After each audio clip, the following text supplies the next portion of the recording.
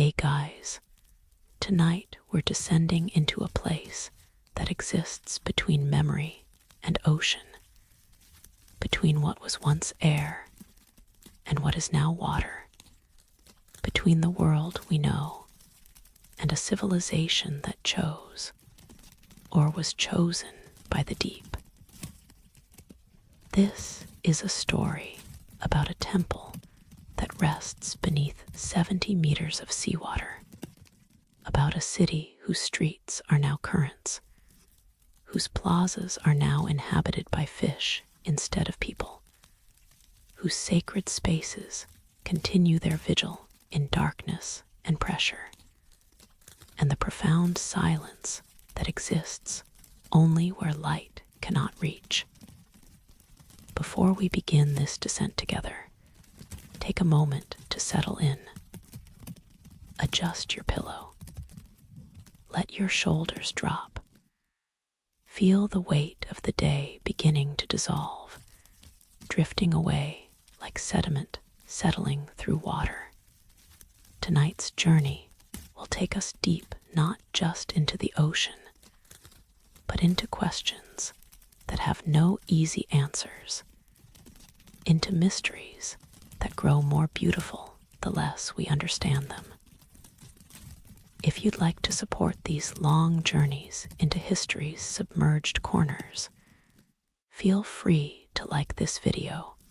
or subscribe, but only if it feels right. There's no pressure here, no urgency. This space exists for rest, for wonder, for allowing your mind to drift into the strange territories where the forgotten and the sacred overlap, where the past refuses to stay buried, where stone and water keep secrets that neither will fully surrender. And if you're moved to,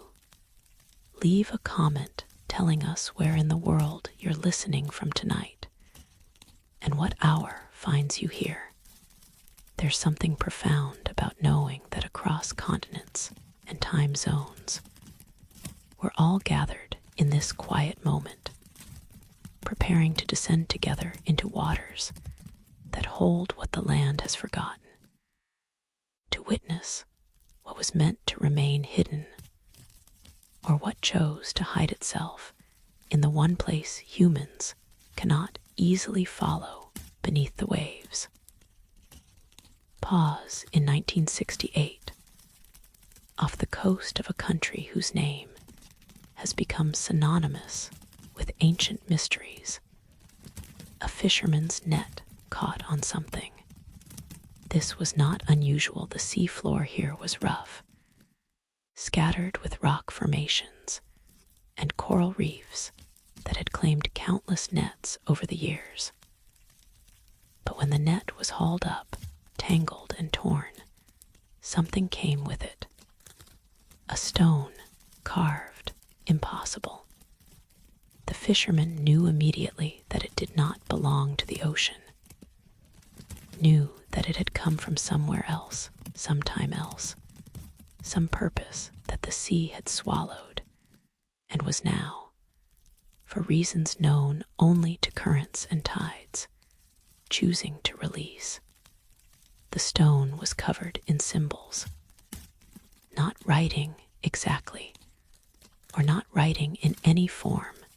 that could be immediately recognized. Spirals and circles, lines that might be language, or might be mathematics, or might be both, might be some form of knowledge that our categories cannot contain. The stone was impossibly smooth beneath its coating of barnacles and marine growth, as if it had been polished by hands rather than worn by water, as if it had been loved before it was lost. When scholars examined it, when they carefully removed the ocean's accumulated layers and revealed the symbols beneath, they found something that changed everything. Found evidence of a civilization that had no place in the accepted chronology of human history, found astronomical calculations that suggested knowledge centuries ahead of its time, found beauty that had been waiting in darkness for 3,000 years to be seen again. And they understood this stone was not alone. It had come from somewhere, from structures that still existed, that still waited beneath the waves, from a city that had not been destroyed but transformed, that had passed from one element to another, and in that passage had become something more than ruin, more than archaeological site, had become threshold, doorway, sacred space that continued its purpose in the deep. So they descended, with equipment and cameras, and the particular courage it takes to swim down into darkness, into pressure that makes the body feel small and temporary, into silence so profound it becomes a kind of presence, a weight that presses against consciousness itself. And they found it, the temple, the city, the spirals carved into every surface, the streets where people once walked now corridors where divers swim, the plazas where gatherings once occurred now filled with the particular stillness that water brings to space, the way it makes everything slow, everything patient, everything suspended between what it was and what it has become. Tonight, we're going to descend with them. We're going to explore these drowned halls, these submerged sacred spaces, these streets that remember footsteps through the permanence of stone, even though the feet themselves dissolved millennia ago into the elements that made them. This is not a story about disaster, not about catastrophe or loss, or the tragedy of a civilization ended. This is a story about transformation, about what happens when stone meets water and the meeting lasts for thousands of years, about the patience of architecture, the memory of temples, the way sacred space continues to be sacred regardless of the element that fills it. So let the day fade completely now. Let your breathing slow and deepen. Feel yourself beginning to sink, to descend, to move from the surface world of air and light into the depths where different rules apply, where time moves according to currents rather than clocks, where the boundary between past and present grows thin as water. Dim the lights if they're still on. Close your eyes if you wish, or let them rest half open, unfocused, receiving rather than searching. We're standing at the edge of the boat now. The water below is impossibly blue, impossibly deep. Somewhere beneath those waves, 70 meters down, a temple waits. A city waits. Spirals carved 3,000 years ago wait, patient as stone, silent as the ocean floor, holding whatever secrets they hold, maintaining whatever vigil they maintain, existing in that territory between forgotten and remembered, between lost and waiting to be found. The water is warm at the surface, cool as we descend, cold in the depths where the temple rests. But we're ready. We have light. We have breath. We have the capacity for wonder. Let's begin our descent.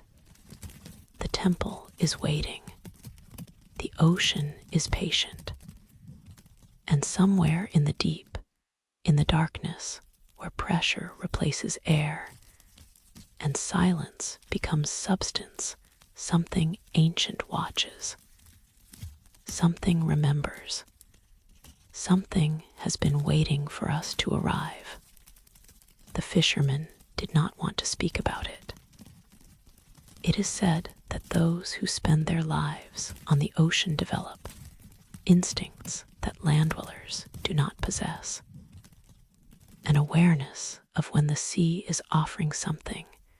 and when it is warning. A sense of what should be taken and what should be left alone. What belongs to the surface world and what belongs to the deep. When his net came up heavy that morning in 1968, tangled and torn around something that should not have been there, he felt it immediately. The wrongness. Not danger exactly, not threat, but displacement.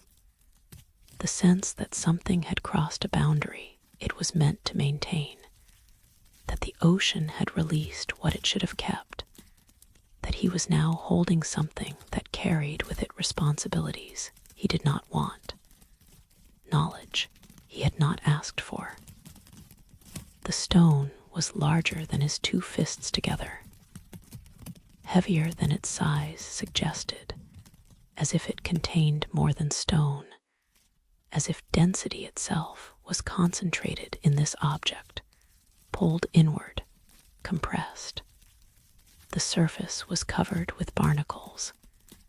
and coral the typical encrustation of anything that spends decades submerged, anything that becomes substrate for oceanic life, anything that the sea claims as its own. But beneath the growth, visible in places where the barnacles had fallen away, was something that made his hands tremble. Carvings, deliberate, human, symbols that spoke of purpose, of intelligence, of hands that had shaped this stone with intention,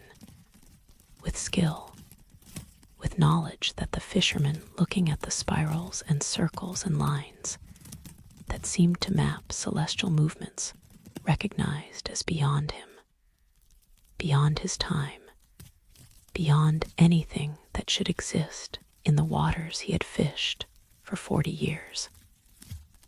He brought it to shore, reluctantly, because the alternative was to throw it back, to return it to the ocean, to pretend he had never pulled it from the depths. But once seen, such things cannot be unseen. Once held, they cannot be released without consequence. The stone had chosen to surface, or had been chosen by currents, by tides, by the ocean's own decision-making that operates according to rhythms humans do not comprehend. So he brought it to the village, showed it to the elder who kept the stories, who remembered the legends that grandmothers told, who maintained the knowledge that existed before books, before writing, in the form of memory passed from voice to voice across generations that stretched back beyond counting. The elder looked at the stone and said nothing for a long time, touched the symbols with fingers that had touched many things, wood and rope, and the scales of fish, and the hands of children, and the foreheads of the dying, but had never touched anything quite like this. The spiral pattern, the 7 rotations, the small circle at the center that was not quite center, that was offset by a degree so slight you had to look carefully to notice, but once noticed could not be ignored. From the temple, the elder said finally, not a question, a recognition, as if he had been expecting this, as if the stories he kept had included this moment, had prepared him for the day when the ocean would decide to release its secrets, when stone would rise from depths that were meant to keep it, when the threshold between what was known and what was hidden was thin enough to allow crossing. Word spread, as word does in villages, in communities small enough that everyone knows everyone, where news travels through conversation rather than broadcast, where significance is recognized not through headlines, but through the way people's faces change when they hear, through the silence that settles over gatherings when certain subjects are raised. Within days, scholars arrived, archaeologists from the university, historians who specialized in the ancient world, experts in epigraphy who studied writing systems, symbols, the ways humans have encoded knowledge into permanent form across millennia of civilization. They examined the stone with instruments and careful hands, photographed it from every angle, made rubbings of the symbols, took samples of the barnacles for dating, for determining how long the stone had been submerged, for calculating the time that had passed since it was carved, and the time that had passed since it entered the ocean, two different spans that might or might not overlap, that might reveal abandonment or deliberate placement, catastrophe or ceremony. The symbols resisted easy interpretation. They resembled writing systems known from other ancient cultures. The spirals suggested Minoan influence. The circles evoked astronomical charts from Babylon. The linear elements recalled early Phoenician, but matched none of them exactly, as if whoever carved this stone had knowledge that drew from multiple traditions or predated them all, had access to understanding that later civilizations would fragment, would distribute among themselves, would carry forward in pieces without remembering the whole. One pattern became clear through study. The symbols mapped celestial movements with precision that should not have been possible without advanced mathematics, without telescopes, without instruments that could measure angles to fractions of degrees. The spirals tracked the moon's phases across years. The circles marked planetary alignments. The lines connected stars in constellations that were recognizable, but positioned as they would have been thousands of years ago, before the slow drift of precession shifted their locations in the sky. Whoever made this stone understood astronomy at a level that suggested not casual observation, but deep study, institutional knowledge, perhaps generations of careful watching and recording and calculating. This was not primitive stargazing. This was science, mathematics, the same understanding that would later build observatories and calculate eclipses, and navigate by stars across oceans that had no landmarks, no reference points except the wheeling lights above. But more disturbing than the knowledge was the condition of the stone itself, the smoothness, the polish. Beneath the barnacles, beneath the coral, the stone's surface was perfect, not worn by water, not eroded by salt, not degraded by the chemistry that breaks down everything the ocean touches, that dissolves and corrodes and returns all things to sediment, to sand, to the basic elements from which they came. The stone looked new, as if it had been carved yesterday, as if 3,000 years of submersion, the estimated time, based on the astronomical positions it recorded, had affected it not at all, had preserved rather than destroyed, had kept it in some state of suspension where time passed, but change did not, where the ocean held what it held without consuming, without transforming, without exercising the power it exercises over everything else that enters its depths. And there was something else, something the scholars were reluctant to include in their official reports, that appeared only in private journals, in letters between colleagues who trusted each other enough to admit experiences that sounded irrational, that suggested perception compromised by exhaustion or expectation, or the particular strangeness of handling objects that carry the weight of millennia. The stone hummed, not audibly, not in a way that microphones could record or instruments could measure, but when held, when touched with bare hands, when given attention and focus, it produced a sensation, a vibration at the edge of perception, a frequency that was felt rather than heard, that resonated in the bones of the hands, in the sternum,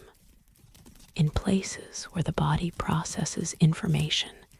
that does not come through the traditional senses. Some described it as pleasant, soothing, like the purr of a cat or the hum of a distant generator, something that created a sense of presence, of aliveness, of the stone being more than inert matter, more than shaped rock, more than artifact, however ancient or precisely carved. Others found it unsettling, felt that the vibration was communicating something, carrying information that bypassed conscious understanding, that went directly into the nervous system, into the parts of consciousness that operate below language, below thought, in the territory of instinct and dream, and the knowledge that the body holds independent of what the mind believes. One archaeologist spent an entire afternoon with the stone, holding it, studying it, allowing himself to feel whatever the vibration was, to be open to it, to treat it not as subject of study, but as object of meditation, as threshold into some understanding that required a different kind of attention than academic analysis typically employed. Later, he reported dreams of walking through columned halls, of breathing water as easily as air, of understanding symbols not through translation, but through direct apprehension, as if the meaning existed in the shapes themselves, as if comprehension did not require language, but only the willingness to receive, to allow the symbols to do what symbols do when given consciousness to work with. He dreamed of the temple, saw it clearly. The columns, the courtyard, the vessel at the center holding water that spiraled in patterns that matched the carved stone. Saw it as it had been before submersion, and saw the moment of submersion itself. Not catastrophe, not flood destroying civilization, but ceremony, procession, people walking deliberately into rising water, carrying objects, chanting something he could not hear, but could sense through the rhythm of their movements, through the way they held themselves with solemnity, with purpose, with the bearing of those who are crossing a threshold they have prepared for, whose crossing is not death, but transformation, not ending, but passage into a state they had spent lifetimes learning to enter. When he woke, he knew where the temple was, could point to it on a map, could describe the depth, the position relative to the coastline, the way the ocean floor would rise and fall around it, could see it so clearly in his mind that it no longer felt like dream, but like memory, like he had been there, had walked those halls, had participated in whatever the ceremony was that the vision showed him. He organized an expedition, quietly, with a small team of divers who trusted him, who would not dismiss what he was saying even though it sounded impossible, even though dreams were not usually the basis for archaeological investigation, even though locating submerged ruins based on vision rather than survey data violated every protocol of responsible research. They descended at the coordinates he had seen in sleep, through blue water that darkened to green, through green that faded to gray, through gray that became the twilight where their lamps created more shadow than illumination, and at 70 meters, where pressure makes breath feel thick, where cold seeps through wetsuits and into bones, they found it. The first column, rising from the ocean floor, covered with the same symbols, the same 7-spiral pattern, the same offset circle at the center. Then another column, another, a colonnade stretching into darkness,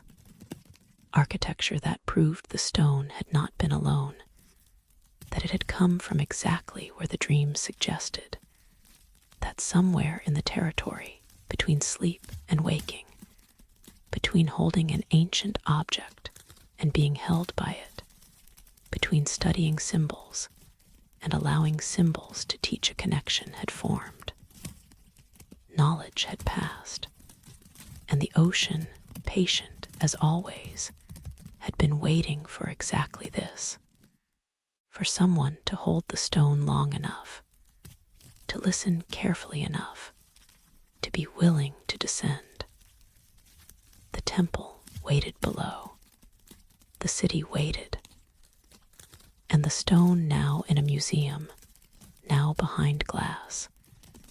now separated from the ocean that had held it for 3,000 years. The stone continued its patient vibration, its quiet hum,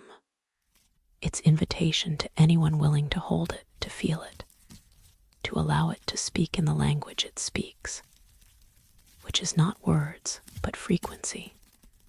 not information but resonance, not the transmission of facts, but the opening of doorways into understanding that exists before language, before thought, in the place where consciousness touches stone and stone touches back.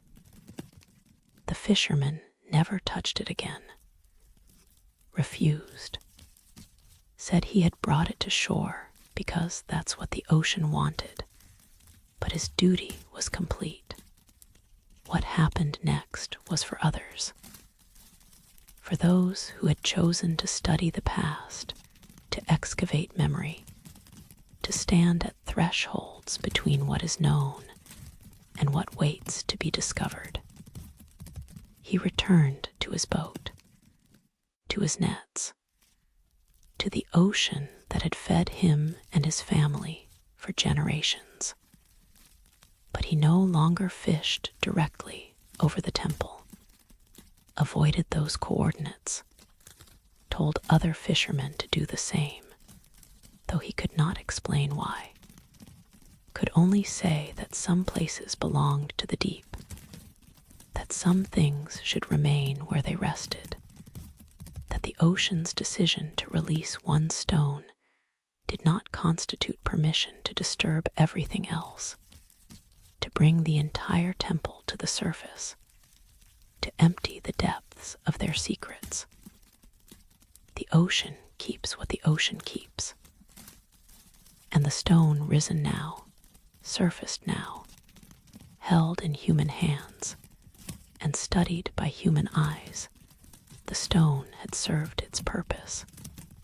had been the invitation, the announcement, the first word of a story the ocean had been holding in its dark throat for millennia, and was now, for reasons known only to currents and tides, and the slow turning of ages, ready to tell. The temple waited, the expedition prepared, and somewhere in the depths, in the darkness, where the columns stood patient, and the spirals held their 7 rotations, and the vessel continued its circulation, something watched, something remembered, something had been waiting for exactly this moment, for the stone to rise, for dreams to descend, for the boundary between above and below to thin enough that crossing became possible, that knowledge could flow like water from deep to surface, from past to present, from the civilization that chose the ocean to the civilization that was only now learning to follow. The descent took 17 minutes. It is said that depth changes consciousness, that as pressure increases, as light fades, as the familiar world of air and surface recedes into the blue distance, above something shifts in the mind. Perception narrows and expands simultaneously. The body becomes more present, more aware of breath and heartbeat and the mechanisms of survival. The mind becomes more open, more receptive, more willing to accept what it sees even when what it sees should not exist, even when rational explanation fails, even when the only response is wonder. At 20 meters, the water was still blue. Rich, deep blue, the color of lapis lazuli, of sacred pigments, of the Virgin's robes in medieval paintings. Light penetrated here. Fish moved through beams of sunlight that descended from the surface like pillars, like architecture made of illumination,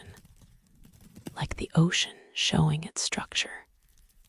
revealing the geometry that exists in all things when light moves through them. At 40 meters, the blue darkened, became indigo, became the color of twilight, of the hour between day and night, when the world exists in transition, when boundaries blur, when things that hide in light or dark become briefly visible in the in-between.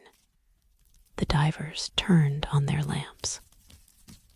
Circles of artificial illumination that pushed back the dimness but could not dispel it, could only create small pockets of visibility in the growing darkness. At 60 meters, gray replaced blue entirely. The lamps showed green-gray water,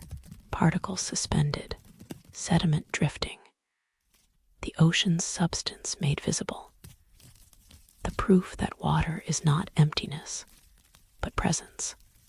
not absence, but fullness,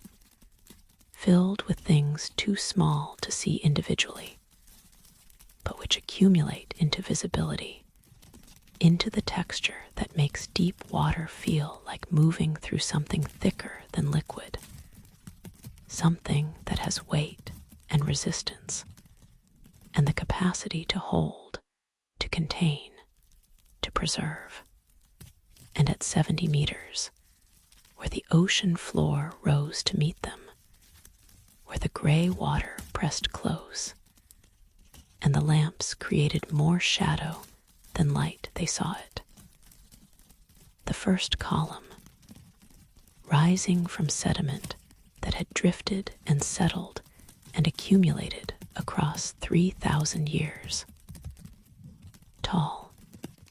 perhaps 20 feet from base to broken top, carved from single piece of stone, not stacked sections, not assembled blocks, but monolithic, continuous, the work of quarrying and transporting, and raising that spoke of collective effort, of engineering knowledge, of a civilization that understood leverage and physics, and the coordination required to move objects that weigh more than dozens of men could lift. The column was covered with symbols, the same spirals, the same 7 rotations ending in that offset circle. But here, on temple architecture rather than portable stone, the spirals were larger, more elaborate, accompanied by other symbols, figures that might be human or divine, shapes that might be tools or weapons or ritual objects, scenes that depicted something the divers could not immediately comprehend, could not place in any familiar context, could only document and wonder about, could only photograph and sketch and carry back to surface for study, for interpretation, for the slow work of making meaning from images carved by hands that understood meaning differently, that encoded knowledge in visual form according to logic we no longer possess. One diver approached the column, reached out, hesitated before touching, because touching archaeology is usually forbidden, because preservation requires leaving things untouched, uncontaminated by oils and bacteria from human hands. But here, in this context, at this depth, with this discovery, he touched, placed his palm against the stone, and felt it, the same vibration the surface stone carried, the same frequency, as if the columns and the stone were connected, were parts of a single instrument, a single system of resonance that extended through the entire temple, that linked all the carved surfaces into one continuous hum, one persistent vibration that had been sounding for 3,000 years in the darkness, in the cold, in the pressure of the deep. The other divers reported the same sensation. Every surface they touched, column, wall, paving, stone, carried the vibration, not uniformly, not with the same intensity, but present, persistent, the temple humming to itself, maintaining some frequency, some pattern of sound that existed below hearing, but above silence, in the space where matter resonates, where stone remembers something about its shaping, where carving does not just change form, but changes the capacity for vibration, creates new possibilities for sound. They moved through the columns, following the colonnade deeper into the site. Their lamps swept across surfaces that had not seen light in millennia, that had existed in perfect darkness since the day the ocean came, since the moment air was displaced by water and the temple passed from one element to another. More columns, dozens of them, arranged in rows that suggested processional path, ritual approach, the architecture of gradual revelation, where you move through stages, through gates, through thresholds that mark increasing proximity to the sacred center, to the holiest space, to whatever purpose the temple existed to facilitate. Between the columns, the divers found objects, scattered, half buried in sediment. A bowl, ceramic, intact despite the millennia. A tool, bronze, still bearing the patina of oxidation that turned it green-black, that made it look less like metal and more like organic growth, like something that had learned to live in the ocean, that had adapted, that had become part of the ecosystem rather than remaining foreign object, intrusion, artifact from the surface world. A statue, small, perhaps a foot tall, carved in the same style as the surface stone, smooth, perfect, showing no erosion despite the time underwater. It depicted a figure, neither clearly male nor female, neither young nor old. Features that suggested human but were simplified, abstracted, rendered in a way that emphasized pattern over personality, symbol over individual identity. The figure held something in both hands, presented forward as if offering. The object it held was spiral-shaped, 7 turns, ending in a circle. The divers photographed everything, measured, made notes on waterproof slates, worked with the efficiency of professionals who understood that time at this depth was limited, that nitrogen built up in the blood, that staying too long meant risking decompression sickness, meant violating the safety protocols that kept them alive, that allowed them to return to surface with their discoveries rather than becoming artifacts themselves, bodies that the ocean would claim, would preserve or dissolve according to its own logic. But even in their efficiency, even in their focus on documentation, they felt it. The weight of the place, the sense that they were not alone. Not physically, there were no other humans here, no living presence except themselves and the small fish that darted through the lamp beams, curious or indifferent to the strange creatures who had invaded their territory. But presence nonetheless. Attention. The feeling of being observed, of being witnesses, but also being witnessed, of the temple noticing them as much as they noticed it. One diver described it as reverence, said later that moving through the columns felt like entering a cathedral, despite the darkness and the pressure and the mechanical breathing of the regulator,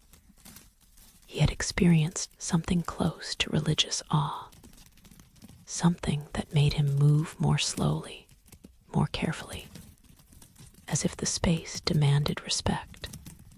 as if proper behavior mattered even here, even in the absence of living celebrants,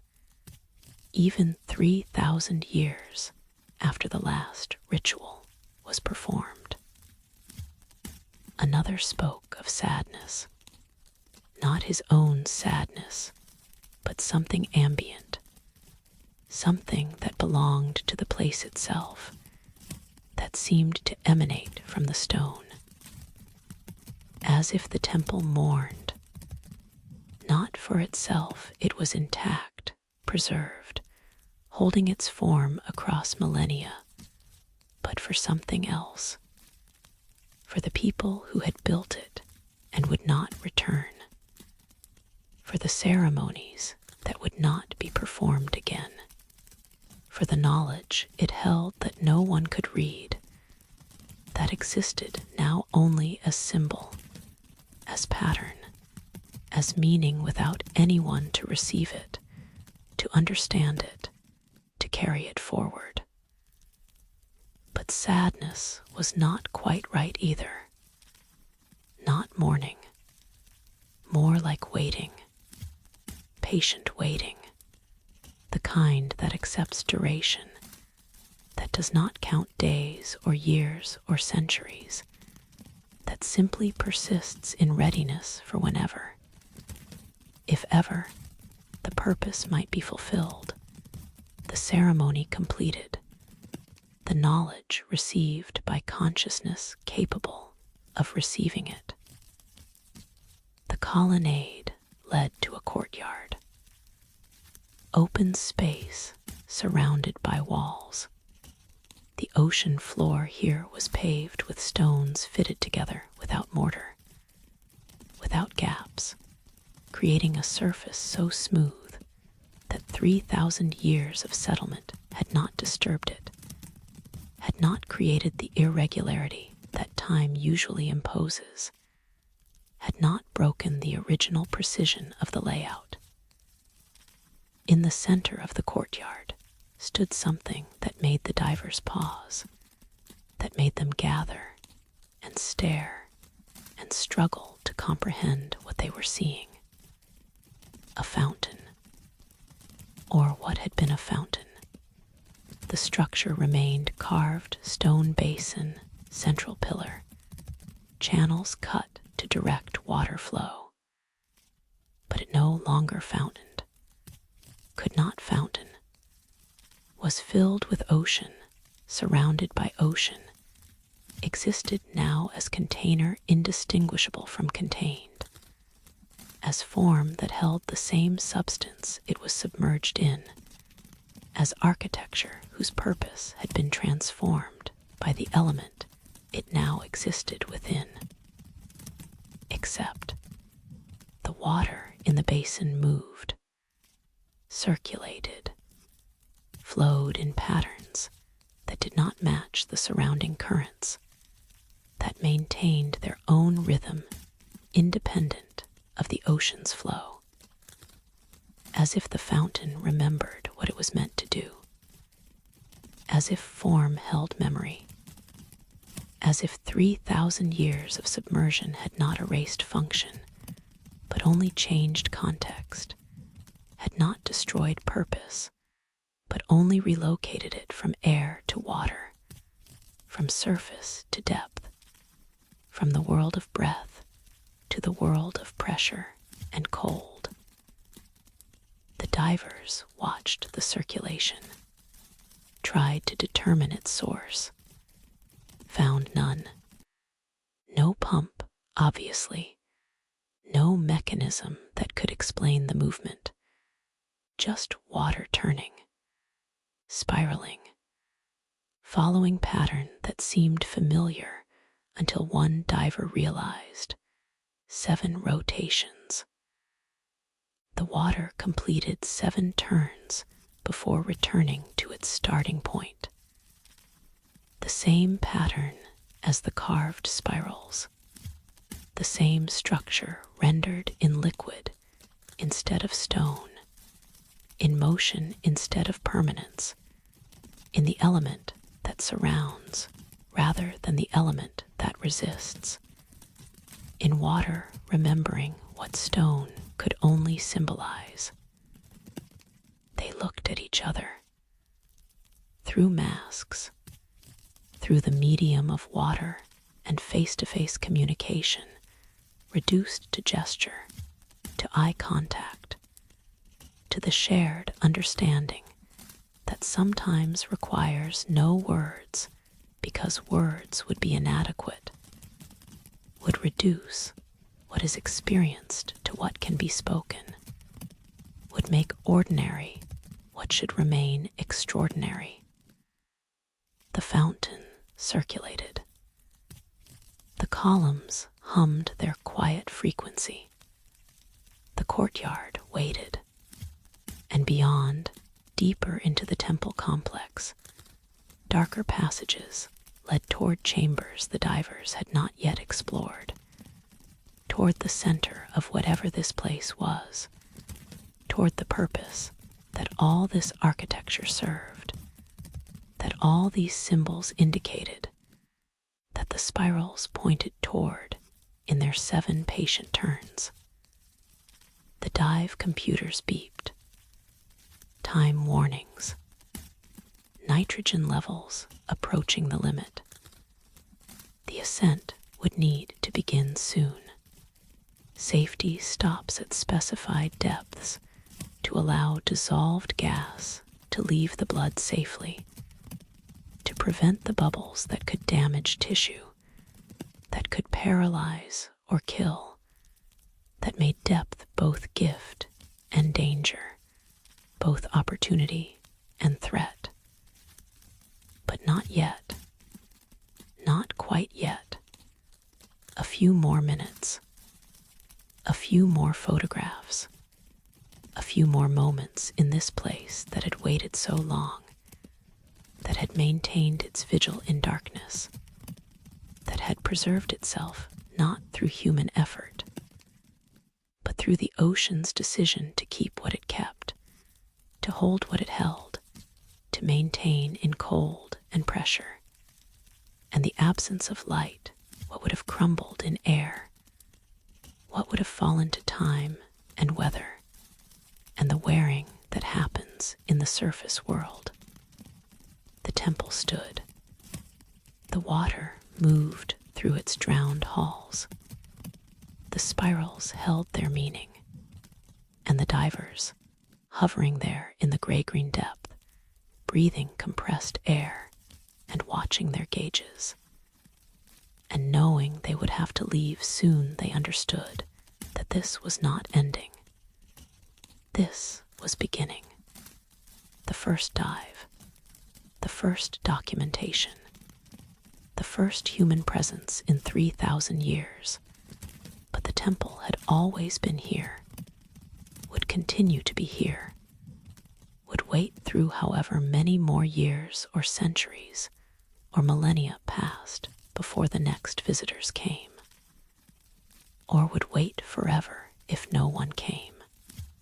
would maintain its patient existence regardless of witness, regardless of study, regardless of whether anyone ever understood what it was, what it held, what purposes it served when it stood in air, and what purposes it continued to serve now that it existed in water,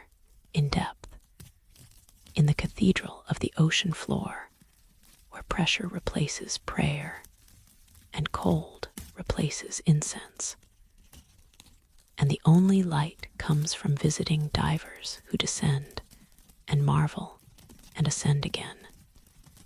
leaving the temple to its vigil, its darkness, its eternal patient watching. The beeping intensified. Time to go. Time to begin the long, slow ascent.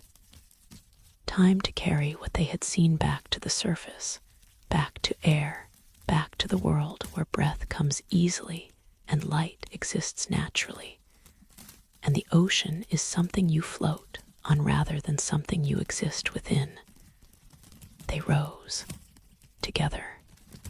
following the columns back the way they had come, leaving the courtyard, the fountain, the circulation, the hum, ascending through the gray water toward the blue, toward the light, toward the surface that waited 70 meters above. That seemed impossibly far. That would take careful time to reach safely. And as they rose, as the temple fell away below them, one diver looked back. One last glance. One final witness to the columns standing in their rows, to the courtyard holding its impossible circulation, to the architecture that the ocean had claimed but not destroyed, that existed now in that territory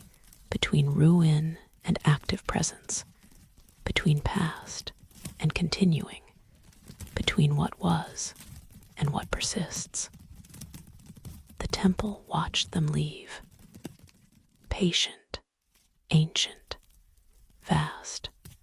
waiting for their return, or waiting for the next visitors, or simply waiting, which is what temples do, what sacred space does, what architecture built with purpose continues to do even when the purpose is forgotten, even when the builders are gone, even when the element that fills it has changed from air to water, but the vigil continues nonetheless. The ocean held what the ocean held. The temple stood, and 70 meters down, in darkness and cold and pressure, something ancient breathed. Beyond the temple, the divers found more. It is said that temples do not exist in isolation. Sacred architecture requires support the homes of priests, the quarters of those who maintain the rituals, the infrastructure of community that makes ceremony possible. A temple implies a city. A place of worship suggests a place of living. The sacred and the mundane exist in relationship, each giving meaning to the other, each defining the boundaries of what the other is not. So they expanded their search, swam beyond the courtyard, beyond the colonnade, out into the gray water where their lamps created small pockets of visibility in the surrounding darkness, and found streets, not paths worn by traffic, not organic routes that evolved through use, streets deliberately paved, stones fitted together with such precision that even after 3,000 years of submersion, even after the slow settling and shifting that occurs in all underwater structures, the seams remained nearly invisible. The surface remained nearly level. The intention remained clear. This was urban planning. This was civil engineering. This was a civilization that understood geometry and drainage, and the movement of people through shared space, that had allocated resources to creating infrastructure that would last, that would serve not just the present generation, but those to come,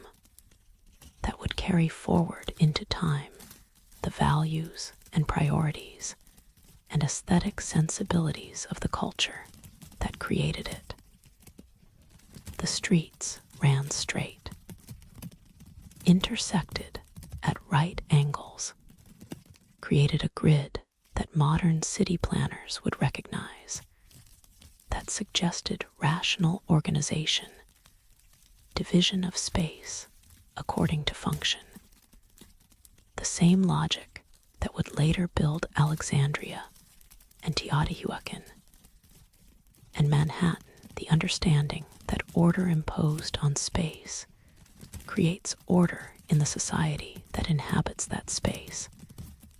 that how a city is laid out shapes how its people live, how they move, how they encounter each other.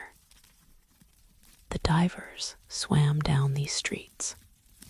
their fins stirring sediment that drifted in clouds behind them, that created temporary obscurity before settling again,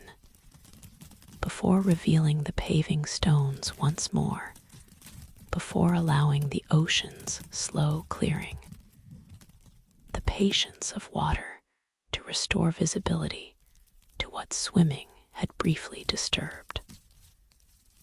On either side of the streets, buildings, houses, structures that had once been homes, that had once contained the daily activities of living, sleeping, eating, the raising of children, the quiet accumulated moments that make up a life, that happen in private spaces away from the monuments and temples, in the ordinary architecture where most of existence actually occurs. The houses were small, single story, built from the same stone as the streets and temple, but assembled differently smaller blocks, stacked and fitted, creating walls that still stood, that still defined interior from exterior, that still suggested rooms, even though the rooms were now filled with ocean, with fish, with the particular emptiness that water brings to domestic space. The divers entered one house through a doorway whose lintel bore carvings not the complex spirals of the temple, but simpler patterns, geometric designs that might have been decoration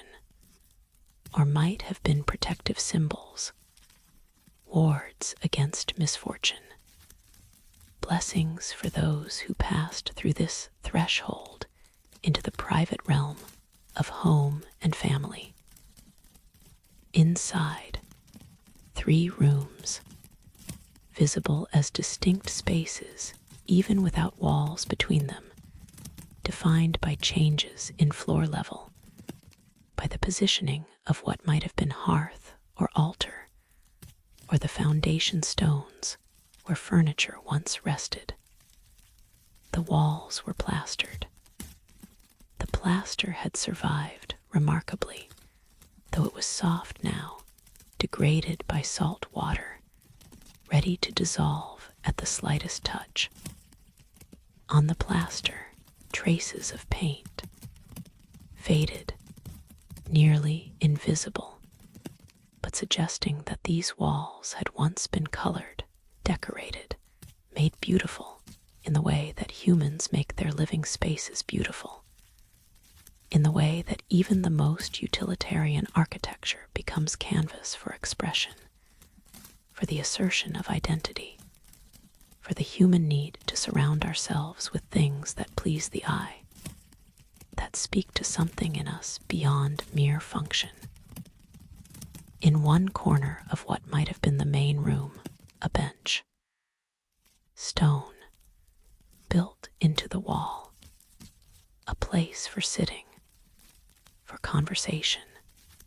for the quiet moments of evening when work was done and family gathered.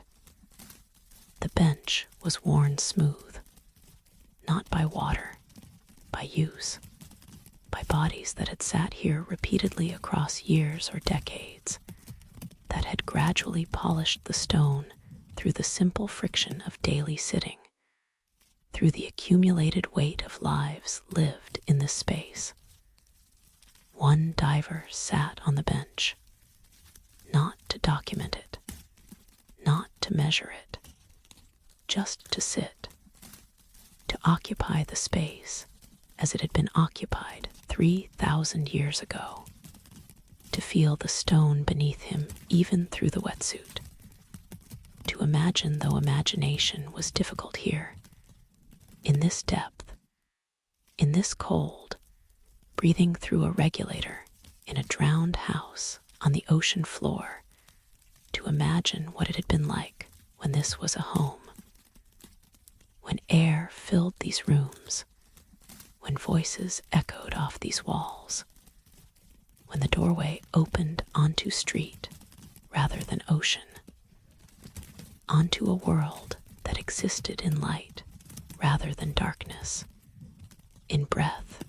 rather than pressure. He reported later that sitting there in that house, on that worn bench, he had felt profound sadness. Not fear, not the excitement of discovery, just sadness, grief for the people who had lived here, who had sat on this bench, who had made this place home and then lost it, abandoned it, walked away into water or death, or whatever transformation had taken them from these rooms that still stood, that still held the shape of domestic life, even though the life itself was gone, dissolved, returned to elements. The others explored other houses, found similar layouts, similar details, stone benches, plastered walls, doorways that led from room to room, that created the flow of domestic architecture, the paths that bodies take through familiar space, the roots worn into memory through daily repetition wake here, eat there, sleep in this room, pray in that corner. The geography of home that becomes so familiar it operates below consciousness, becomes instinct, becomes the muscle memory of existing in a particular place, with particular people, in the unremarkable ongoing flow of ordinary life. In several houses, they found objects, not treasure, not precious metals or jewels, just things, the material culture of daily existence. A pot, ceramic, simple, undecorated, the kind used for cooking, for storage, for the mundane necessities of eating and drinking. A tool, stone, worn, used so much that its original edges were rounded, smoothed, transformed by use from sharp implement into something more comfortable to hold, more efficient for whatever task it performed repeatedly across however many years. Someone used it before it was finally set down and never picked up again. A spindle, wooden shaft, stone whorl, the tool for spinning fiber into thread, for creating the material that becomes cloth, that becomes clothing, that makes possible the transformation from raw material to useful object through the patient repetitive work that occupied so many hours of ancient life, that was done by hand, by skill, by knowledge passed from one generation to the next about how to twist and pull and maintain tension, how to create something strong and fine from something weak and rough. These objects spoke more eloquently than the grand architecture. The temple was impressive. The streets showed planning. But these things, these ordinary tools and pots, and the evidence of spinning and weaving these showed lives, showed people who were not primarily builders of temples or carvers of astronomical charts, but who were, first and foremost, humans living human lives, cooking, making cloth, sitting on benches, raising children, growing old, dying. The same fundamental activities that every culture engages in, that every civilization is built upon, that continue regardless of what monuments are built or what knowledge is encoded in stone. The divers swam through more streets, more houses, plaza where several streets intersected, where open space suggested gathering market, the place where private lives became public, where the isolated inhabitants of individual homes came together to trade and talk and participate in the collective life of the city. In the center of the plaza, a fountain, larger than the temple fountain, but built on the same principle, carved basin, central pillar, channels for water flow. And like the temple fountain, this one still moved, still circulated, water in the basin turning in patterns that defied the surrounding currents, that maintained their own rhythm, that completed what looked like though counting was difficult, though certainty was impossible, 7 rotations before returning to start. The same pattern, in temple and plaza, in sacred space and civic space, the spiral appearing not just as symbol carved in stone, but as structure enacted in water, as form given to flow, as mathematics made liquid. What did it mean? Why this obsession with 7? Why this particular pattern repeated everywhere in carvings, in fountains, in the circulation of water that should not circulate, that should have long ago stopped whatever ancient mechanism once drove it, that should have become indistinguishable from ocean, yet somehow remained distinct, remained apart, remained recognizably itself despite being submerged in vastness. The divers had no answers, only more questions, more documentation, more photographs of paving stones and doorways, and the worn benches where people once sat. More evidence that this had been a place of living, that it had contained not just monuments, but homes, not just sacred architecture, but the mundane infrastructure of daily existence, not just knowledge encoded in symbols, but knowledge embodied in tools, in the gradual wearing of stone through use, in the accumulated traces of hands and bodies, and the patient work of living. They swam down a street that seemed to lead toward the edge of the city. The buildings became sparser, the paving less regular, signs that they were approaching a boundary, that the urban gave way here to something else, farmland perhaps, or wilderness,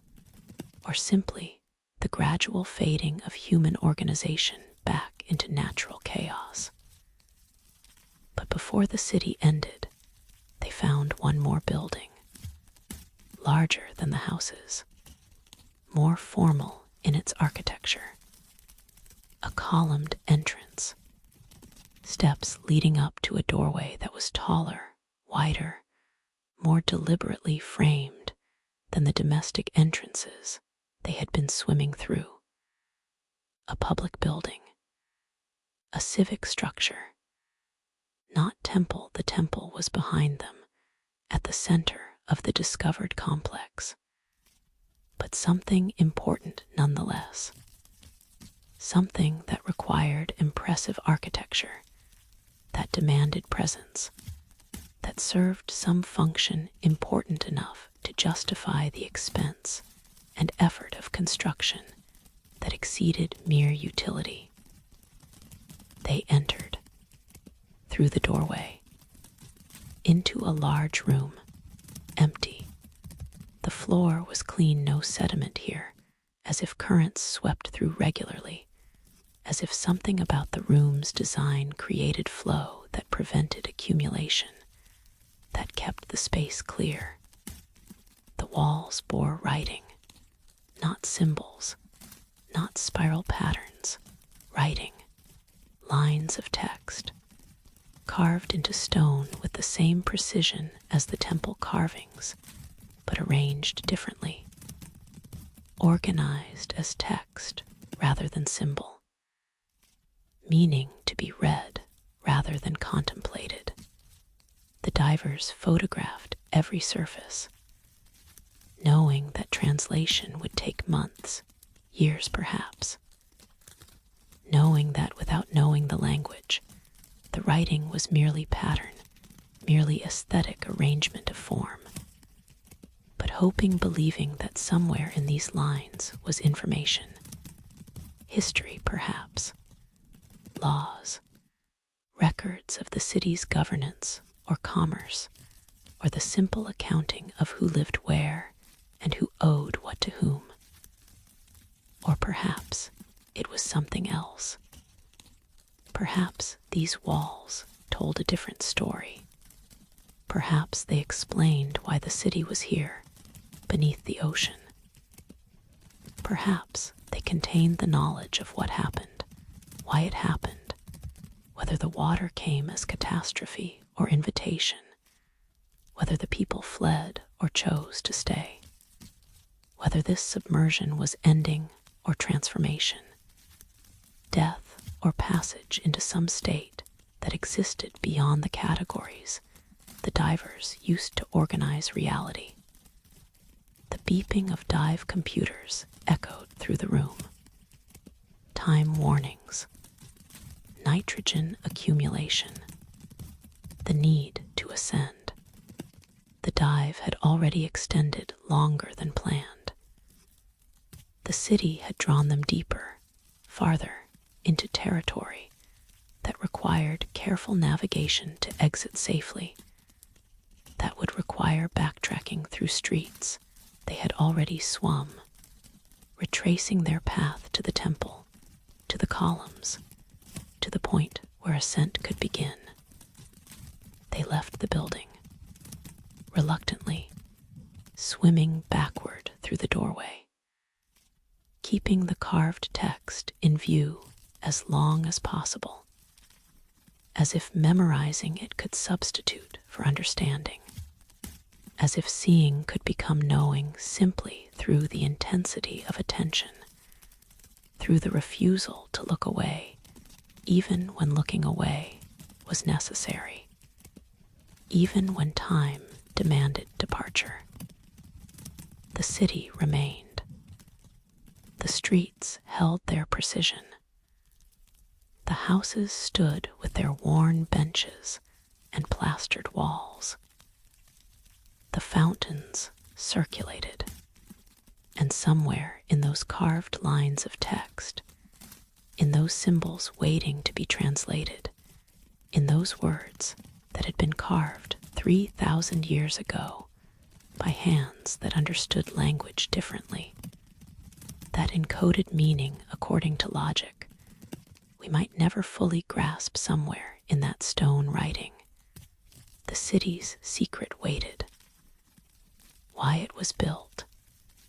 why it was left, why the ocean covers it, why the fountains still move, why the spirals repeat, why the people walked into water or away from it, or dissolved into it, or became it, or understood something about the relationship between human and ocean, that the divers' breathing compressed air, fighting buoyancy, counting minutes before they had to leave, could only guess at, could only wonder about, could only document and carry to surface as questions, as mysteries, as invitations to return, to study, to spend whatever time was necessary to understand what rested here in the darkness, what persisted here in the cold, what the ocean kept and the city remembered, and the stones still spoke about in the patient silent language of architecture and symbol, and the endurance of form across millennia of submersion. The ascent began. The city fell away below, and the ocean patient, vast, eternal, kept what it kept, holding secrets, holding stories, holding the drowned streets and worn benches, and the questions that multiplied with every dive, with every discovery, with every photograph that showed more of what existed here, but explained nothing of why, nothing of how, nothing of what it all meant beyond the simple, undeniable fact that people built this, lived here, left it, and the ocean received it, and has kept it ever since in perfect darkness, perfect cold, perfect preservation of form without life, structure without purpose, the ghost of civilization waiting for someone to finally, truly understand. On every surface, temple walls, street stones, household objects recovered from the silt, the same symbol appeared. It is said that when a culture repeats something obsessively, when a single pattern appears across every context, every medium,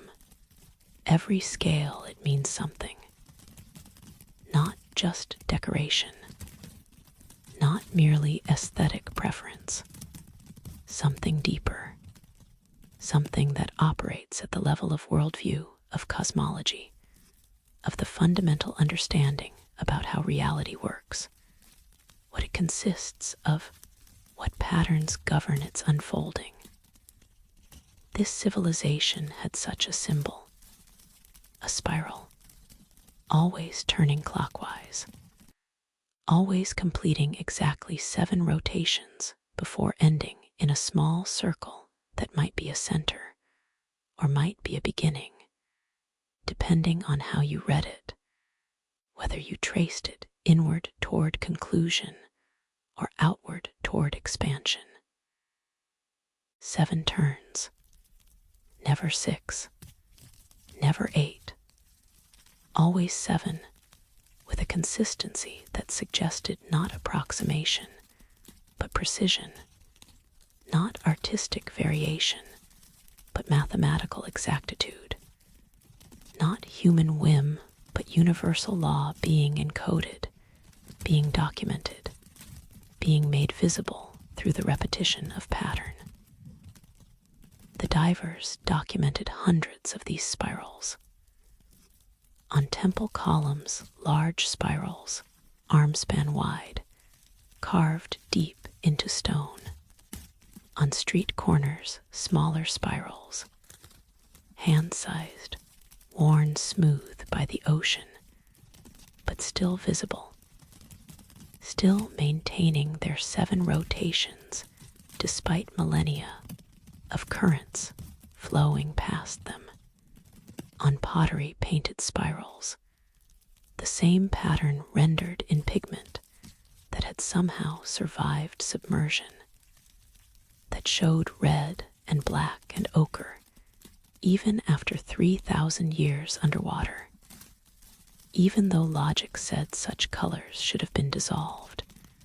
should have been claimed by salt and pressure, and the chemistry that breaks down everything the ocean touches. On door frames, on benches, on the handles of tools, on jewelry, bronze bracelets recovered from one house, twisted into spiral form. 7 winds of metal around emptiness,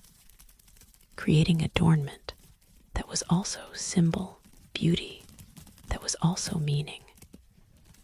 The wearing of pattern that connected the wearer to something larger than personal decoration, to cosmology, to the understanding that the civilization shared about how the world moved, how time flowed, how existence itself was structured. The smallest spiral found was on a child's toy, a top carved from wood that had petrified underwater, that had become stone-like through some process of mineral replacement, through the patient work of the ocean transforming organic material into something more permanent, more durable. The spiral was carved into the top's surface, barely visible, thumbnail-sized, but unmistakably the same pattern. 7 turns, the offset circle at what might be center or might be start. A child's toy, decorated with the same symbol that appeared on temple walls, the same cosmological pattern that governed fountains and astronomical calculations, was deemed appropriate, was deemed necessary, for an object meant to be spun by small hands, meant to entertain, meant to serve no purpose beyond the simple pleasure of watching something turn. What did this say about the culture? That even children's objects participated in the sacred pattern. That play and prayer were not separate categories. That the spiral was so fundamental to their understanding that it needed to appear everywhere, needed to be encountered constantly, needed to be part of visual experience from earliest childhood, so that it became not just symbol, but assumption, not just decoration, but the very structure through which reality was perceived. Scholars attempted interpretation, consulted every known system of ancient symbolism, compared the spiral to patterns from other cultures, other time periods, looking for connections, for influence, for the possibility that this was not unique invention, but adaptation of something earlier, something shared across civilizations through trade or migration, or the simple convergence that happens when different peoples contemplate the same natural phenomena and arrive at similar conclusions. Spirals appear everywhere in ancient art. The Minoan palaces had spirals. Celtic stone carvings showed spirals.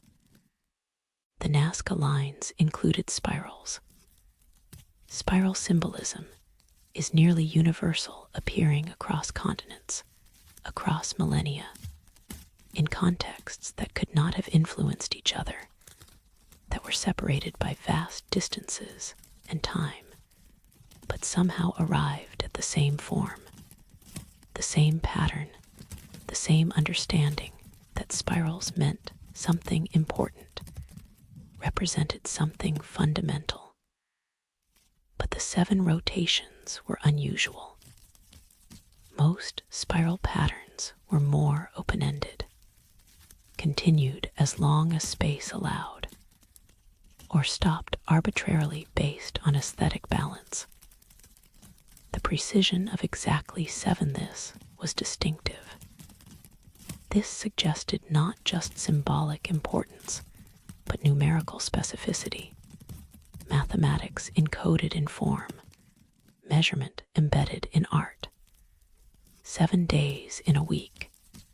7 planets visible to ancient astronomers, 7 directions north, south, east, west, up, down, center, 7 chakras in some spiritual systems, 7 levels of consciousness, 7 stages of initiation, 7 as the number of completion, of wholeness, of the journey from beginning to culmination. But these were interpretations from other cultures, from different times, from systems of meaning that might or might not have any relationship to what this sunken civilization understood, to why they chose 7, to what the rotations represented in their cosmology. The astronomical connection seemed strongest. The spirals appeared on objects that clearly related to skywatching, to the tracking of celestial movements. The original stone pulled from the ocean, it mapped planetary positions with precision that required generations of careful observation.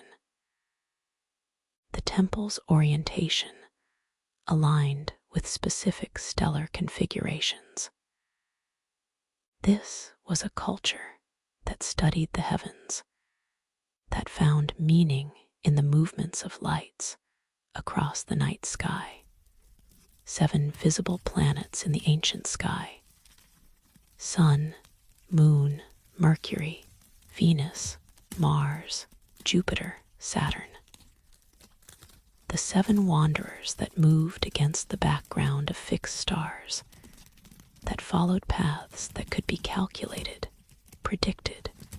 used to mark time, to organize ritual,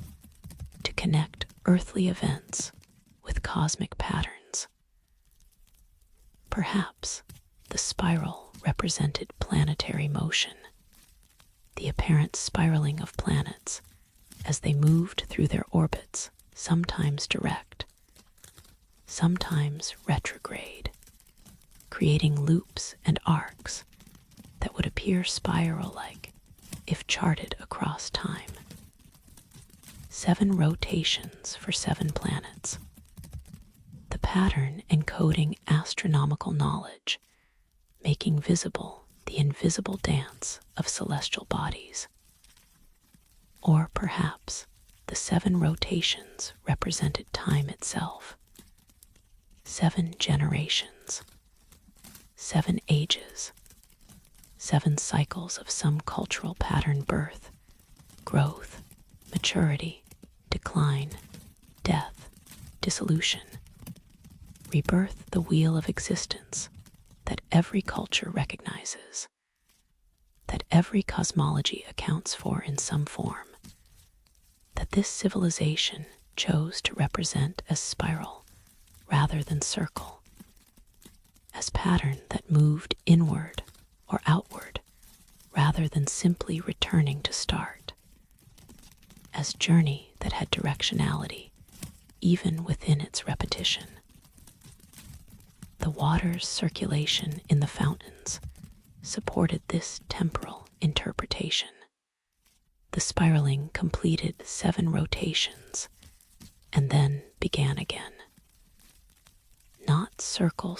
returns to exact start. Spiral returns to similar position, but offset, shifted on a different level even while repeating the pattern. Time as spiral rather than circle. History repeating, but never exactly, never returning to perfect start.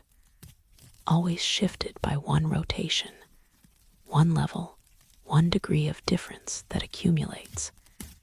That makes the 7th turning different from the first even while following the same path.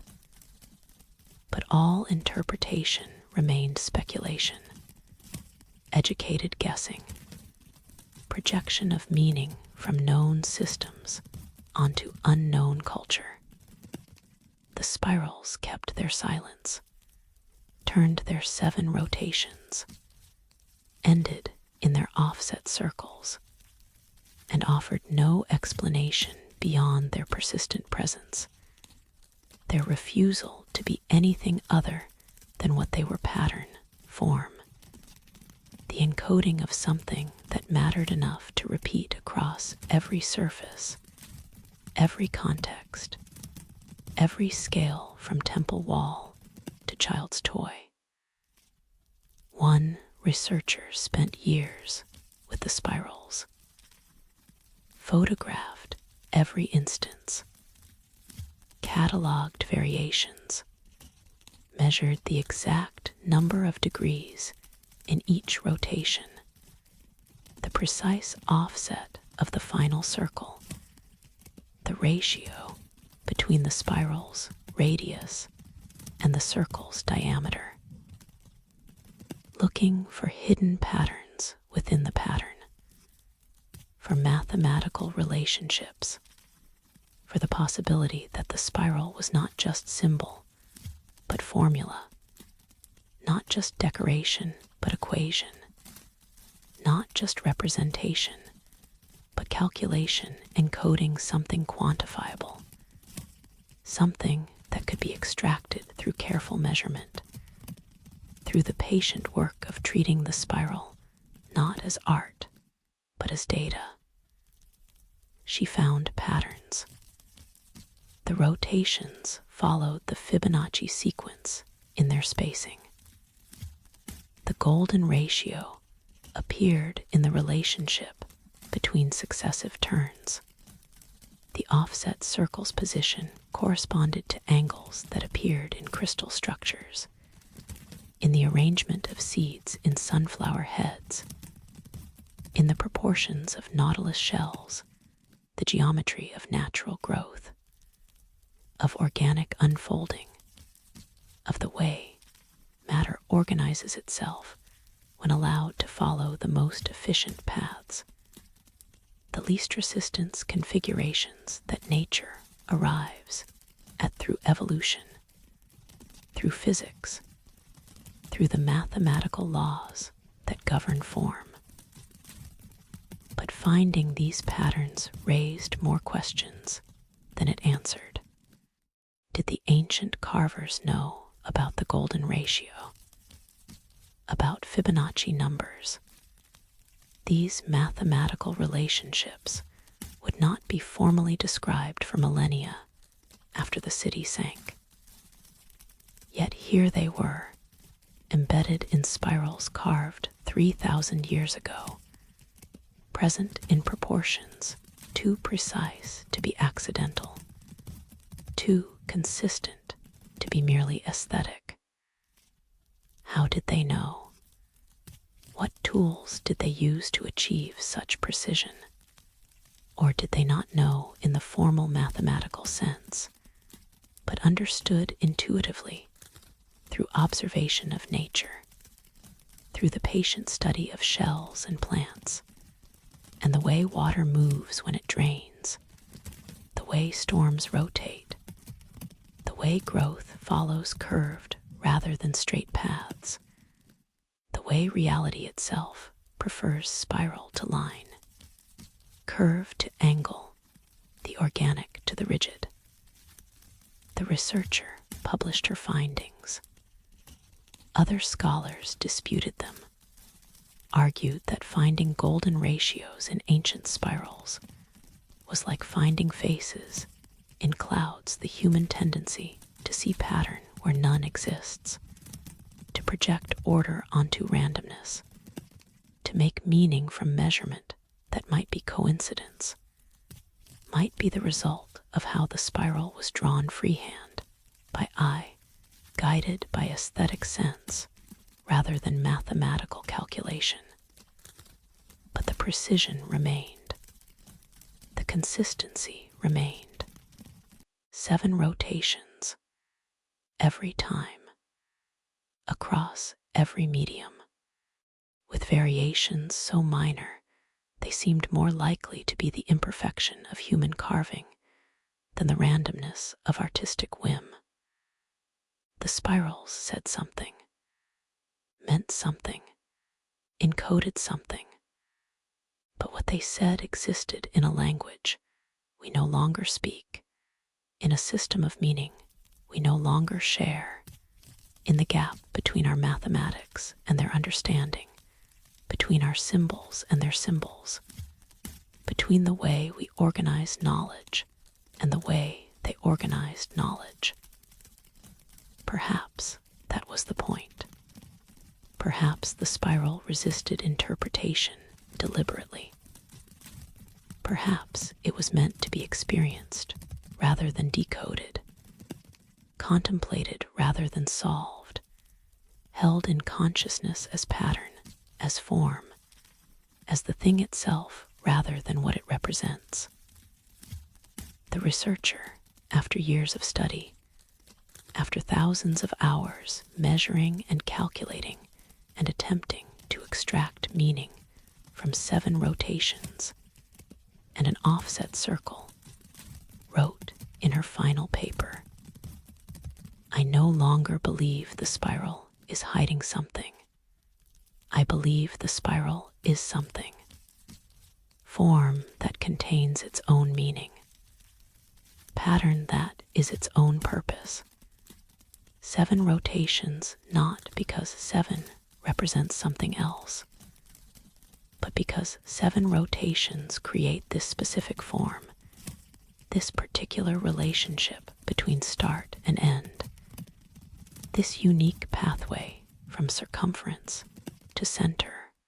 or center to circumference.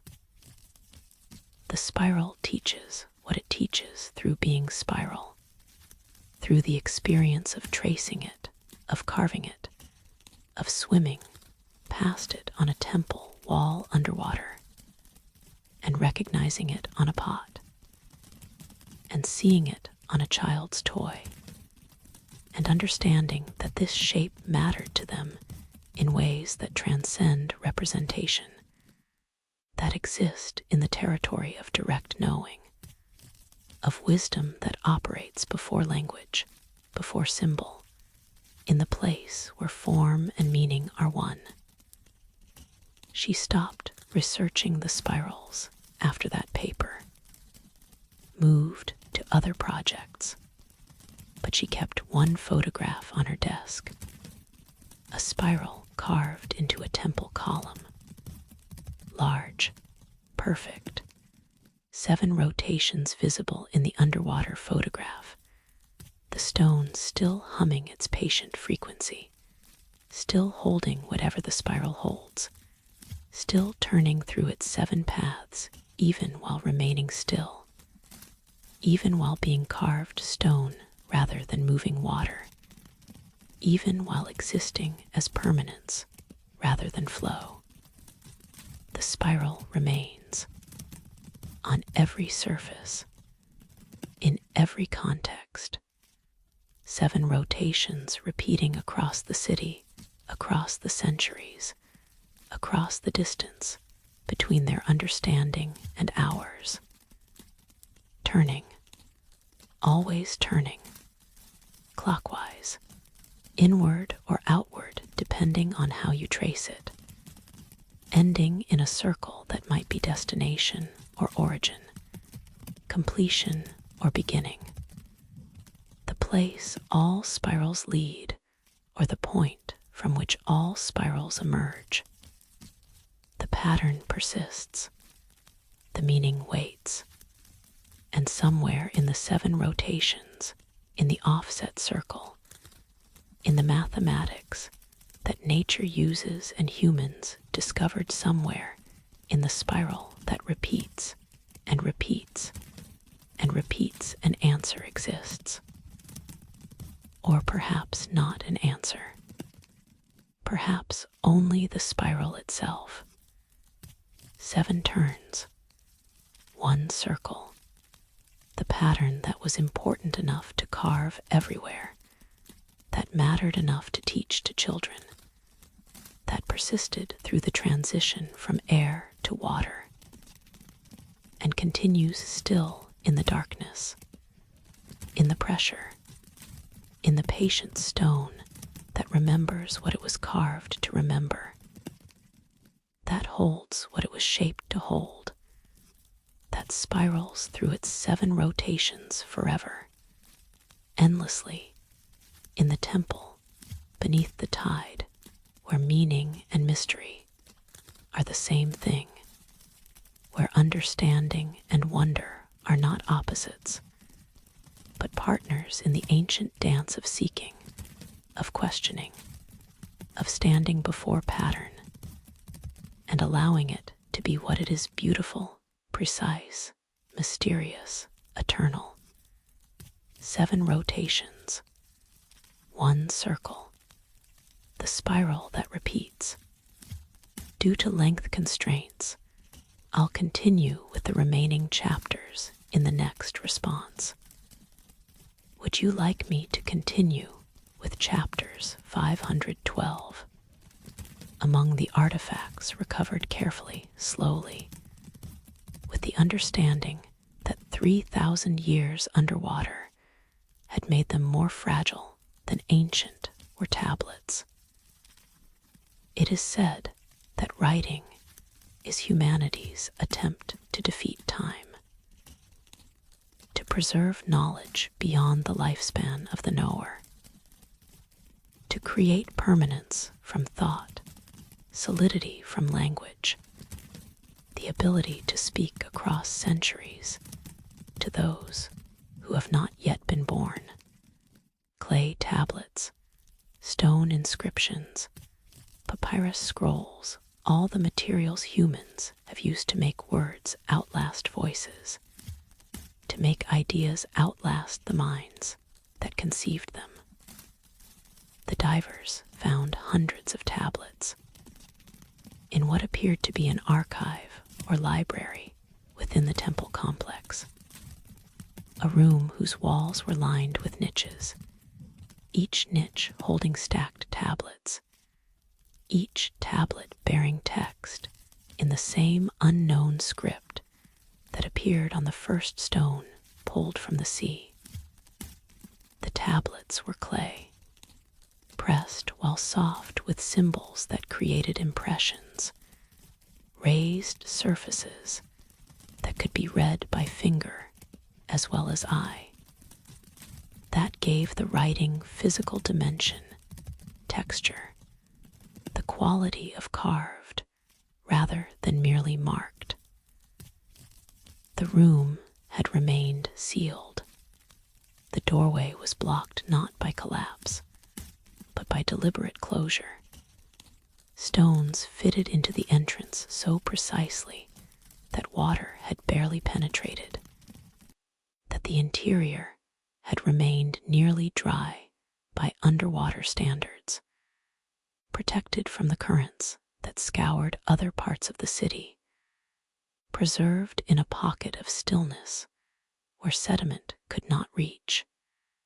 where the tablets had rested undisturbed for millennia. The divers photographed them in place, documented their arrangement. The systematic ordering suggested classification, organization, the work of archivists who understood the need for retrieval, who had created a system for finding specific texts, who had thought about future readers, even while creating the archive,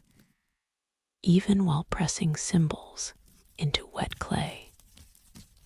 and setting it aside to harden and become permanent.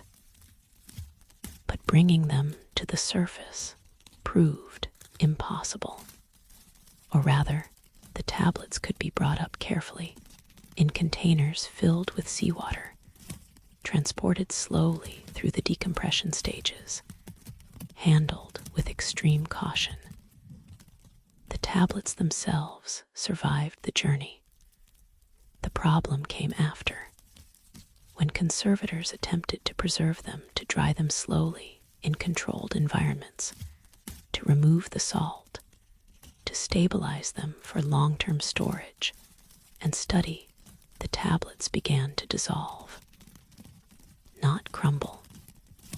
not break apart along natural fracture lines. Dissolve, as if they had been made not just from clay, but from some substance that required water, that existed in a state between solid and liquid, that could only maintain form while submerged, while saturated, while existing in the element that surrounded them. In air, they became soft, then softer. The edges blurred, the symbols lost definition, the raised impressions flattened, and within days, despite all attempts at controlled drying, despite every conservation technique available, the tablets began to lose cohesion, to return to something approaching their prefired state, to become clay again rather than ceramic, to undo 3,000 years of hardening, and become once more the raw material from which they had been formed. It was impossible. Clay fired in kilns does not reverse. Ceramic does not become clay again simply from being wet and then dried. The transformation is permanent, is the entire basis of pottery, of the technology that allowed humans to create containers, to store food and water, to build with brick, to make from earth something that would endure. Yet these tablets defied this basic principle, suggested that they had been made differently, treated differently, prepared with some additive or process that made them dependent on water for structural integrity, that made submersion not destruction, but preservation, that required the ocean not as threat, but as necessary condition for continued existence. The conservators tried everything: different drying rates, different temperatures, chemical treatments to stabilize the clay. Nothing worked. The tablets that were removed from water and dried simply dissolved, became formless, became material without structure, became memory of what they had been rather than what they continued to be. Only a handful survived. Tablets that were removed from water and photographed immediately, documented while still wet, their symbols traced and recorded before the dissolution began. These created a permanent record, digital, photographic. The symbols captured in images, even though the tablets themselves could not be saved, could not be brought into the air world without losing form, without becoming nothing. The photographs showed writing, dense text, lines of symbols arranged in careful rows, in columns, in patterns that suggested grammar, syntax, the structure of language. But the language itself remained opaque, unknown, unrelated to any script in the archaeological record. Some symbols resembled hieroglyphs, pictographic representations that suggested meaning through visual similarity to objects: bird, fish, wave, star. But most were abstract geometric forms, arrangements of lines and curves that had no obvious referent, that could be letters or numbers or musical notation or something else entirely, some category of written communication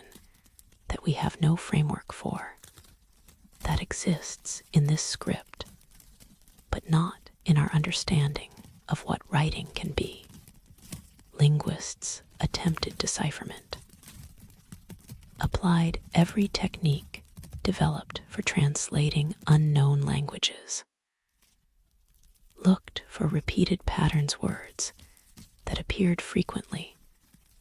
that might be articles or prepositions or common verbs. Looked for mathematical sequences, numbers, perhaps, or dates, or quantified information that would follow recognizable patterns regardless of language. Looked for proper names words that appeared in specific contexts, that might indicate people or places or deities, that could be identified through their position in text, even without knowing what they meant. But the script resisted, refused to yield its secrets. The patterns that appeared might be linguistic structure, or might be something else: poetic meter, ritual formulae, the encoding of knowledge that was not primarily verbal, but existed in some other form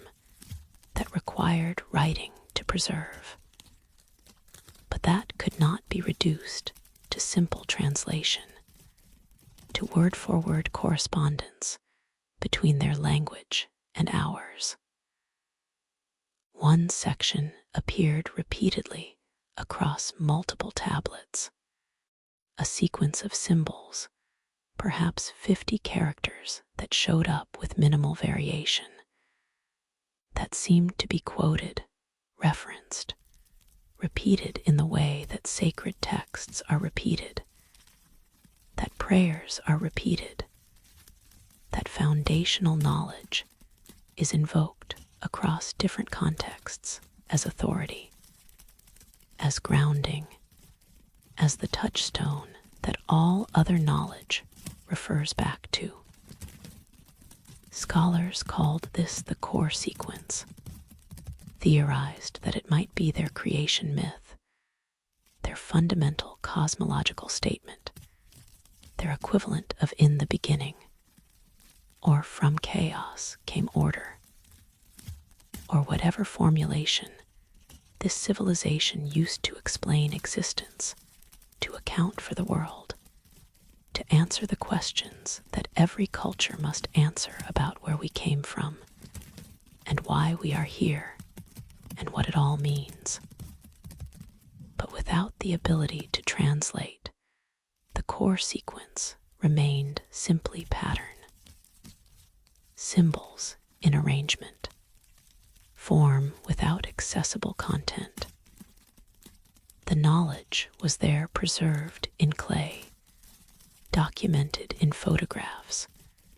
present in the archive, even though the archive itself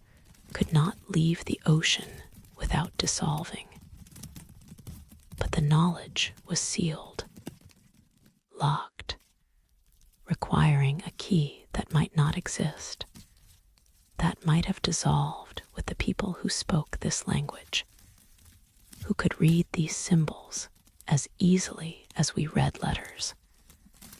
who understood immediately what the core sequence said, because it was foundational to their culture, to their worldview, to the framework through which they perceived reality. The divers made a decision, controversial, opposed by some scholars who argued that archaeology requires extraction, requires bringing artifacts to institutions where they can be studied properly, where they can be made available to researchers worldwide, where they can contribute to the accumulated knowledge of humanity, rather than remaining isolated, inaccessible, locked in their original context. But the decision stood. The tablets would remain in the ocean. The archive would be documented thoroughly, photographed, every tablet recorded from every angle. But the tablets themselves would stay where they were, in the sealed room, in the niches, in the element that preserved them. because extraction meant destruction, because bringing them to air meant dissolving them, because the choice was between tablets that existed underwater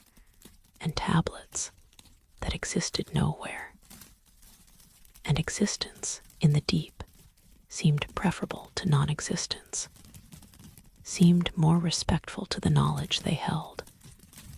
seemed more aligned with what the archive appeared to be not collection, meant for widespread access, but repository meant for specific protection, for the keeping of knowledge in place, for the preservation of texts in the element that could preserve them, even if that element prevented easy study, prevented translation, prevented the full understanding that scholars desired, but could not achieve without destroying what they sought to understand.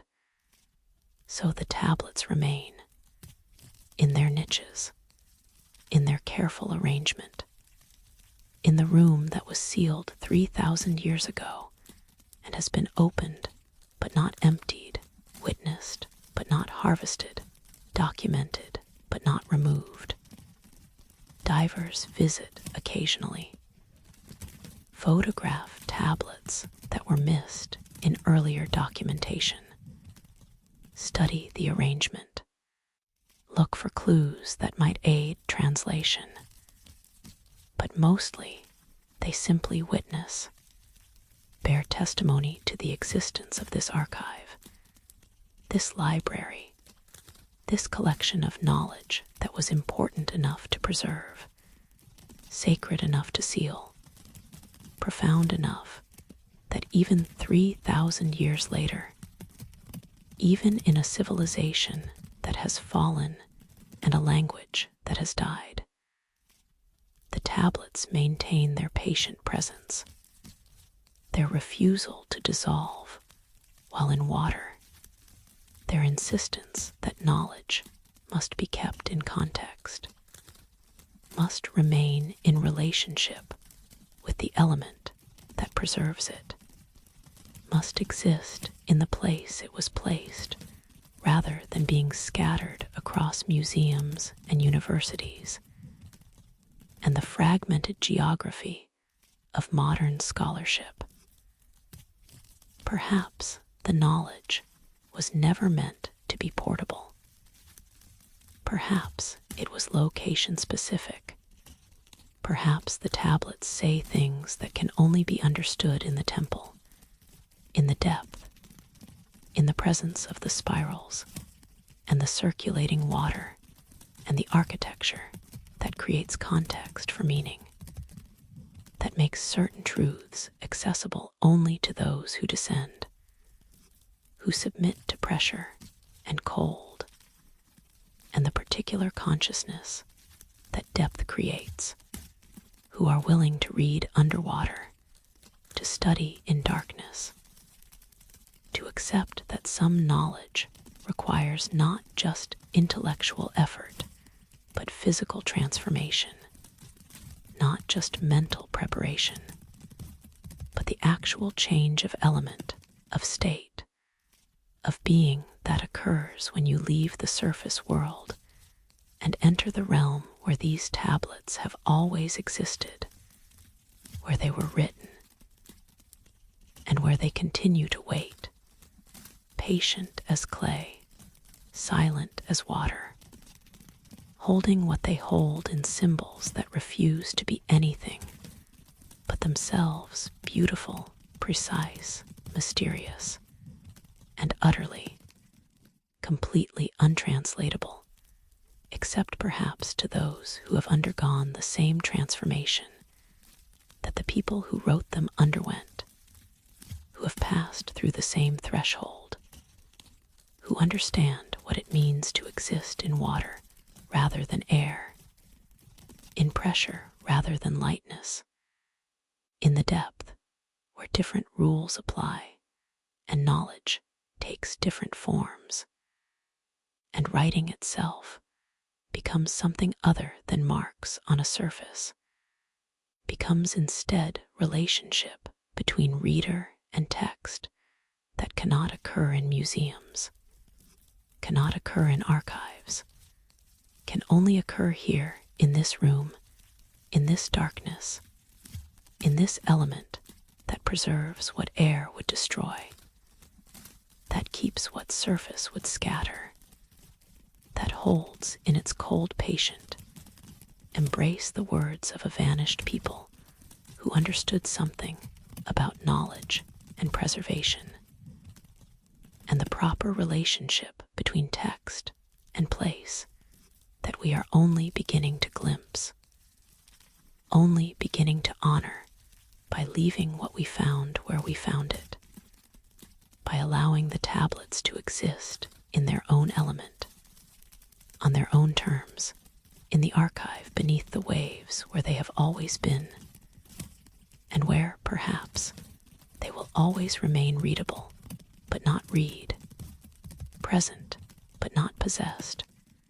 waiting for the one who can finally understand not by extracting them,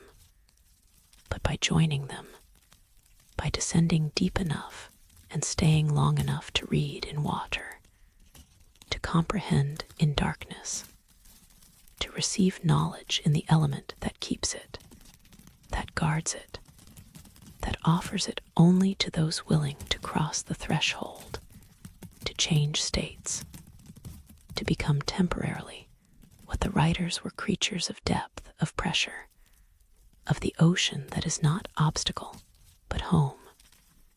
not separation, but connection, not barrier, but the very medium through which meaning flows, through which knowledge persists, through which the voice of the vanished continues to speak in symbols that will not leave the deep, in words that require water to exist, in tablets that dissolve in air, but endure in ocean, patient and eternal, holding what they hold in the archive that cannot be emptied, in the library that cannot be borrowed from, in the collection that exists only here, only now, only in the element that chose to preserve it, and will continue to preserve it for however long the ocean lasts, for however long the temple stands, for however long anyone continues to descend and bear witness and acknowledge that some knowledge is not meant to be taken, only visited, only honored, only recognized as existing in relationship with place and element, and the deep, mysterious patience of water that keeps what it keeps and releases only what it chooses, when it chooses, to whom it chooses, and the tablets, clearly, it has chosen to keep. In a courtyard behind the temple, divers found something that should not have been possible. It is said that plants require light, that photosynthesis, the fundamental process by which green things live, depends on sunlight, on the capture of photons, on the transformation of light energy into chemical bonds that create sugar, that create life, that make possible the existence of everything that grows from soil or floats in water or reaches toward the sun with leaves and petals, and the patient upward striving of stems. Without light, plants die. This is basic biology. This is the foundation of ecology, of the energy pyramid, of the understanding that all life on Earth ultimately derives from the sun's radiation, from the light that falls on green surfaces and is captured, transformed, made into matter that can be eaten, that can sustain, that can support the entire intricate web of who eats what and who depends on whom. At 70 meters deep, light does not penetrate. The sun's rays are absorbed by water long before they reach these depths. The ocean here exists in perpetual darkness, in the twilight zone where photosynthesis cannot occur, where plants cannot survive, where any green thing that somehow arrived here would wither and die within days, starved of the light that makes green things possible. And yet, in the courtyard, walled, rectangular, clearly designed as outdoor space, though it had been indoor space, ocean space, for 3,000 years, the divers found plants. Not kelp, not seaweed, not algae, or any expected marine vegetation that could survive in darkness through chemosynthesis, through the processing of minerals from volcanic vents, through the alternative pathways that deep-sea life has evolved to exist without sun. These plants resembled terrestrial species, had structures that suggested flowers, petals, though the petals were wrong, somehow too thick, too fleshy, colored in shades that had no names, that existed somewhere between purple and blue, and a darkness that was not quite black, but was certainly not any color that belonged in the palette of surface vegetation. Had leaves, broad leaves, arranged in patterns that suggested intentional design, that showed the geometry of plant growth spirals. Naturally, the same 7-rotation pattern appearing in how leaves emerged from stems, in how petals arranged themselves around centers, in how the entire organism organized its growth according to the mathematics that appears everywhere in nature, but which here seemed more deliberate, more conscious, as if the plants were not just following natural law, but enacting it, performing it, making visible what is usually invisible in the patient unfolding of organic form. Had stems, strong stems, anchored in what had once been garden beds, soil brought here, contained in stone-bordered rectangles, arranged in the formal patterns of intentional cultivation. The soil remained, enriched by 3,000 years of oceanic settling, by the gradual accumulation of nutrients, by the slow transformation that water works on Earth, making it different, richer, stranger. And the plants were alive, growing, not static remnants, not fossilized remains, living organisms that moved in the current, that swayed with the water's flow, that showed all the signs of active biological process, new growth at tips, flowers in various stages of blooming, the ongoing cycle of plant life continuing in conditions where plant life should be impossible. The divers documented them carefully, photographed from every angle, collected samples, small cuttings, taken with the understanding that this might be destructive, that removing pieces might harm what had survived for millennia. But that understanding required study, required bringing specimens to surface, to laboratories, to the instruments that could analyze cellular structure, chemical composition, the biological mechanisms that allowed these organisms to exist where nothing should exist. the samples were brought up carefully in containers that maintained pressure, that kept them submerged, that attempted to preserve the conditions of depth, even as the specimens rose through the water column toward light and air, and the surface world where analysis could occur.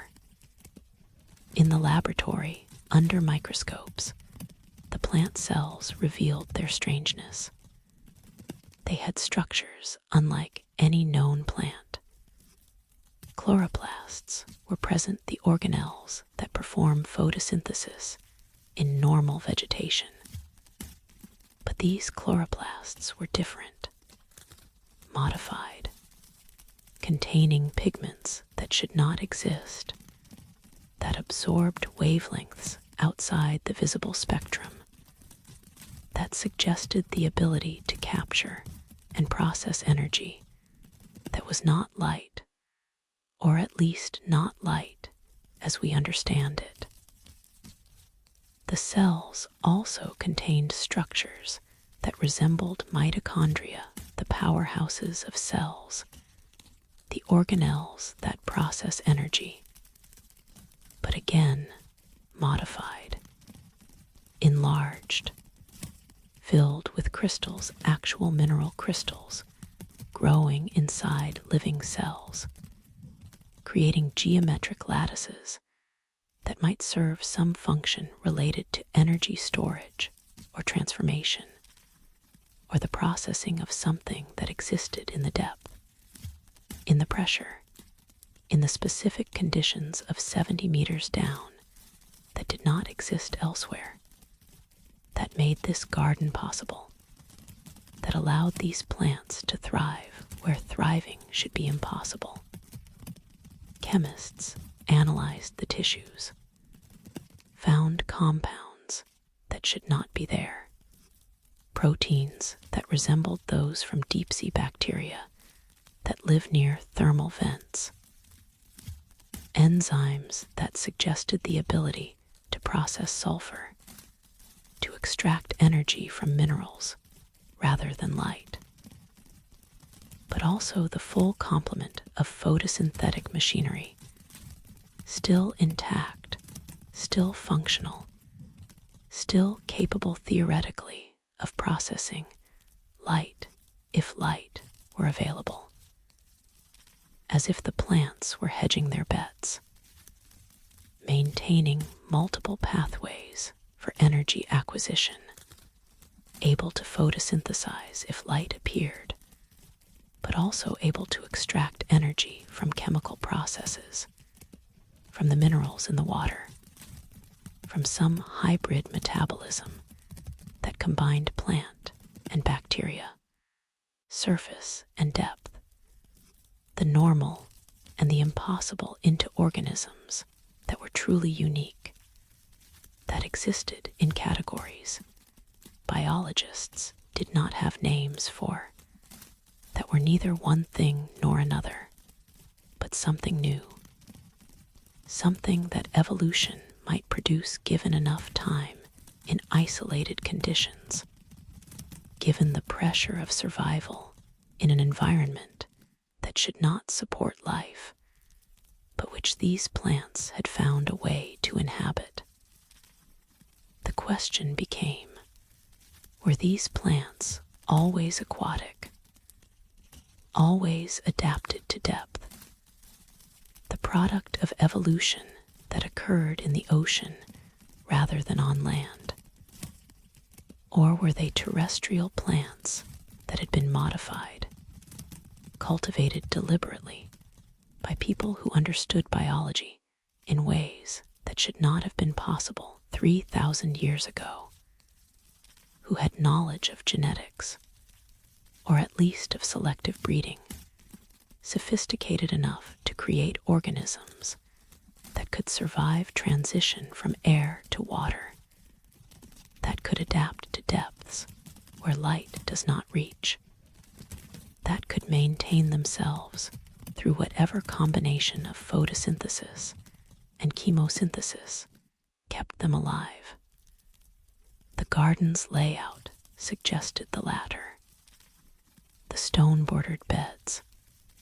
the formal arrangement,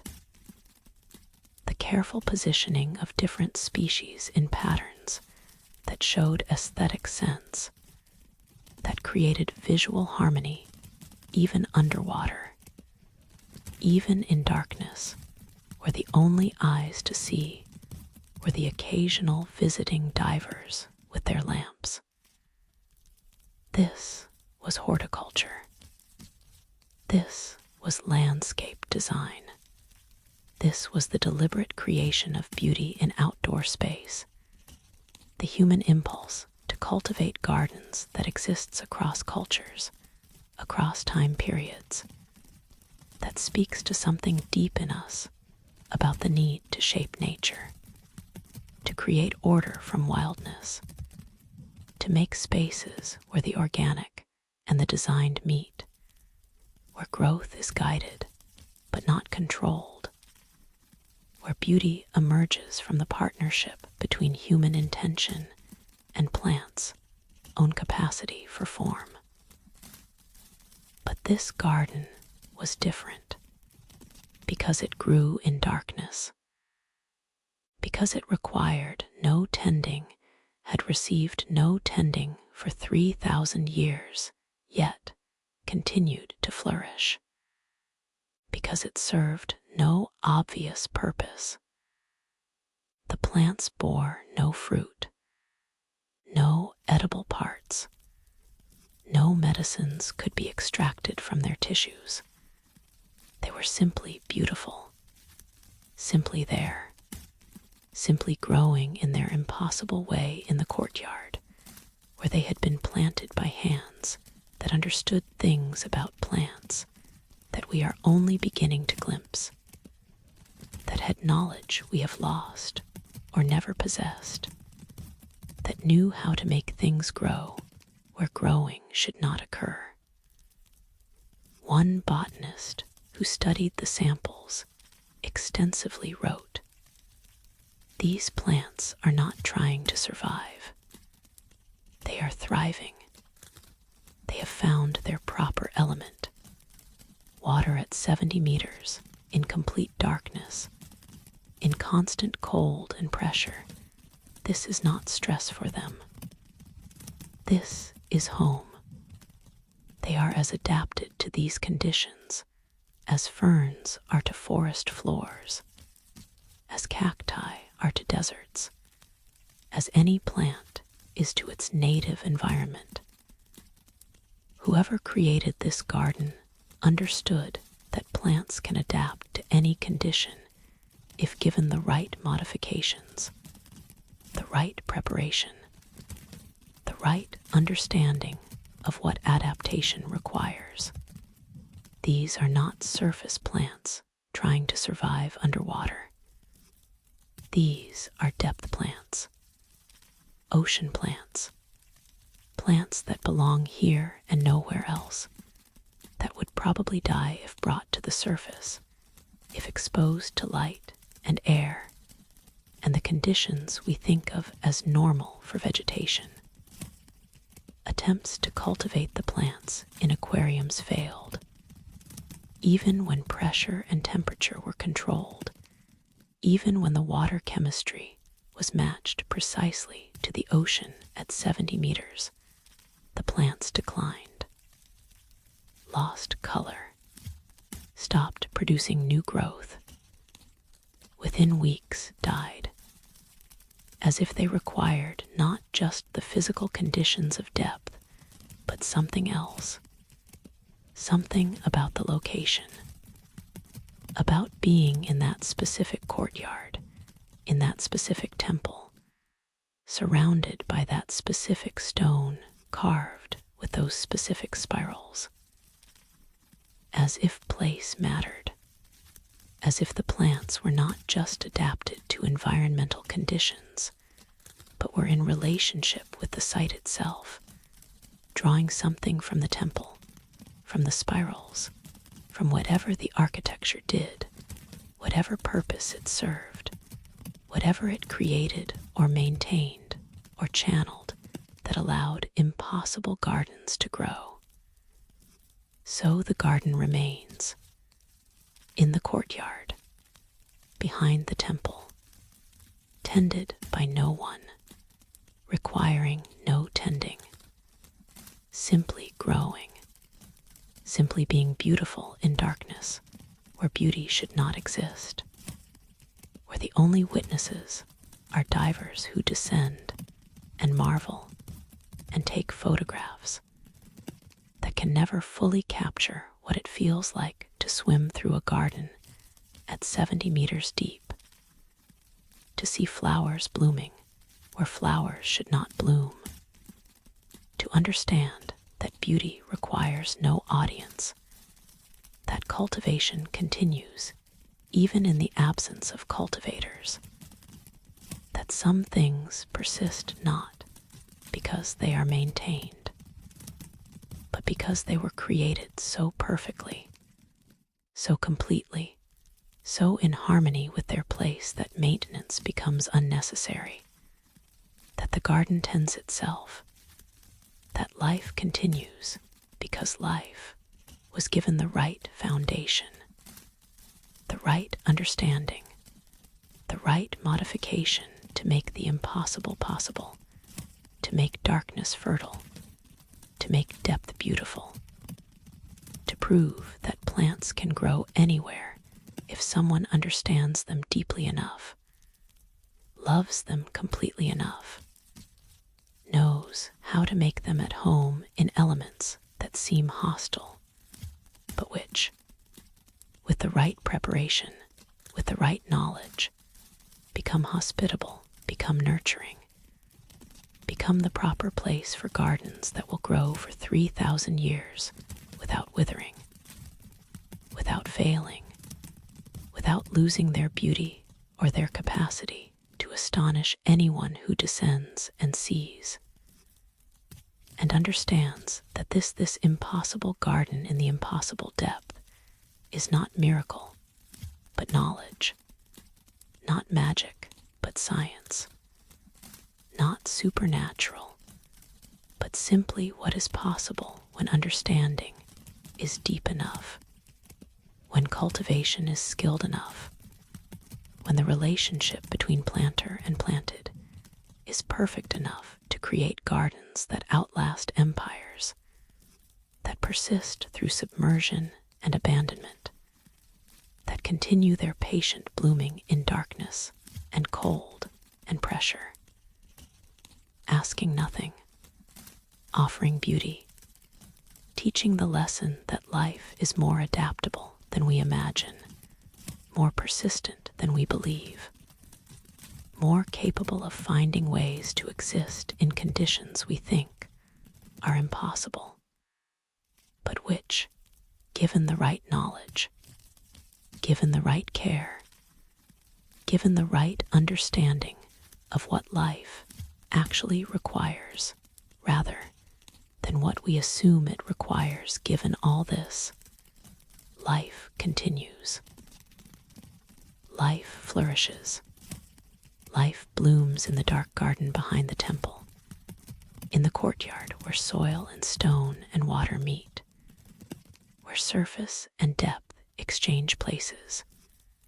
where the impossible happens daily, quietly, beautifully, witnessed by no one, but continuing nonetheless. The garden tending itself, the flowers opening in darkness, the leaves unfurling according to spirals that match the temple carvings, the whole organic symphony continuing without conductor, because it was composed so well, so completely, that it plays itself eternally in the courtyard beneath the waves, in the temple's central chamber, positioned with such precision that it must have been the focus, the destination, the reason for the entire structure, sat a vessel.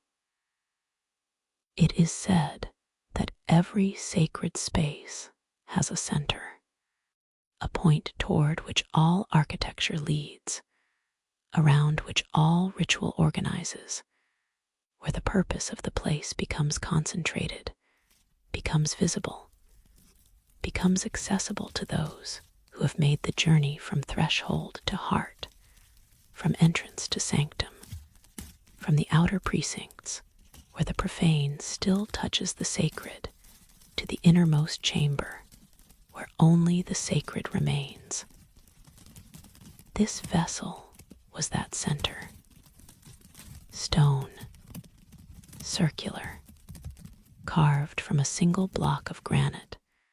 the same red granite from Aswan that appeared throughout Egyptian construction, that spoke of connections to that ancient culture, or at least to the same geological source, to the same understanding that granite was the material for permanence, for things meant to endure,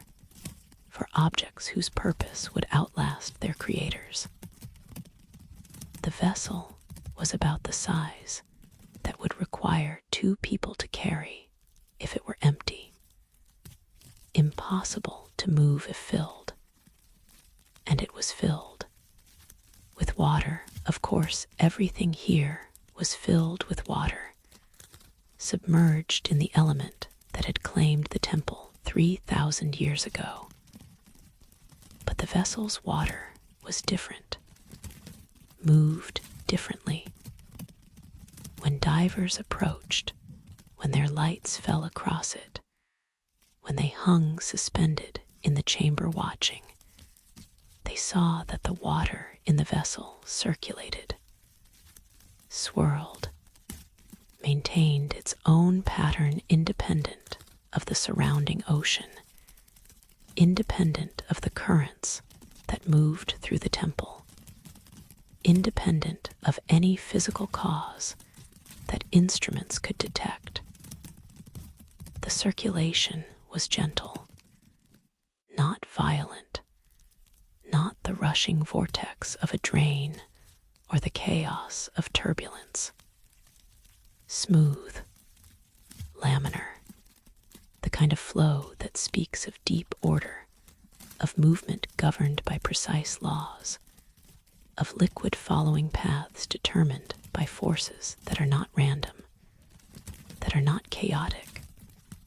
but that emerge from the interaction of vessel and water and something else, something that the divers could not identify, but which clearly existed, which clearly shaped the flow, which clearly maintained this pattern across millennia. The water turned clockwise, always clockwise, never reversing,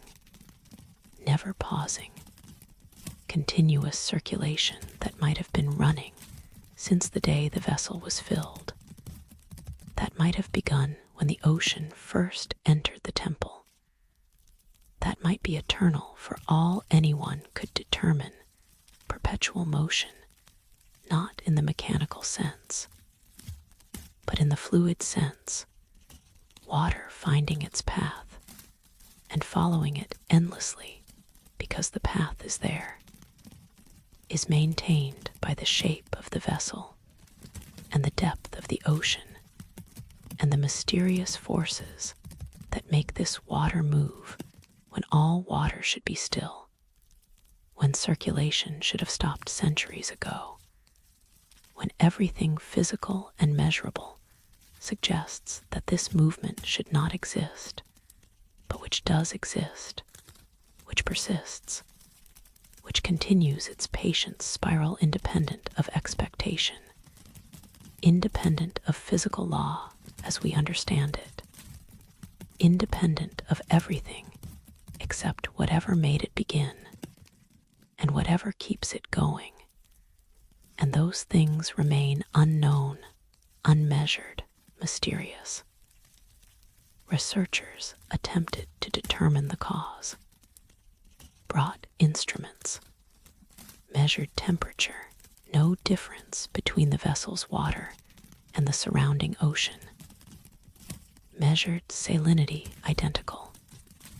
measured dissolved oxygen the same, chemical composition no variation. The water in the vessel was ocean water, was indistinguishable from the water that filled the rest of the temple, the rest of the chamber, the rest of the sea at this depth, except that it moved, except that it circulated, except that it completed what appeared to be, though counting was difficult,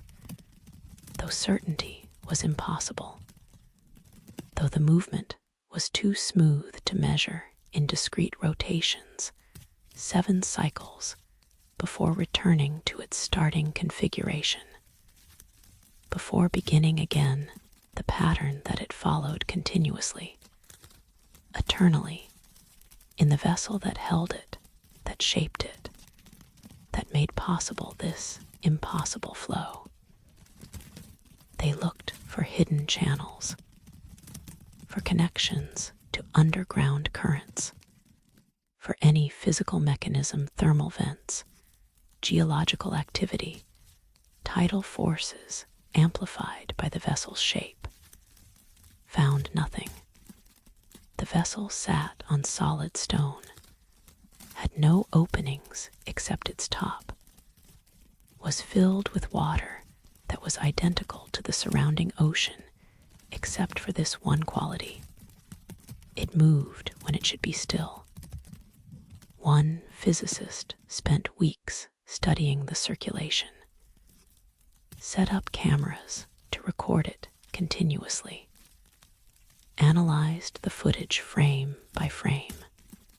attempted to model the flow using computational fluid dynamics, using every equation that governs how liquids move, how they respond to pressure and gravity, and the forces that shape flow. The models failed, could not reproduce what the cameras showed, could not account for the persistence of circulation without energy input, without mechanism, without anything that should maintain movement across time. He published a paper, cautiously, acknowledging that the phenomenon defied explanation, suggesting hesitantly, because it sounded unscientific, because it approached territory that physics typically avoids, that perhaps the vessel itself was doing something, that perhaps the stone had properties not yet measured, not yet understood, that perhaps the carving, the shaping, the precise geometry of the vessel's interior created conditions where water behaved differently, where normal rules were suspended, where circulation could persist without violating conservation of energy, because the energy came from somewhere else, from the stone itself, perhaps, from whatever made the temple hum, from whatever frequency the spirals maintained, from the same mysterious source that allowed gardens to grow in darkness and tablets to exist only in water. The vessel's interior was carved, not smooth, lined with channels, shallow grooves that spiraled from the rim toward the center, creating paths that guided flow, that shaped circulation, that made visible in stone the pattern that the water followed. 7 channels, 7 spirals, each one carved with precision that suggested not decoration, but function, not aesthetics, but engineering, not art, but the encoding of knowledge about how water moves, how stone shapes movement, how form determines flow when form is precise enough, when it matches something fundamental about liquid dynamics, about the mathematics that govern circulation. At the center of the vessel, at the point where the 7 spirals converged, was a depression, circular, smooth, deeper than the rest of the interior, as if the water was meant to pool here, to accumulate, to find its deepest point and rest. But the water did not rest, did not accumulate, moved through the center as it moved through the rest of the vessel, maintaining circulation even at the point where circulation should cease, where the spiral should end, where movement should become stillness. One diver, the same one who had dreamed of the temple before finding it, reached into the vessel, placed his hand in the circulating water, felt it move around his fingers, felt the flow interrupted but not stopped, diverted but not ceased, and felt something else, the same vibration that the stone carried, but stronger here, more focused, as if the water was amplifying it, as if the circulation was not just movement, but resonance, not just flow, but the physical manifestation of whatever frequency the temple maintained, whatever pattern it held, whatever purpose it served that required not just carved spirals on walls, but active spirals in water, liquid patterns that moved continuously, that performed whatever function moving spirals perform that static spirals can only symbolize. He withdrew his hand, watched his fingers. They tingled, continued to tingle for hours afterward, a sensation like mild electricity, like the pins and needles of circulation returning to a limb that has fallen asleep, but different, more pleasant, more like energy than numbness, like his hand had been charged, had absorbed something from the vessel's water, had taken in whatever the circulation carried, whatever it maintained, whatever moved through it continuously, and which now, briefly, moved through him.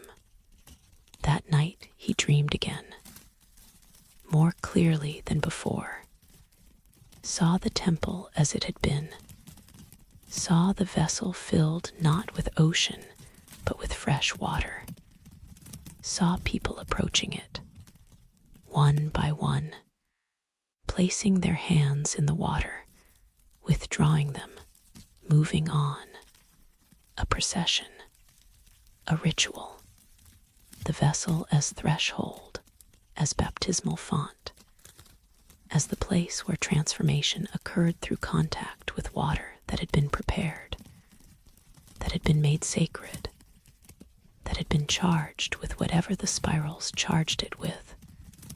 whatever the stone gave to the liquid it contained, whatever blessing or power or simple acknowledgement passed from carved granite through moving water into human flesh. When he woke, he understood, or believed he understood, what the vessel was for. Not container, not decoration, not even primarily sacred object in the sense of artifact to be venerated, but tool, threshold, the mechanism through which the temple performed its function, through which it transformed those who came seeking transformation, through which water became more than water by virtue of moving in the right pattern, through the right stone, under the right conditions that included the spirals carved in the vessel's interior, the depth at which it rested, the pressure that surrounded it, the ocean that filled it, but which was not ocean anymore, was not simple seawater, but had become something else through circulation, through contact with stone that knew how to shape water's movement, that knew what movement to create and why, and what that movement would do to anyone who touched it, who placed their hand in the spiral, who allowed the water to flow around their fingers and carry into their flesh whatever it carried, whatever blessing or knowledge or simple recognition that they had come to the right place, had made the journey to the center, had found the vessel, and were now marked by it, changed by it, carrying in their bodies the memory of water that spirals, water that moves in 7 rotations, water that never stops, never stills, never fails to maintain the pattern that it was set into motion to maintain however long ago by whoever understood vessels and water, and the relationship between carved stone and circulating liquid. The vessel remains in the central chamber, holding its water, maintaining its circulation. 7 spirals leading to a center that is not ending but continuation, not stillness but persistent movement, not the place where flow stops, but the place where flow renews, where the pattern begins again, where the water turns and turns and turns in its patient, eternal spiral, waiting for the next hand to touch it, the next person to stand before it and recognize what it is, what it offers, what transformation it provides to anyone willing to place flesh in spiral water, anyone brave enough or devoted enough or simply present enough to reach into the vessel and allow themselves to be touched by what it holds, by what it maintains, by the water that has been circulating for 3,000 years and which shows no sign of stopping, no evidence of slowing, no indication that it will ever cease its spiral, its 7 rotations, its patient movement around the carved channels that guide it, that shape it, that make it what it is, not simple water, but water that has learned the spiral, that has become the spiral, that moves in the pattern that all things move in if given the right vessel, the right stone, the right understanding of how form shapes substance and substance follows form, when form is precise enough, sacred enough, true enough to the mathematics that govern flow, that determine movement, that make circulation possible, that make the impossible actual, that make mystery physical, that make the vessel a doorway, a threshold, a place where water stops being mere element and becomes instead medium for transformation, carrier of blessing, liquid embodiment of the spiral that turns 7 times and returns to the beginning, which is not behind but ahead, not past but future, not ending but the place where everything eternally begins again. In the houses, in the streets, in the plaza nowhere did archaeologists find bones. It is said that death leaves traces, that bodies, once life has left them, become objects subject to the same physical laws as any other matter. They decay, they decompose, they are acted upon by bacteria and chemistry, and the patient work of time that breaks down all things, that returns flesh to its elements, that eventually leaves only bone, calcium, and minerals that persist long after soft tissue is gone, that can remain for millennia, that become fossils, that allow us to know that something once lived here, once breathed, once moved through the world before dissolving back into it. A city should have bones, a population that lived here for years, generations, centuries. They would have died.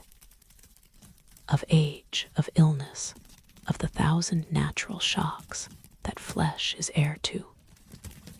And they would have been buried, or cremated, or exposed according to whatever funerary customs they practiced. But traces would remain. Some evidence of death, of the infrastructure that every culture creates to handle the fact that people die, that bodies must be dealt with, that the dead require attention, even as they transition from presence to absence. But here, nothing. No cemetery beyond the city walls. No cremation grounds. No evidence of burial beneath houses, though some cultures buried their dead under floors, kept them close, maintained the family across the boundary of death. No bones scattered in the streets, though if the city had been abandoned suddenly, if catastrophe had struck,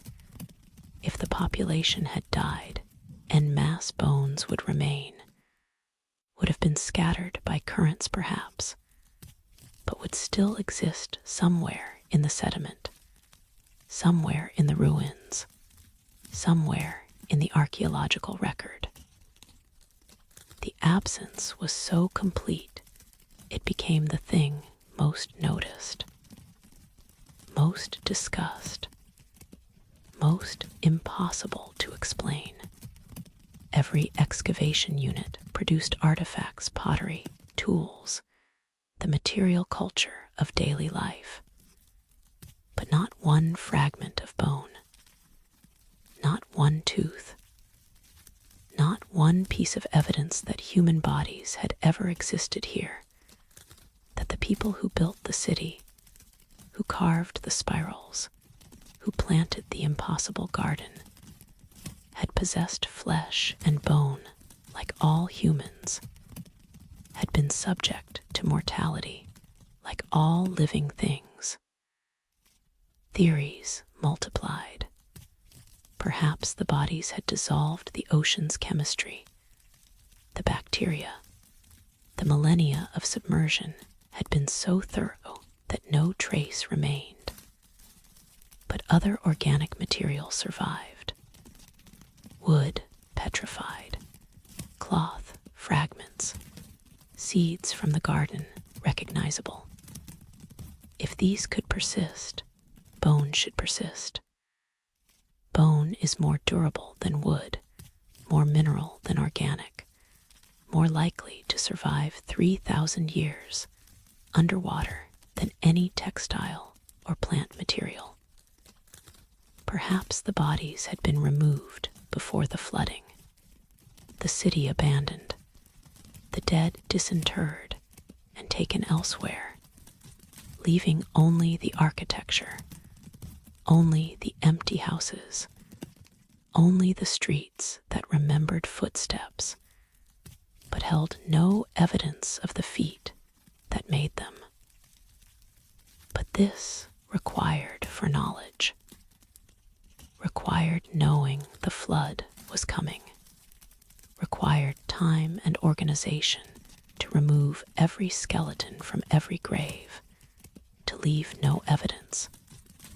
to create such complete absence that millennia later archaeologists would stand in the ruins and wonder if anyone had ever actually lived here, or if the city had been built by people who visited, who used it for ceremony perhaps, who came and went, but never died, never left bones to document their mortality. Or perhaps they didn't die here. Perhaps this was not a residential city in the normal sense. Perhaps it was pilgrimage site, temple complex, the place you came for ritual and transformation, but returned from, went back to some other city, some other place where ordinary life occurred, where bodies grew old and sick and eventually died,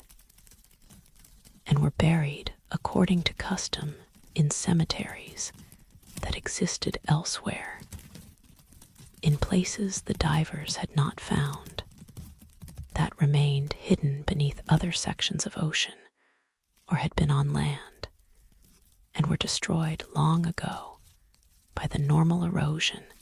that claims all things built at the boundary between sea and shore. But the houses argued against this. The worn benches, the tools showing years of use, the domestic details that spoke of living, of daily life,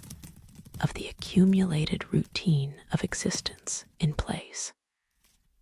People had lived here, had made this city home, had sat on these benches and used these tools and walked these streets day after day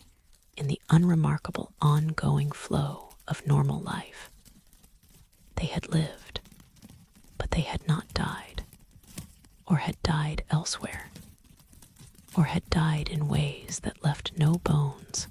no physical trace, no evidence that could survive 3,000 years underwater to testify to their mortality. One archaeologist specializing in funerary practices, in the ways cultures handle death, studied the absence systematically, examined every house, every public building, every space where bodies might have been placed, where burial might have occurred, where some trace of mortuary practice might have survived. Found nothing. Wrote a paper titled "The City Without Death" that became controversial not for its findings, but for its implications, for what it suggested about the people who built here, about their relationship with mortality, about the possibility that they had understood death differently, had practiced it differently, had approached the boundary between living and not living in ways that left no traces archaeology could recognize. She proposed that perhaps they had no dead because they had not conceived of death as ending. Perhaps their worldview, their cosmology, their understanding of what happens when breath stops allowed for continuation that did not require bodies, that did not produce corpses, that made burial unnecessary, because what most cultures bury the shell left behind when consciousness departs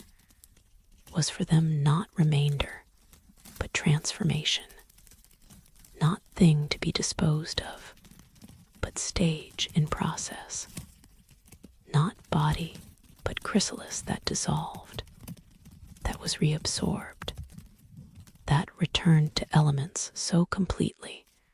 that no trace remained, because leaving traces was not the point, was perhaps actively avoided, was perhaps understood as clinging when release was required, as holding what should be let go, as making permanent what should be temporary, the body's final act being complete dissolution, complete return,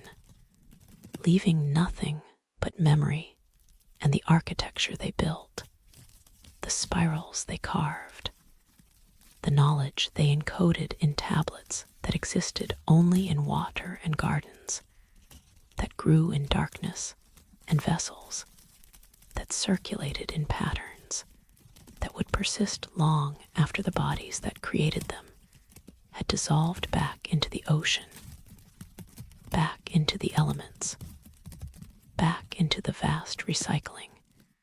that makes all things from the same materials used and released and used again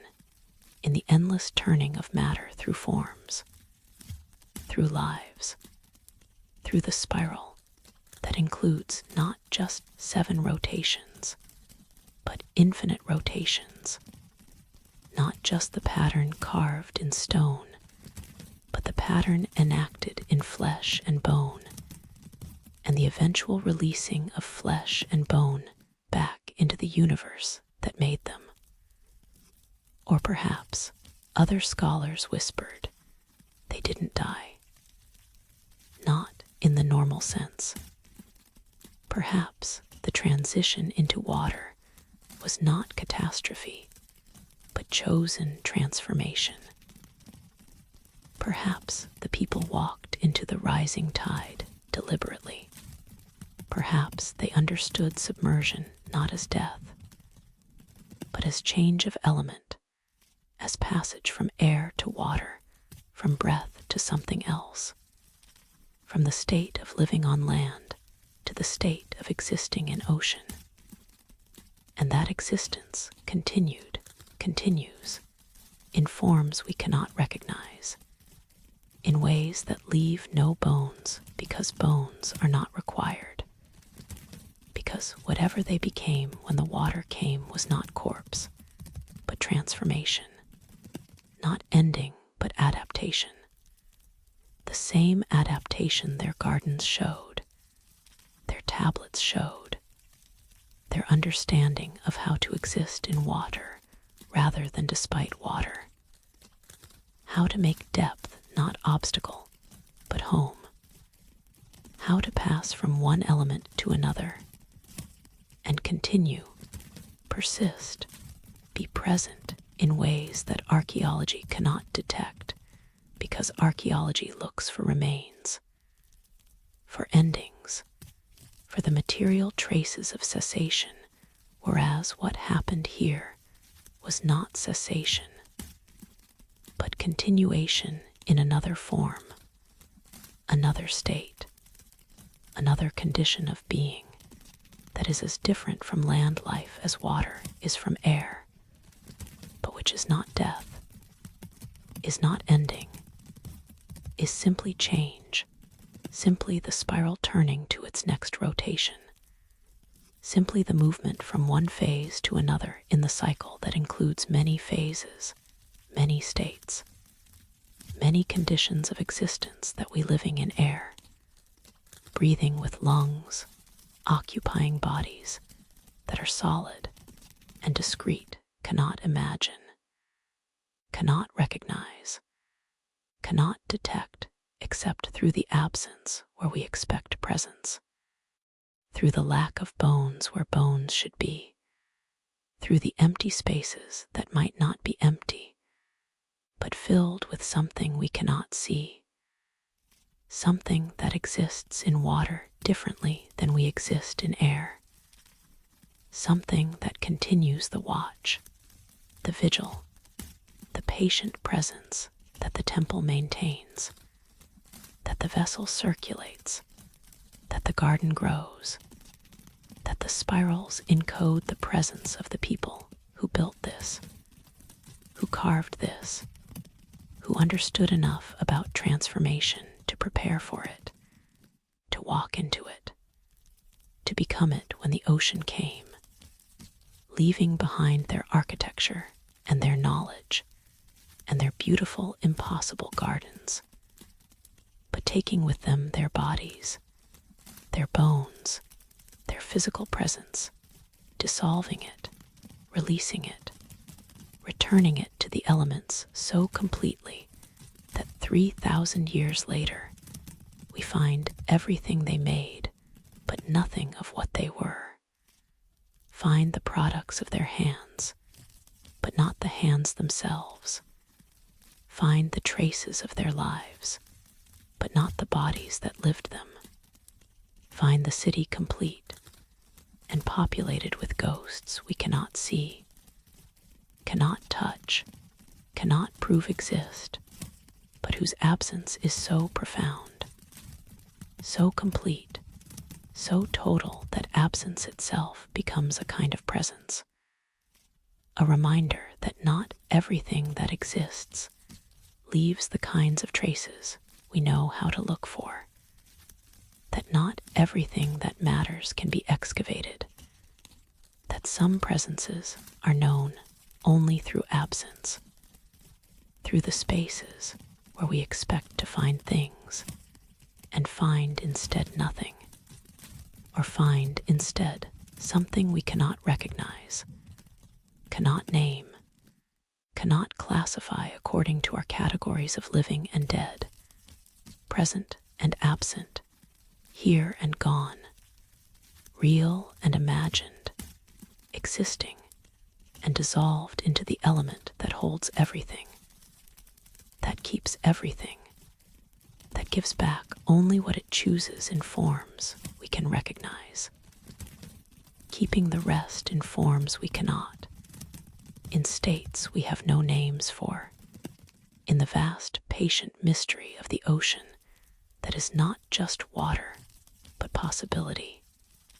not just element, but transformation, not just where the dead are buried, but where the living continue in ways we cannot fathom, cannot prove, cannot do anything with except wonder,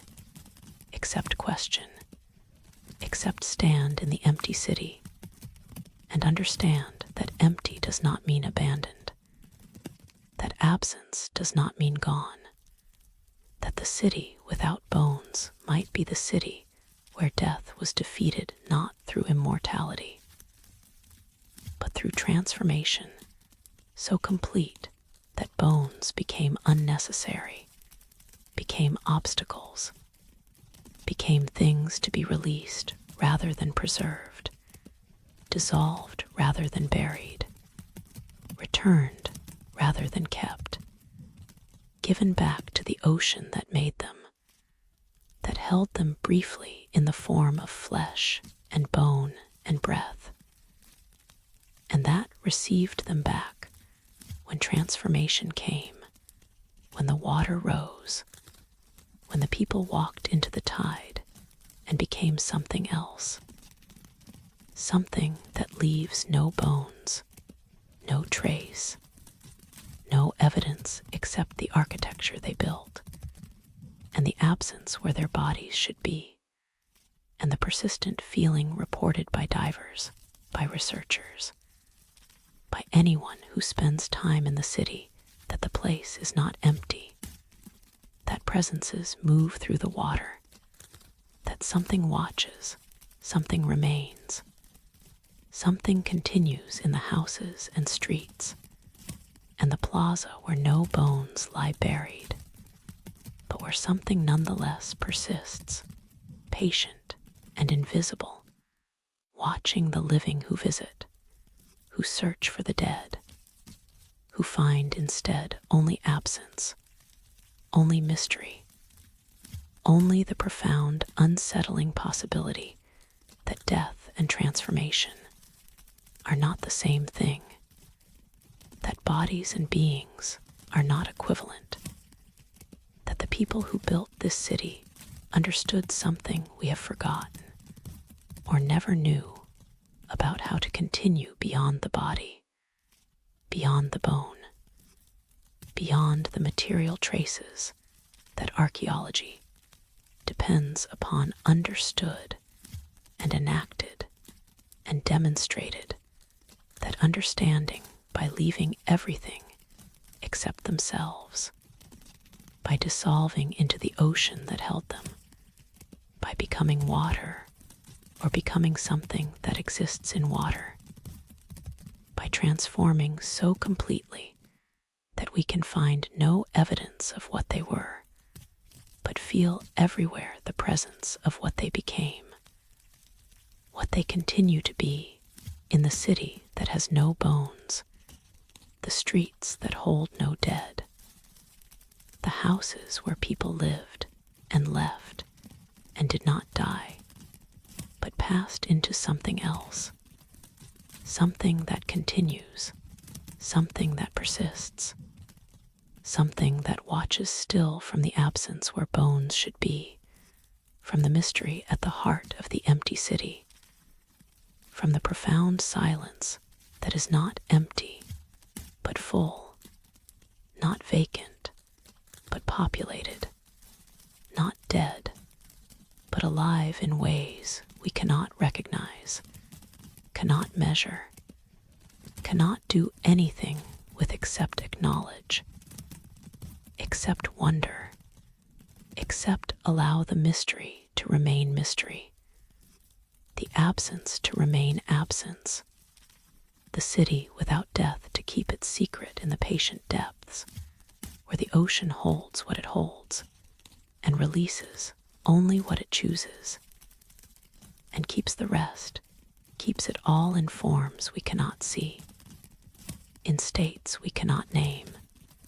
in the vast transforming waters where nothing is lost, but everything changes, where dying might be just another word for spiral turning, for rotation continuing,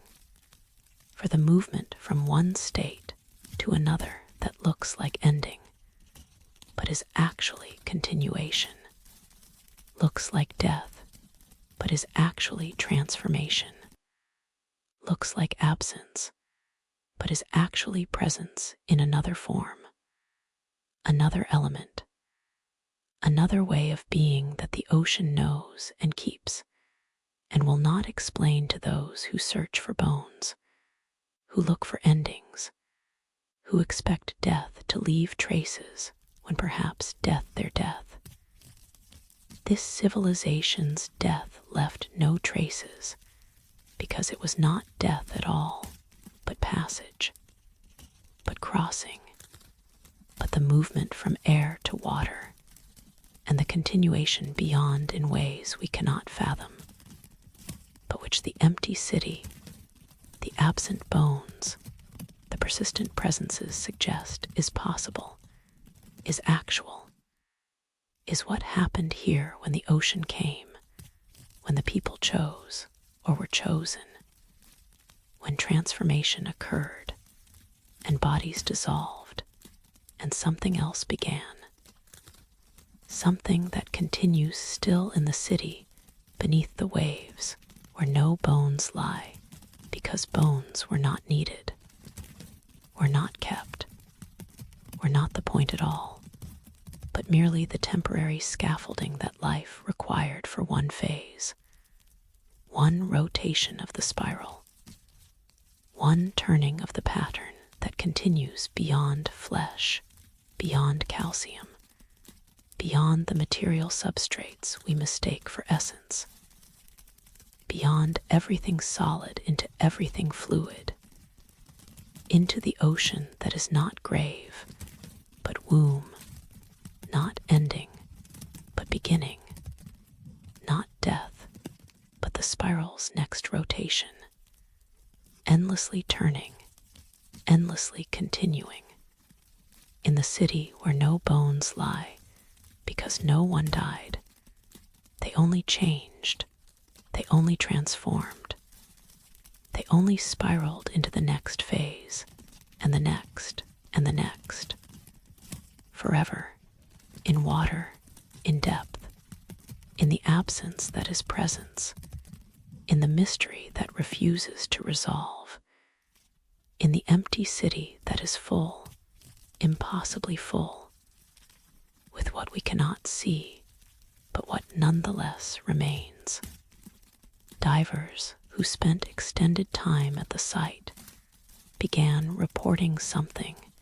that could not be recorded. It is said that the ocean has voices, the clicking of dolphins, the songs of whales, the crackling of shrimp. The sea is not silent, but filled with sound, with communication, with the acoustic landscape that marine life uses to navigate, to find food, to locate mates across distances that visibility cannot span, where sight fails but sound travels, where the medium of water carries vibration better than air ever could. But the sounds the divers reported were different, were not animal communication, were not the mechanical noises of equipment, of regulators breathing, of fins pushing water. These sounds seemed to come from the temple itself, from the stone, from the water moving through drowned corridors, from somewhere in the architecture, or from the architecture itself, creating tones that should not exist, that had no source, but were nonetheless heard, perceived, experienced by those who descended and waited, and listened with the particular attention that depth requires, that the ocean teaches, that comes from existing in an environment where sound is everything, and vision is almost nothing. The sounds were described as singing. Not human singing, no words, no recognizable melody from any known tradition, but singing in the sense of sustained tones, of harmony, of multiple pitches occurring simultaneously in patterns that suggested music, that felt intentional, that created the impression not of random noise, but of composition, of structure, of someone or something producing organized sound for reasons that might be aesthetic or communicative or simply expressive. The ocean finding voice, the temple sounding its own nature, the stone singing the song it had been carved to sing. Some said it sounded like wind chimes, but gentle, barely audible, the kind of sound you had to be perfectly still to hear, perfectly quiet, perfectly attuned, the kind of sound that exists at the threshold of perception, that might be actual external vibration, or might be the nervous system interpreting some other sensation as sound, translating pressure or electromagnetic fields, or the body's own resonance into audio experience, because that's the category the brain has for this kind of input, for this quality of subtle rhythmic stimulation. Others described it as voices in harmony, multiple tones at once, creating chords. Not dissonant, the intervals were pleasing, were consonant, were the kind of harmonies that Western music theory would recognize as stable, as resolved, as the endpoint of tension rather than its creation. Major thirds, perfect fifths, the mathematical ratios that sound good to human ears regardless of culture, regardless of musical training, because they reflect the physics of vibration,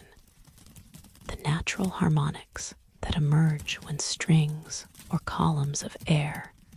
or any resonating medium produces sound. The sounds were not constant, came at specific times, though the times did not correlate with tides, with moon phases,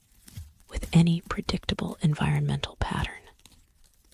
Divers would spend hours in the temple hearing nothing but ocean noise.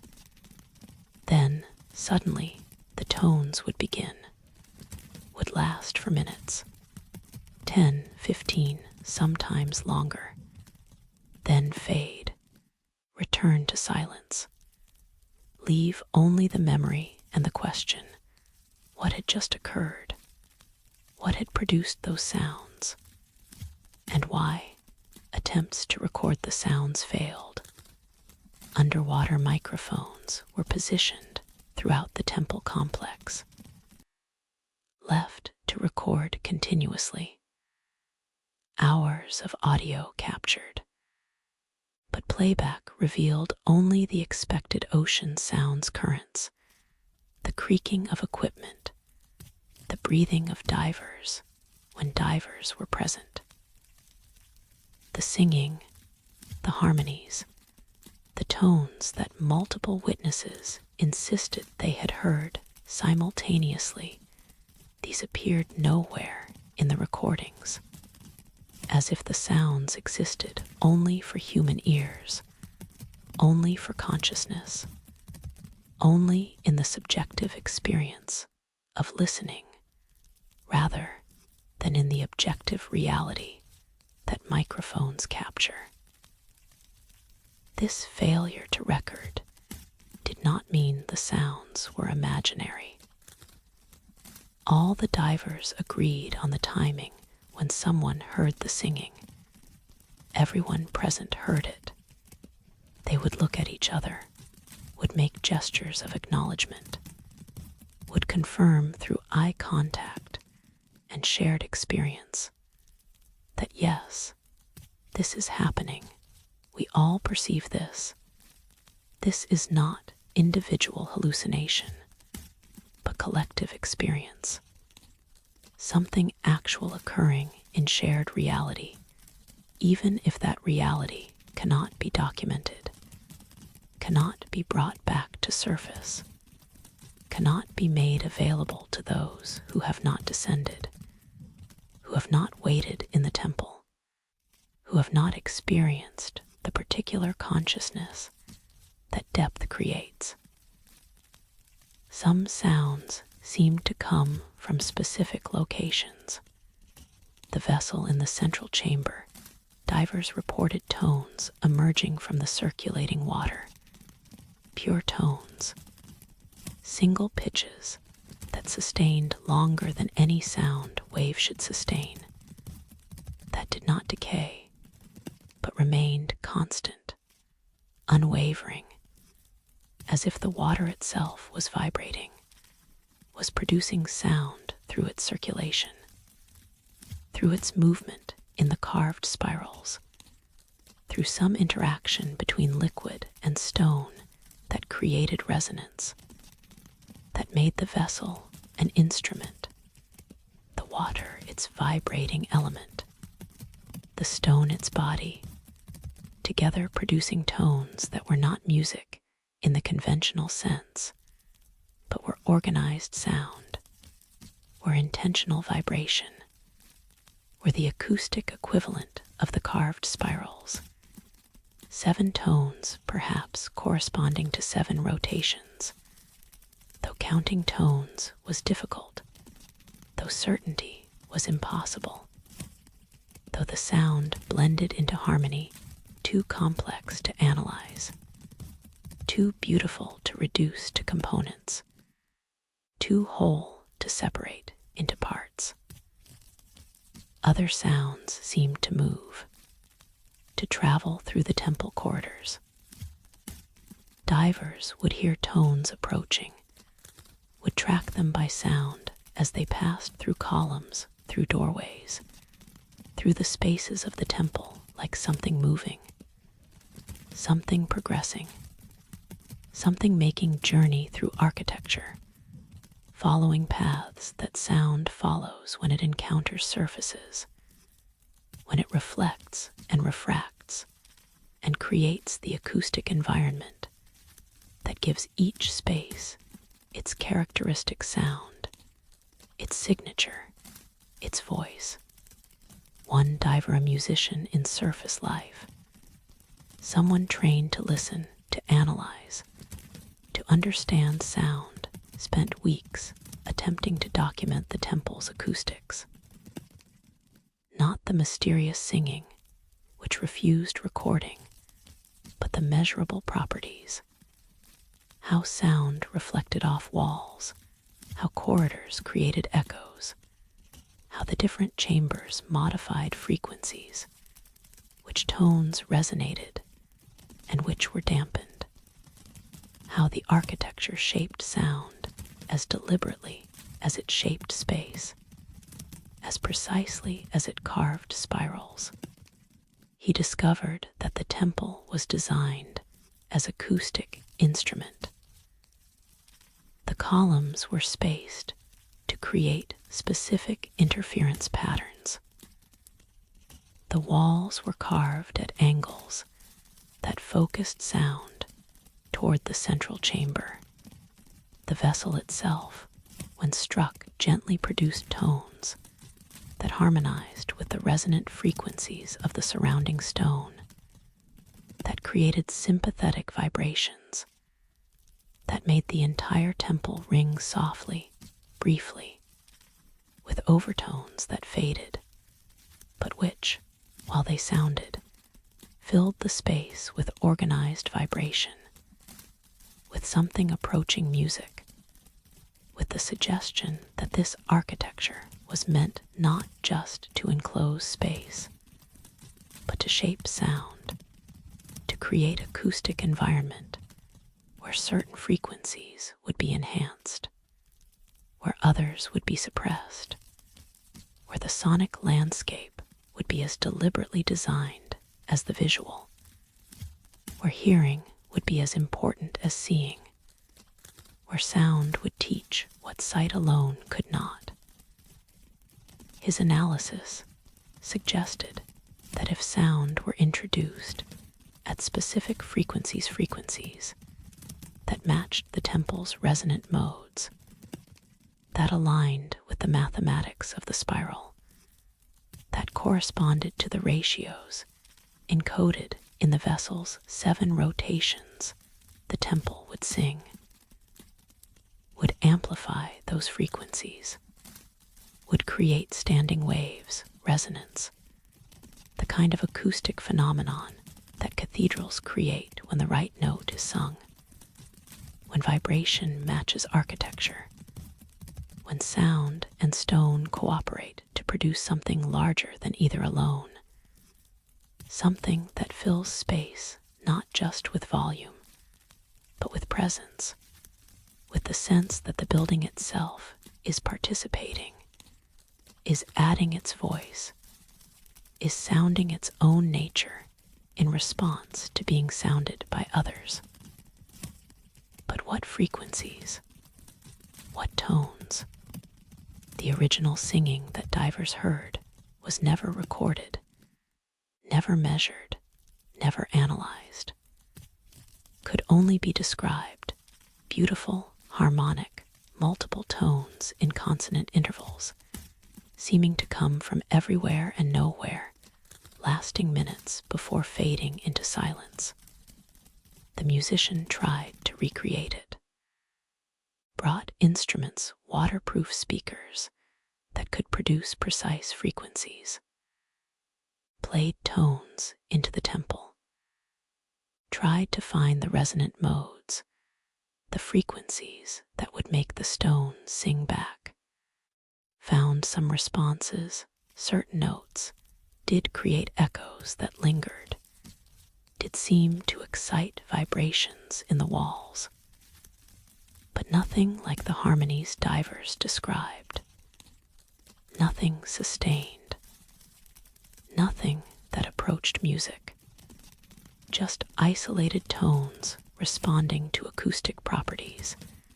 physics playing out in stone and water, nothing mysterious, nothing that required explanation beyond normal acoustics. He concluded that either the divers were experiencing some kind of shared auditory illusion nitrogen narcosis, affecting perception, the brain interpreting sensory input incorrectly, the power of suggestion making people hear what they expected to hear, or that something else was occurring, something his equipment could not capture, some source of sound that existed, but which instruments could not detect, or which only operated under specific conditions that his testing had not recreated, that required some element he was not providing, some catalyst or trigger or simple presence of the right consciousness in the right place at the right time. The singing continued, intermittently, unpredictably. Divers still reported hearing it. Some found it comforting, felt that the temple was welcoming them, acknowledging their presence, participating in some kind of communion that required no understanding, only the willingness to listen, to receive, to allow themselves to be affected by sound whose source remained unknown, but whose beauty was undeniable, whose capacity to create feeling was profound, whose effect on consciousness was measurable, even if the sound itself was not. Others found it unsettling, felt that they were overhearing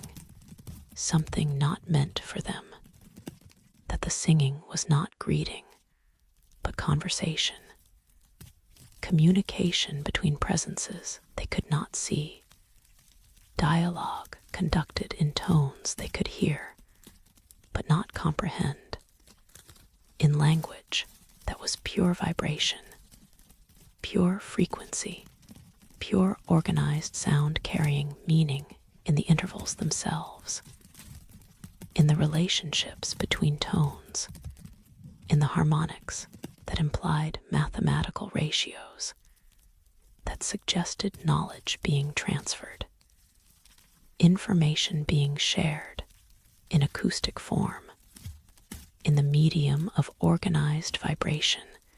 that is older than language, older than symbols, older than anything humans have invented to carry meaning across distance, across time, across the boundaries that separate beings from each other. The sound carried something. What it carried remained unknown, but the effect was real. Divers reported dreams afterward not frightening, not disturbing, but vivid, full of color and sensation, and the feeling of understanding something important, even though waking brought no memory of what exactly had been understood, brought only the residue, the emotional trace, the sense that something had been communicated, received, integrated at a level below consciousness, below language, in the place where sound works directly on the nervous system, where vibration shapes brain states, where harmony creates coherence that persists after the tones have faded, after the singing has ended, after the diver has ascended and returned to air and ordinary consciousness, but carries somewhere in the body, somewhere in the cells, the memory of sound that should not exist, music that cannot be recorded, harmonies that the temple produces, or that the ocean creates, or that emerge from the interaction of stone and water and consciousness, when all three are present, are attuned, are listening for what can be heard only in depth, only in darkness, only in the particular silence that exists between waves of sound, in the spaces where the singing pauses before beginning again, where the tones fade before new tones emerge, where the temple catches its breath before sounding once more its patient, mysterious song that teaches what it teaches not through words, but through vibration, not through meaning, but through feeling, not through explanation, but through the direct experience of organized sound in sacred space, underwater in the deep, where the ocean carries what the ocean carries, and the temple sings what the temple sings, and those who descend and listen receive what they receive, understand what they can understand, and carry back to surface the memory of music that could not be recorded, harmony that could not be captured, beauty that exists only in the moment of listening, only in the presence of the one who hears, only in the space between stone and water and consciousness, where sound becomes something more than physics, becomes communication, becomes the voice of the temple speaking in tones that require no translation because they work directly on the soul, directly on the part of us that responds to harmony regardless of understanding, that recognizes beauty regardless of explanation, that knows when something significant is occurring even when consciousness cannot say what that significance is, cannot name it, cannot do anything with it except receive, except honor, except carry forward the memory that the temple sings, that the ocean has voice, that sound moves through water in ways that technology cannot fully capture, that listening is sometimes more important than recording, that some experiences are meant to remain subjective, personal, direct, immediate, impossible to share, except through the inadequate testimony of those who have heard, who have been there, who have descended into the depth and waited in the darkness, and heard what the temple offers to those who listen, what the water carries to those who are still, what the spiral sounds like when stone remembers how to sing and water remembers how to harmonize. And the temple performs the music it was built to perform, the tones it was shaped to create, the song it has been singing for 3,000 years to audiences of fish and current and occasional human visitors who descend and marvel and listen and understand nothing except that this impossible singing in the impossible depth is one more mystery to add to all the others, one more impossible thing that nonetheless occurs, one more experience that defies documentation, but which shapes those who experience it, that changes those who hear it, that makes them different in ways they cannot articulate, that gives them the memory of harmony in the deep, of music in the darkness, of the temple's voice carrying through water something that might be greeting, or might be teaching, or might be simply the sound that sacred space makes when it exists long enough, when it persists through millennia, when it continues its purpose in the element that claimed it, singing still, always singing, in the depths where sound carries farther than light, where harmony matters more than vision, where the temple speaks in the language. It speaks pure tone, pure vibration,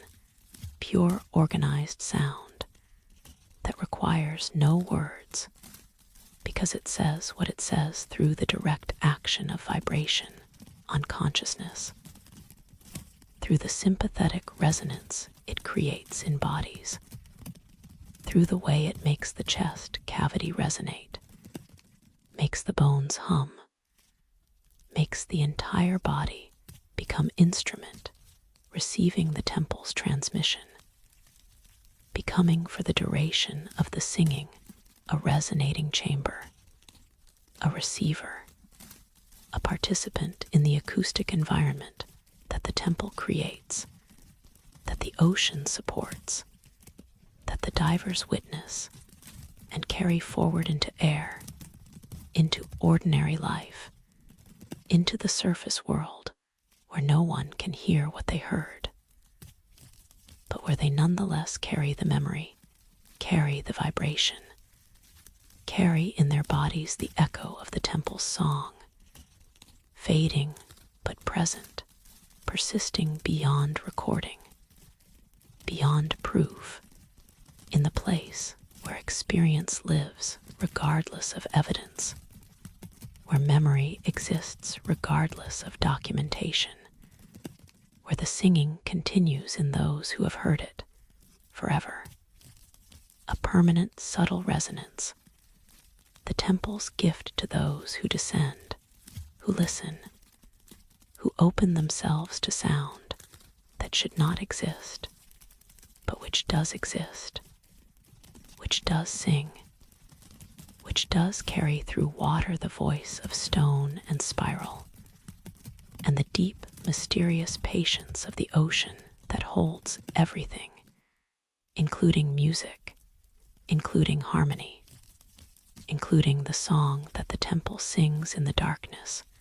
where only those who descend can hear it, where only those willing to listen receive it, where only those who accept mystery without demanding explanation can truly hear what the water carries, what the stone sings, what the temple offers to anyone brave enough to descend into the depth and patient enough to wait in silence and listen for what comes, what sounds, what sings in the temple beneath the waves. Near the temple's foundation, where stone met the ocean floor, researchers discovered a current that defied the expected flow of water. It is said that water follows laws. Gravity pulls it downward. Temperature gradients create circulation. Warm water rises, cold water sinks. Salinity differences generate currents. The rotation of the earth, the pull of the moon,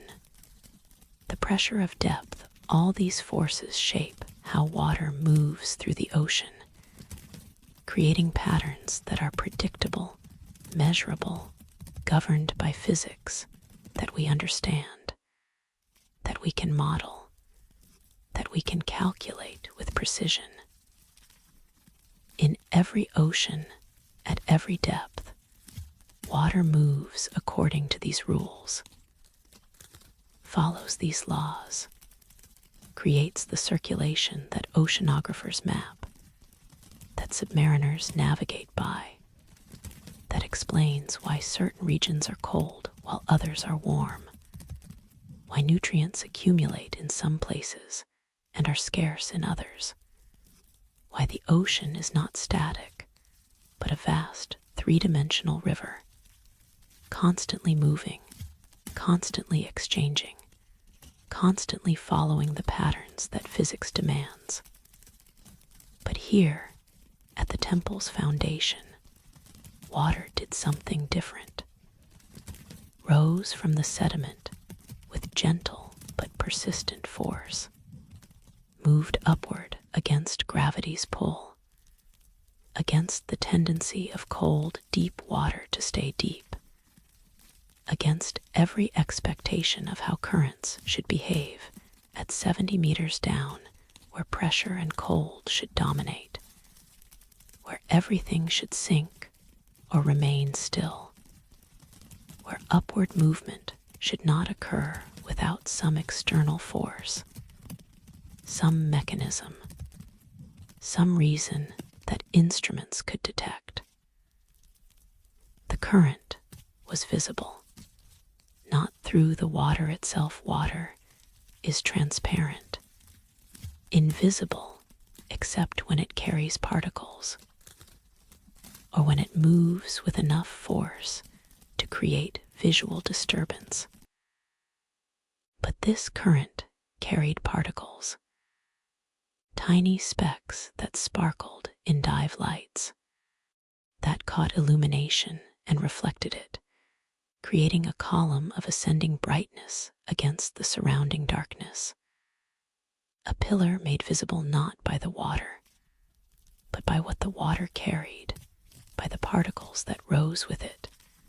that made the current perceptible, that turned invisible flow into visible phenomenon, that created architecture from movement, structure from fluid dynamics, the appearance of solid column from what was actually liquid in motion. The column was narrow, perhaps a meter in diameter, rising from a point at the temple's foundation, not from a crack, not from any visible opening in the stone, but from the junction where carved granite met natural rock, where the temple's deliberate architecture transitioned into the geology it was built upon, where human construction and Earth's own formation came together, creating a boundary, a threshold, a place where different orders met, and perhaps, in meeting, created conditions for something unusual, something that did not occur elsewhere in the surveyed area, only here, only at this specific location. Divers swam into the current, felt it push them upward, gently, not violently, not the rush of a thermal vent or the force of water under pressure escaping from depths, just persistent upward flow, enough to make hovering easier, to reduce the effort of maintaining position, to provide lift that worked against the natural tendency to sink, that made the water feel different here, feel lighter, feel as if gravity had been reduced, or the water's density had changed, or some force was acting that countered the normal physics of submersion. One diver released a handful of sediment into the current, watched it rise. The particles separated, spread, caught in the ascending flow, and carried upward, up past the temple's foundation, past the columns, past the point where she floated watching, continuing to rise until they disappeared into the gray-green dimness above, continuing toward surface thousands of meters distant, toward light they would never reach, toward air they would never touch, but rising nonetheless, following the current that pulled them, that lifted them, that carried them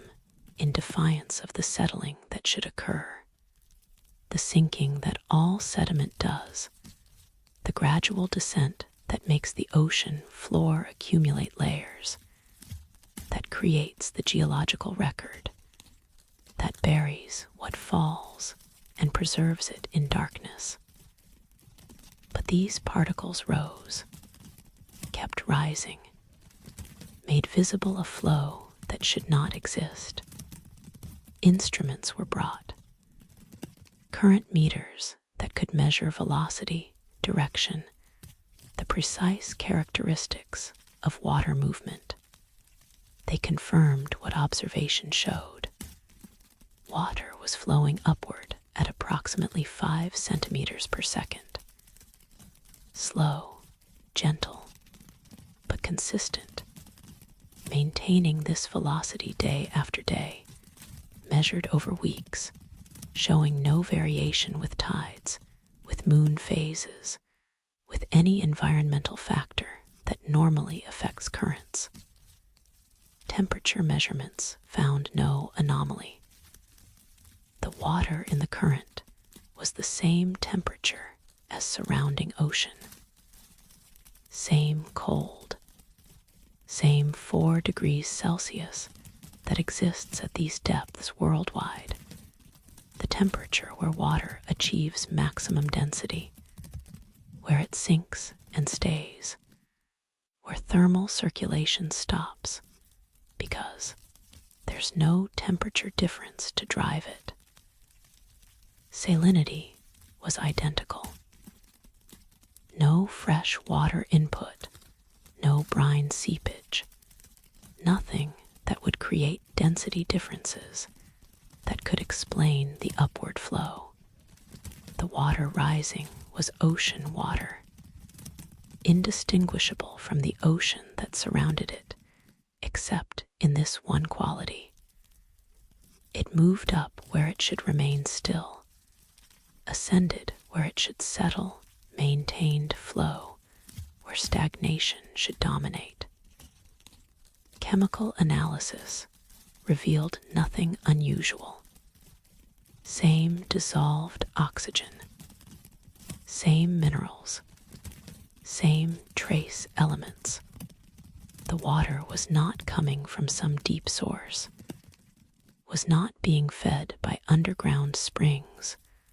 or volcanic vents, or any geological feature that could explain its presence, its movement, its refusal to obey the laws that govern every other current in the ocean. One hypothesis suggested trapped air, that somehow air was being released from beneath the temple, creating bubbles that rose and carried water with them, creating the upward flow through entrainment, through the physical process where rising air drags surrounding water upward. But no bubbles were detected, no gas signatures, no evidence of air in water that should contain no air, that existed at pressure, that would compress any bubble,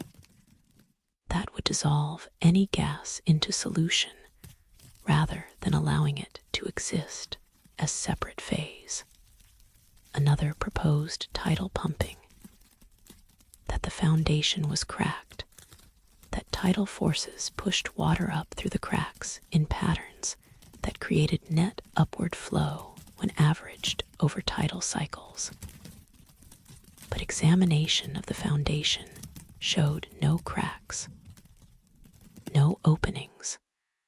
The stone was intact. The temple sat on solid rock, weathered but unbroken, showing no conduits that could channel water, no pathways that could explain the current's origin. The particles in the current resisted identification, were organic but not living, were mineral but not from any known geology, were structured but not crystalline, not following the geometric patterns that minerals typically form. Under electron microscopy, they showed layers concentric rings like tree growth or sedimentary deposition, suggesting slow accumulation, gradual building, the patient addition of material over time according to processes that occurred in the current itself, in the ascending water, in the environment that this upward flow created. Some researchers theorized that the particles were being created by the current, that whatever made the water rise also made these structures, built them molecule by molecule through forces that were electromagnetic rather than chemical, that were quantum rather than classical, that operated at scales where normal rules became guidelines, where possibilities multiplied, where water could do things we don't expect, because we observe water at scales where quantum effects average out, where the weird becomes mundane, where magic becomes physics, and physics becomes limitation, but at small enough scales, in specific enough conditions, perhaps water remembered what it could do. Perhaps it showed capacities that bulk observation misses. Perhaps in this current, at this temple, where stone carved with spirals met ocean that had covered it for millennia, where architecture and geology and time had created conditions unique in the surveyed ocean, perhaps here, water could flow upward not through violation of physics, but through physics we don't yet understand, through principles that exist but which we haven't discovered, through the action of fields or forces, or simple geometric configuration of stone and sea floor that created, by accident or design, the conditions where upward flow became possible, became actual, became the phenomenon that divers witnessed and instruments measured, but which no theory could fully explain. The current's implications were profound. If water could flow upward here, could it flow upward elsewhere? Were there other temples, other structures, other configurations of stone and ocean that created similar phenomena? Or was this unique, singular, the one place in the entire ocean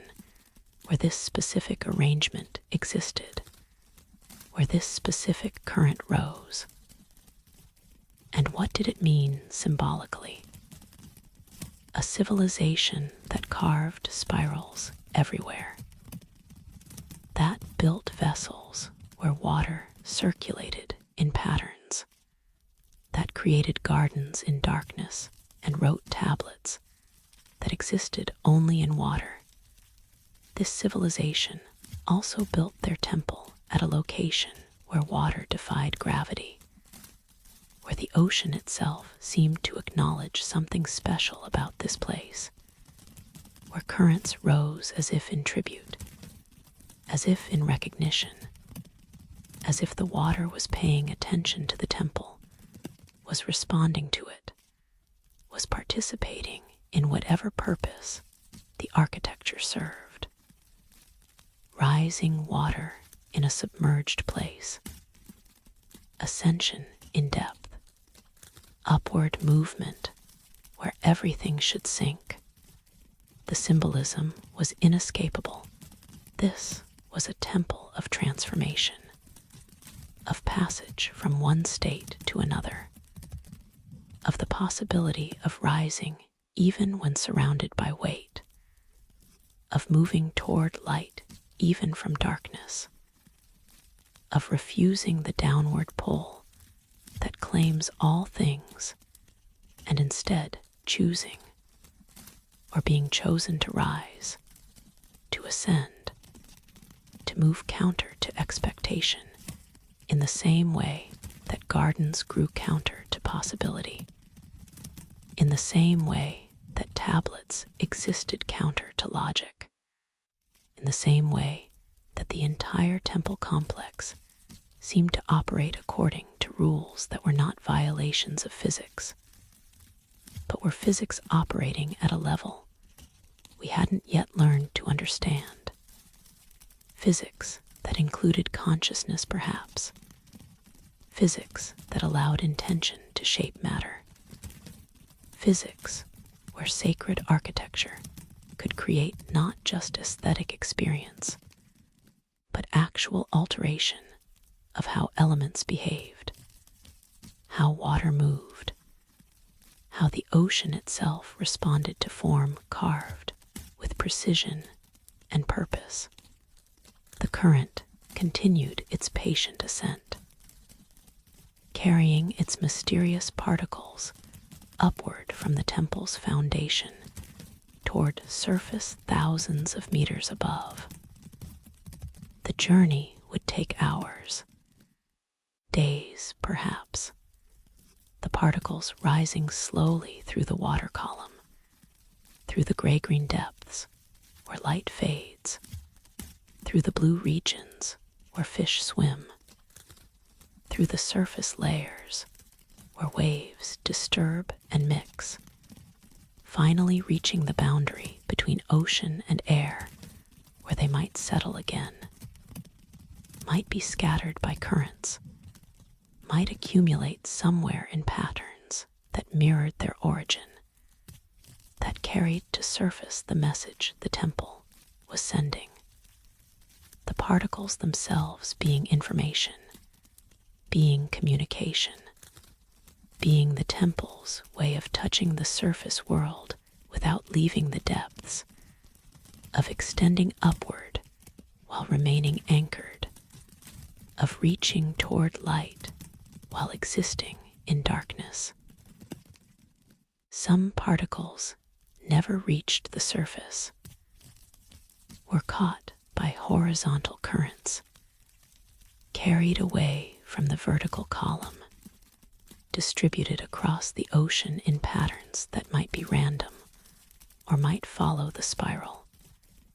might disperse chaotically,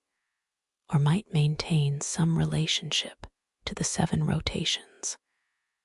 the pattern repeating not just in carved stone, but in the distribution of particles through water, through the 3-dimensional space that the current occupied, through the ocean that received what the temple offered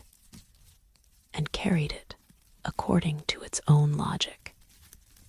its own circulation,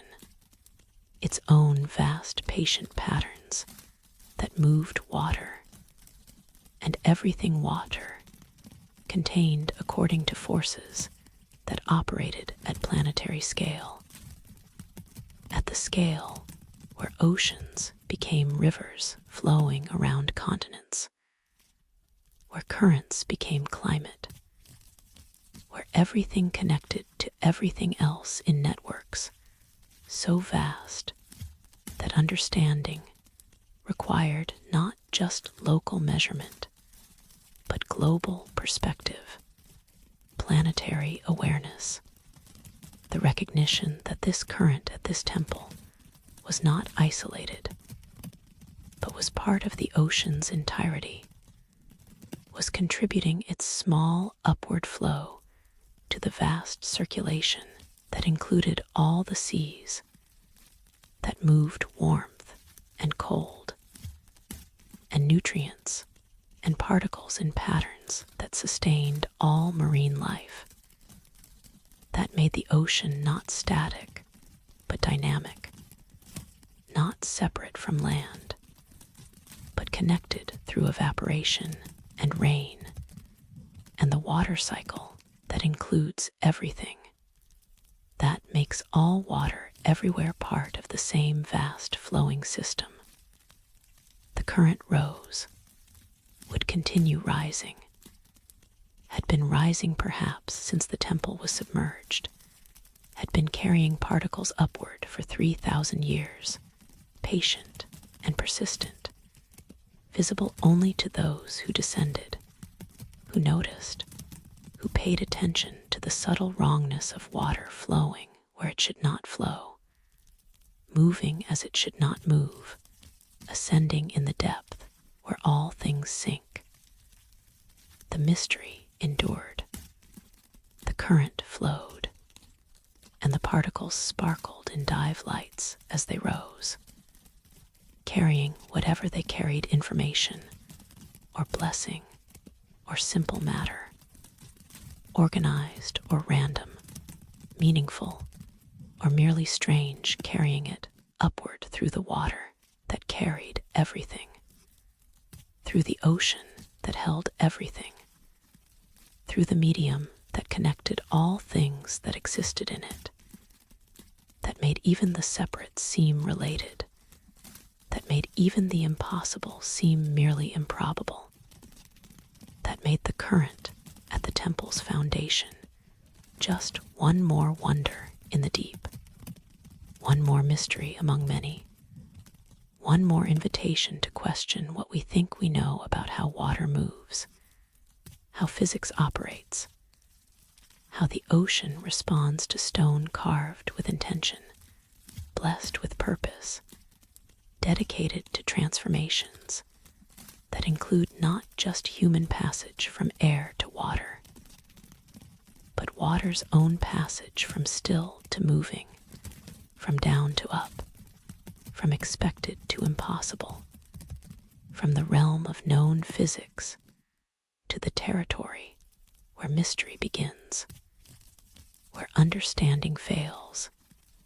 where we can only witness and document and wonder at the current that flows upward, defying gravity, defying expectation, defying every rule except the rule that says sacred space operates differently, that temples have their own logic, that the ocean recognizes what humans built here and responds, participates, contributes its own small miracle to the collection of impossibilities that this place contains, that this civilization created, that the depths preserve in patient darkness, in cold and pressure, and the ascending current that rises forever, carrying light-catching particles toward a surface they may never reach, but toward which they nevertheless rise, patient as the water that carries them, ancient as the temple that releases them, eternal as the ocean that holds them and lifts them and maintains the mystery of how and why, of what force drives the current, of what purpose the particles serve, of what message the temple sends through its foundation, through its upward flowing water, through the spiral made liquid, made kinetic, made visible in the column of ascending brightness that marks the temple's position, that signals its presence, that draws the eye upward even in the depths, that makes us look toward light even when surrounded by darkness, that teaches what spirals teach, that movement continues, that ascension is possible, that rising can occur even when everything around you is heavy, is cold, is designed to make you sink, if only you find the right current, the right flow, the right place where water remembers that it can climb, can ascend, can move toward heaven even from the ocean floor, can carry what needs carrying from depth to surface, from hidden to revealed, from the temple that remains below to the world that waits above, connected by water that flows upward forever, in the patient, mysterious current that the divers found, that the instruments measured, that physics cannot explain, but which exists nonetheless, rising. On certain nights, divers noted this independently, without coordination. Across years of exploration, the temple's stones seemed to emit their own light. It is said that the deep ocean is a place of absolute darkness. That sunlight penetrates only the uppermost layers, that by 100 meters, all visible light has been absorbed by water, scattered by particles, converted to heat, leaving only darkness, pure and complete, the kind that has never known day, that has no memory of brightness, that is not merely the absence of light, but the presence of something else, of a darkness so total that it becomes tangible, substantial,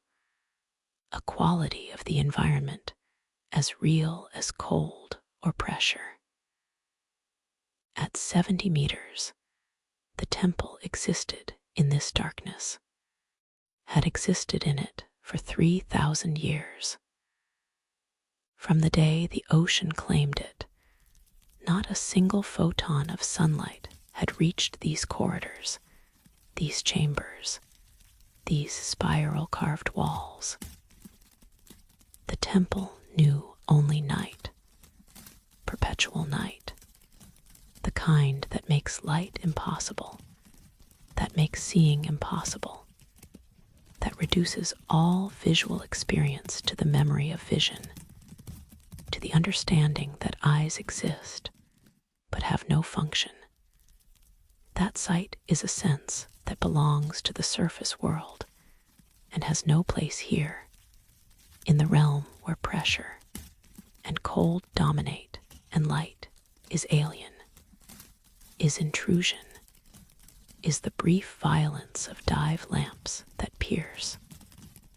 but do not dispel, that create small pockets of visibility without changing the fundamental nature of the space, which is and remains dark. And yet, on certain nights, divers who were present in the temple after sunset, after the sun above had descended below the horizon, after the surface world had transitioned from day to night,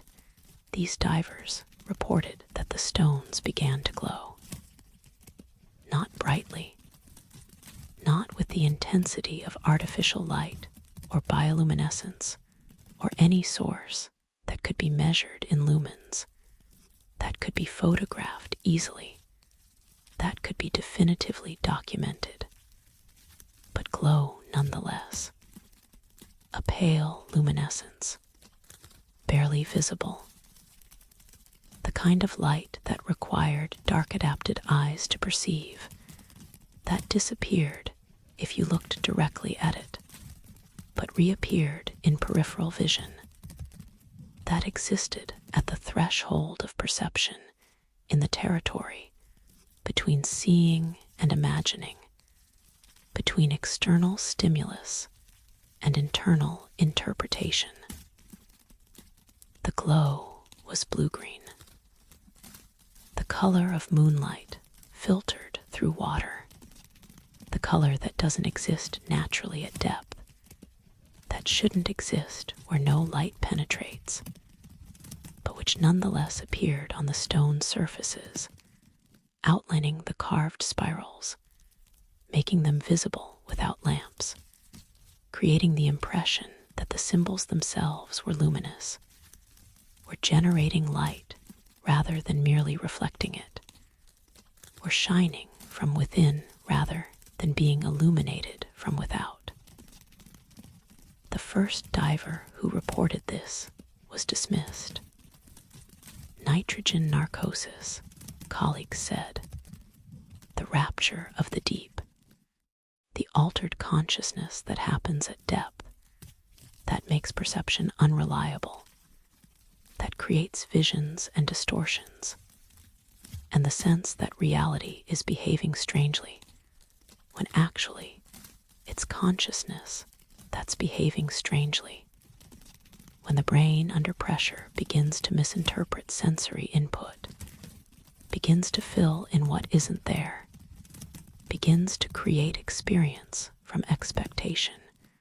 rather than from actual external stimulus. But then others reported the same phenomenon, independently, without knowing that the first diver had seen it, describing the same pale glow, the same blue-green color, the same visibility in peripheral vision that disappeared when looked at directly, the same timing after sunset, though sunset was something that occurred 60 meters above. That should have no effect on the temple. That should not be perceivable at depth, where day and night are meaningless distinctions, where every hour is equally dark, where the sun's position should be irrelevant. But it wasn't irrelevant. The glow appeared only after the sun had set above,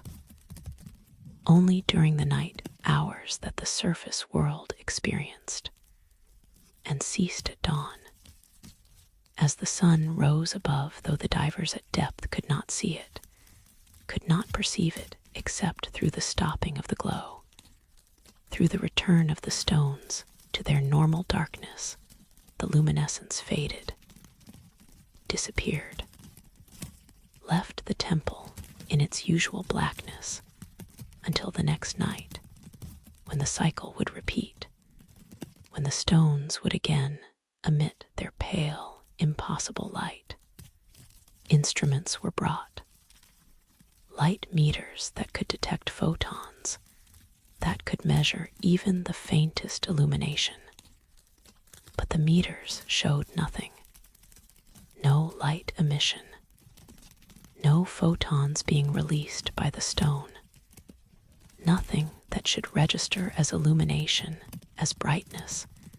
as anything other than the complete absence of light that was expected.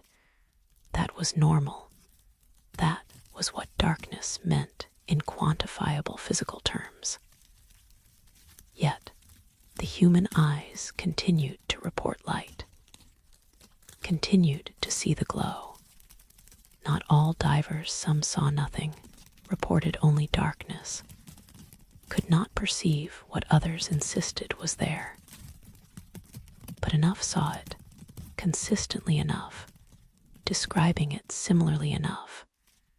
that dismissing it as hallucination became difficult, became inadequate, became a refusal to acknowledge something that might not be measurable, but which was nonetheless experienced, which was part of the reality that human consciousness engaged with, even if instruments could not confirm it. Theories multiplied. Perhaps the stone contained phosphorescent minerals, materials that absorbed energy from what source at this depth was unclear, and released it slowly as light too faint for instruments, but just strong enough for dark-adapted human eyes, evolved to detect even the faintest illumination. Eyes that could perceive single photons under the right conditions, that were more sensitive than electronic meters when given time to adapt, to adjust, to become attuned to darkness, and therefore capable of seeing what existed at darkness's edge, at the boundary where photon emission was so rare that it became quantum event, probabilistic rather than continuous, something that happened occasionally rather than constantly, but which, over time, over patient watching, accumulated into the perception of glow. But phosphorescence required energy input, required the material to be charged, and nothing at this depth could charge the stones. No sunlight reached them, no radiation, no energy source that could explain where the glow's power came from, what fueled it, what allowed it to persist night after night for however long. It had been occurring 3,000 years perhaps, since the submersion, the stones glowing every night in darkness, witnessed by no one until divers finally descended, finally were present during the right hours, finally saw what had been invisible, not because it didn't happen, but because no eyes were there to see. One researcher mapped the glow's intensity across the temple. Not with meters, meters showed nothing, but with human observation. Multiple divers positioned at different locations, noting where the glow appeared strongest, where it was barely visible, where it seemed to concentrate. The pattern that emerged was suggestive. The spiral carvings glowed more brightly than uncarved stone. The vessel in the central chamber showed particularly strong luminescence. The columns that formed the colonnade created vertical lines of pale light that made the architecture visible even without lamps, that turned the temple into a space that could be navigated by its own light, that revealed itself through its own emission rather than requiring external illumination. And the intensity varied with the moon. When the moon above was full, though the moon was not visible from 70 meters down,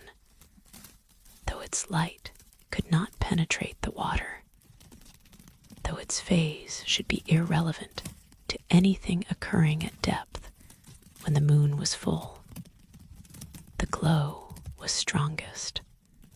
When the moon was new, the glow was barely perceptible, existed only for the most sensitive observers, only for those who had spent hours in the dark, letting their eyes adapt, letting their consciousness adjust, letting themselves become receptive to light so faint that it approached the theoretical minimum, the quantum limit of what perception could achieve. This lunar correlation was impossible, was inexplicable, required some mechanism by which the temple could sense the moon's phase, could respond to it, could adjust its light emission, if light emission it was according to a celestial body that was not visible, that could not be seen, that existed in the sky above, but which the temple somehow tracked, somehow knew about, somehow incorporated into whatever process created the glow. Unless the correlation was not the moon affecting the temple, but consciousness affecting perception, perhaps on full moon nights, divers were more expectant, more likely to see what they hoped to see, more primed by cultural associations between moonlight and pale blue glow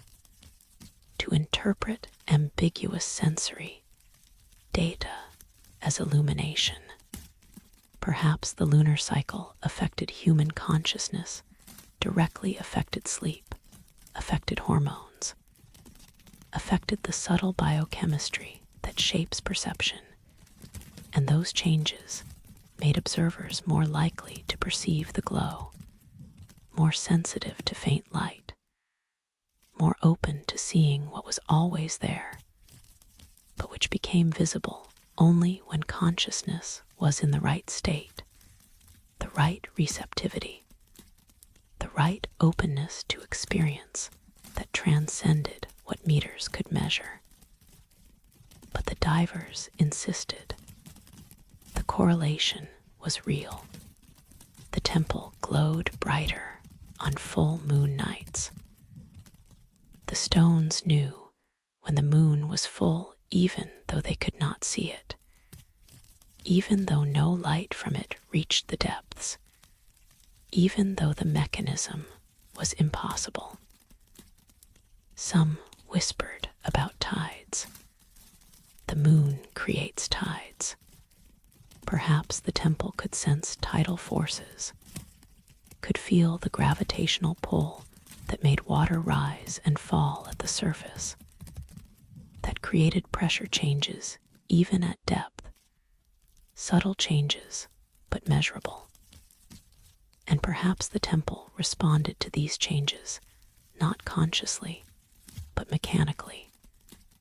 The stone somehow converting tidal stress into light emission, into the piezoelectric effect, where pressure creates electricity and electricity creates light. The temple acting as transducer, converting the moon's gravitational influence into the pale glow that made spirals visible, that outlined architecture in moonlight colors, even though no moon shone, even though the source was not lunar reflection, but stone's own emission driven by forces that originated in the moon, but which reached the temple through water, through pressure, through the medium that connected all things in the ocean, that made even distant influences immediate, that carried the moon's pull through kilometers of water to the stones that waited and responded and glowed. But this explanation required properties that stone should not have, required the granite to be sensitive to pressures too subtle for instruments to detect, to convert those pressures into light through mechanisms that physics did not recognize, to maintain this conversion across thousands of years without degradation, without loss of sensitivity. The temple responding to the moon as reliably in the present as it had when first submerged, as it presumably would continue to do for millennia to come. On nights when the glow was strongest, full moon nights, when the temple's luminescence made the carved spirals clearly visible, divers would turn off their lamps, would hang suspended in the central chamber, surrounded by darkness that was not quite complete, that was interrupted by the pale blue-green light emanating from stone, creating an environment that was neither fully dark nor truly illuminated, but something in between, something that felt sacred, that felt like being inside a different kind of space, a different quality of reality, where the usual rules were suspended, where stone could remember moonlight and reproduce it independent of the moon, where architecture could be alive, not with biological life, but with some other quality, some other form of animation that made the temple seem aware, seem responsive, seem to be performing some function that required glowing, that made the light not decorative, but necessary, not aesthetic, but functional, not beautiful accident, but intentional design. Sitting in that pale glow, watching the spirals trace their 7 rotations in luminescence against darkness, the divers reported experiences that resisted description. Not visions, not voices, nothing as definite as hallucination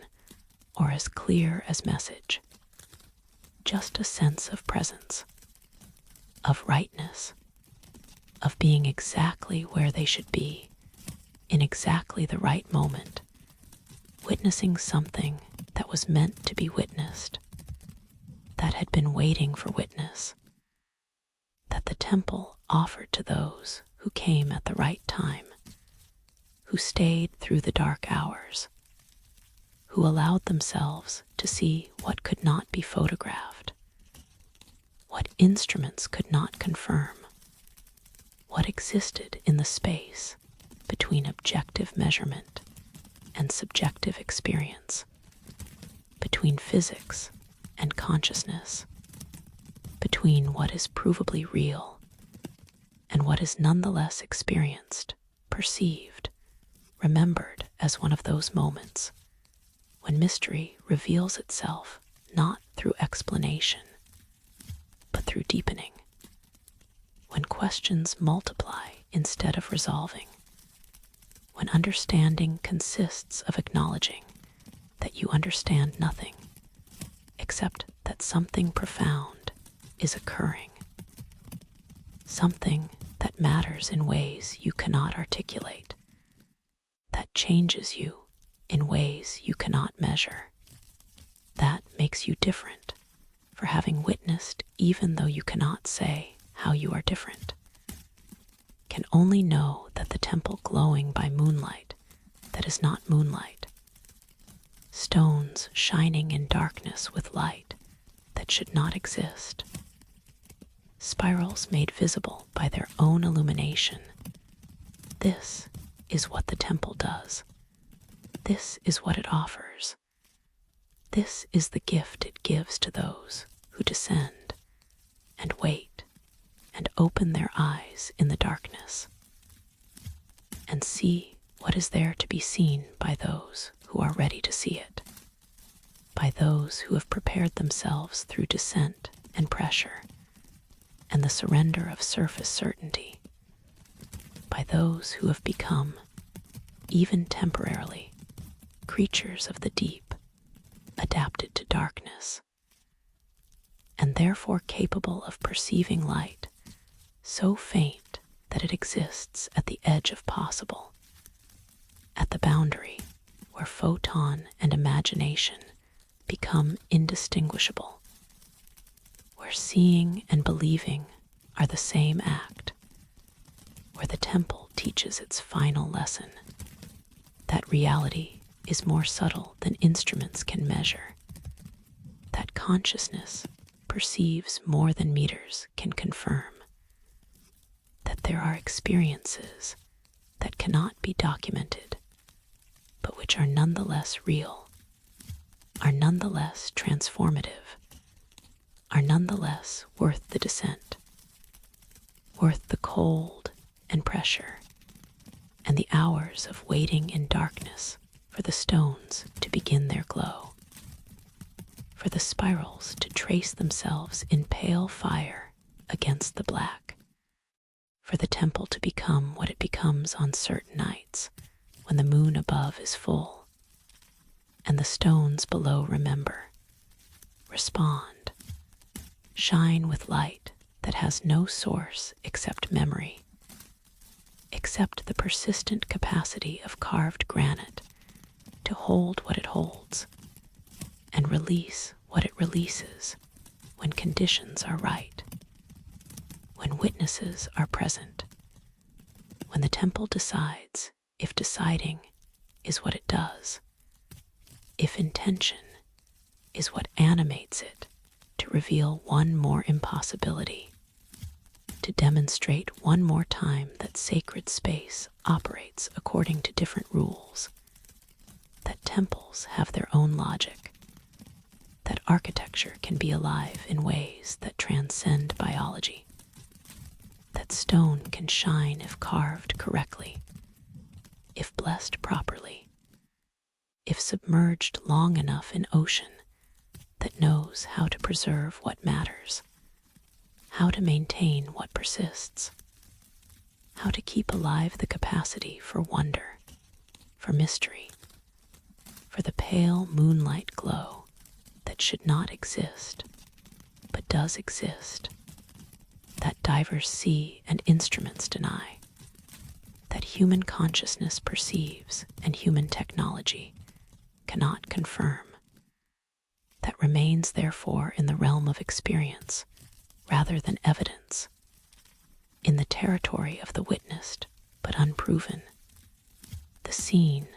but unmeasured, the real but undocumented, the glow that makes the temple visible to those who have eyes to see, who have descended deep enough and waited long enough and opened themselves completely enough to see what the darkness holds, what the stone emits, what the moon calls forth even from depths where the moon cannot be seen, where its light cannot reach, where its influence should not penetrate, but which nonetheless responds, glows, shines in the deep with borrowed light, or remembered light, or light created by mechanisms we do not understand through processes we cannot measure for purposes we can only guess at the temple glowing, the spirals shining, the architecture illuminated by its own mysterious light that appears when the moon is full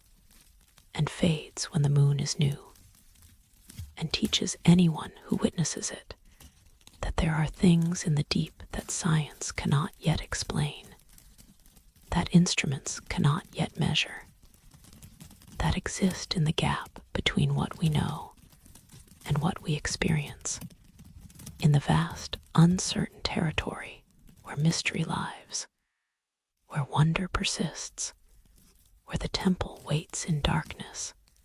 and on certain nights, blessed nights, sacred nights, nights when the moon above aligns with some quality of the temple below shines, impossibly, beautifully, in pale blue-green luminescence that makes the depths less dark, that makes descent more possible, that makes the journey to the temple feel less like violation and more like pilgrimage, less like invasion and more like return, less like discovery and more like remembering, as if the glow is recognition, as if the temple shines to say, "You have come, you have descended, you have waited in our darkness, and now we show you our light, we share our secret, we reveal what we are not dead stone in dead ocean, but living temple in living water, not ruin but continued presence, not past but present, glowing still, shining still, on nights when the moon is full, and the conditions are right, and the witnesses are ready, and the temple, patient as always, mysterious as always, ancient as always, decides to glow. In the present day, decades after the tomb's discovery, after the photographs and the samples and the careful documentation, after the theories and the papers and the endless debates about what it all means, the temple remains. It is said that some places are never truly left alone, that certain spaces, certain sites, certain thresholds maintain a relationship with consciousness that survives abandonment, that persists through time, that calls people back not through explicit invitation, but through some subtle gravity that operates on awareness, that makes certain places impossible to forget, impossible to truly leave even when the body departs, even when years pass, even when distance and time should weaken the connection, but instead seem only to strengthen it, to make the memory more vivid, the pull more insistent, the need to return more urgent. The temple is such a place, has become such a place, was perhaps always such a place, was built to be such a place, was designed with the understanding that sacred space must be maintained not through physical tending, but through attention, through witness, through the persistent presence of consciousness that acknowledges the space, that recognizes its significance, that fulfills whatever need the architecture has for being seen, being known, being held in awareness. At any given moment, someone is watching it. Official personnel on rotation security, monitors checking camera feeds, maintenance crews ensuring the preservation equipment functions, archaeologists conducting authorized research. Their presence is documented, scheduled, part of the administrative infrastructure that surrounds significant sites, that attempts to protect what has been found, that tries to balance access with conservation, study with preservation. But beyond the official watchers, there are others. Those who return without authorization, without official purpose, drawn by something that resists professional categorization, that exists outside the boundaries of academic interest or bureaucratic responsibility. They come because they must come, because the temple calls them, because once you have descended, once you have seen, once you have experienced the impossible garden and the circulating vessel, and the stones that glow when the moon is full, once you have witnessed these things, you are changed, are marked, are bound to this place in ways that require return, that make absence painful, that create a need to descend again, to witness again, to participate again in whatever the temple is, whatever it does, whatever purpose it serves that requires human presence, human attention, human consciousness engaging with ancient stone and impossible phenomena. There is an elderly archaeologist who returns annually, has done so for 27 years,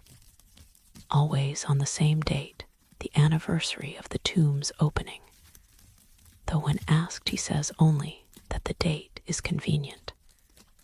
that his schedule allows it,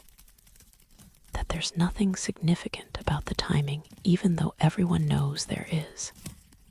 even though the precision of his return same date, every year, regardless of weather or health, or the 1,000 obstacles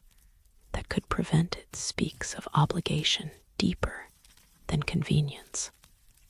of commitment that transcends preference. He descends, swims to the central chamber, positions himself before the vessel, and stands, or rather hovers, because standing is not possible in water, because the body floats and sinks and must constantly adjust to maintain position, hovers there for exactly 1 hour. Silent, still, his regulator breathing its mechanical rhythm, his eyes open, watching the water circulate through its 7 spirals, watching the pattern that never changes, that has maintained itself for 3,000 years, and shows no sign of stopping, of slowing, of losing the mysterious force that keeps it moving. After 1 hour, he leaves, ascends, returns to the surface, returns to his life, speaks to no one about what he did, what he experienced, why he comes. But next year, on the same date, he will be there again, will descend again, will stand before the vessel again, will maintain his vigil, his watch, his participation in whatever the temple requires from those who understand that certain duties cannot be explained, cannot be justified, can only be performed with the faith that performance itself is sufficient, is necessary, is the appropriate response to having encountered something that demands more than study, more than documentation, more than the detached observation that academic protocol requires. There is a local fisherman, descended from men who worked on the original excavation, who still avoids the waters directly above the temple, not from fear, from superstition in the conventional sense, but from respect, from the understanding passed down through generations, through the stories grandmothers told, through the accumulated wisdom of people who have lived beside the ocean and learned to read its moods, its patterns, its subtle indications of where to fish and where to avoid. From this understanding comes the knowledge that some waters are different, that some locations are set apart, that the ocean itself recognizes what humans built here and maintains a boundary, creates a zone that should be acknowledged, that should be honored by staying away, by leaving undisturbed, by allowing the temple to exist in the privacy of depth without the intrusion of nets and anchors, and the ordinary commerce of fishing that occurs everywhere else, but which here, in these specific coordinates, should not occur,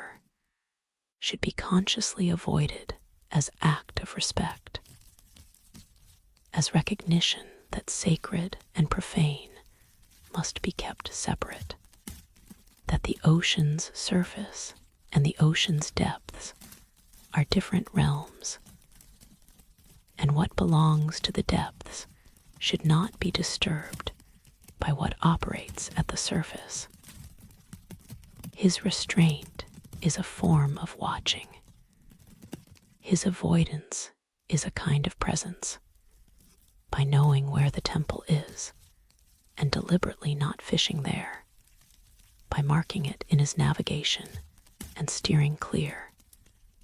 by teaching his children to do the same and explaining or not explaining, because some knowledge is transmitted through example rather than instruction that these waters are different. This location is special. This place beneath the waves requires acknowledgement through absence rather than presence,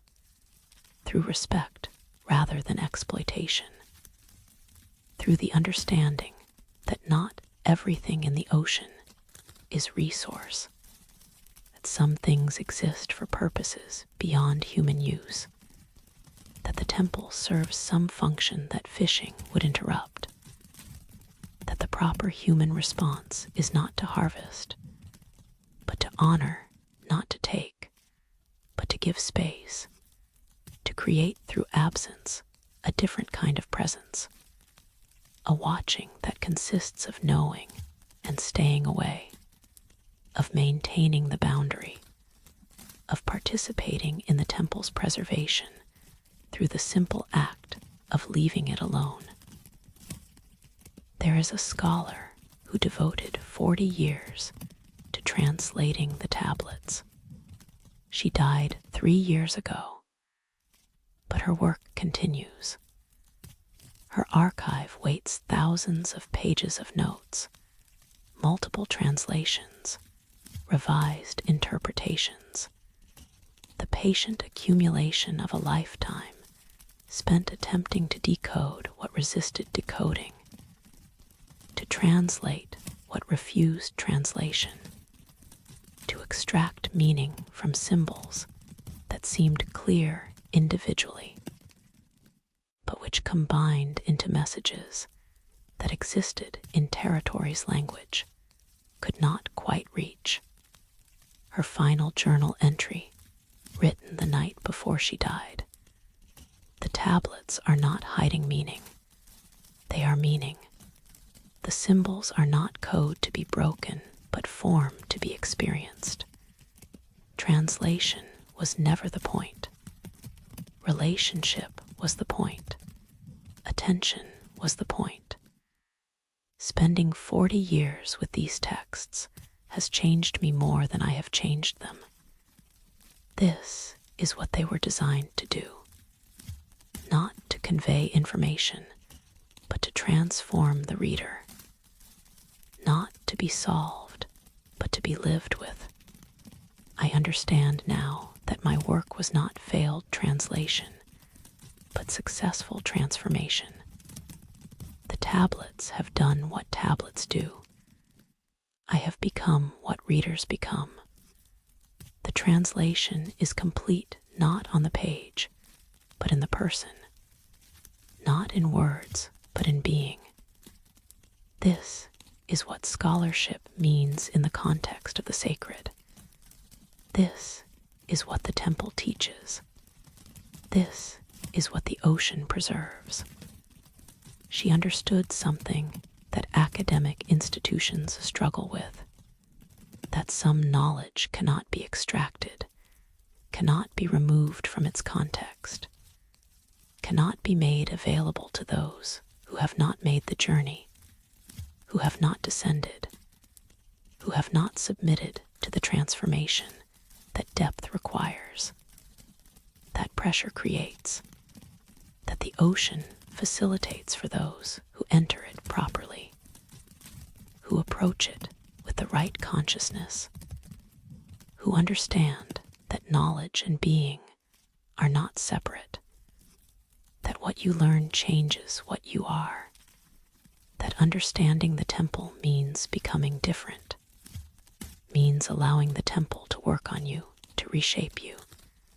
to make you into someone who knows not through possession of information,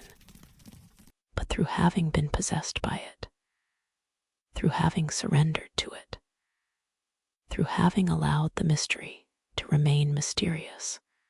while simultaneously allowing it to transform you through contact, through attention, through the patient work of being present with what cannot be fully understood, but which nonetheless acts on you, changes you, makes you into witness and participant simultaneously. The temple's effect on those who study it is measurable, not in publications, though there are many, not in theories, though these proliferate, but in the lives of researchers, in the way they change, in the patterns that emerge across decades of engagement with this site. They become quieter, more patient, less concerned with answers, and more comfortable with questions, less driven by career and more drawn by calling, less focused on explaining the temple, and more devoted to simply being with it, to maintaining relationship with it, to returning year after year, not because they expect to solve its mysteries, but because the mysteries have become companions, have become the structure of their lives, have become what gives their work meaning beyond publication metrics and academic advancement. This transformation is the temple's function. This is what it does, not what it was for when humans walked its corridors in air that purpose is lost, perhaps was never meant to be known, but what it does now, what it has become in its submersion. It transforms those who encounter it. Slowly, subtly, through the accumulated impact of impossible gardens and circulating vessels and stones that glow when the moon is full, through the persistent gentle pressure of mystery maintained, of questions multiplied, of the understanding that some things resist explanation, not because we lack sufficient data, but because explanation would reduce them, would make them smaller than they are, would force them into categories they transcend. The vigil continues, official and unofficial, scheduled and spontaneous.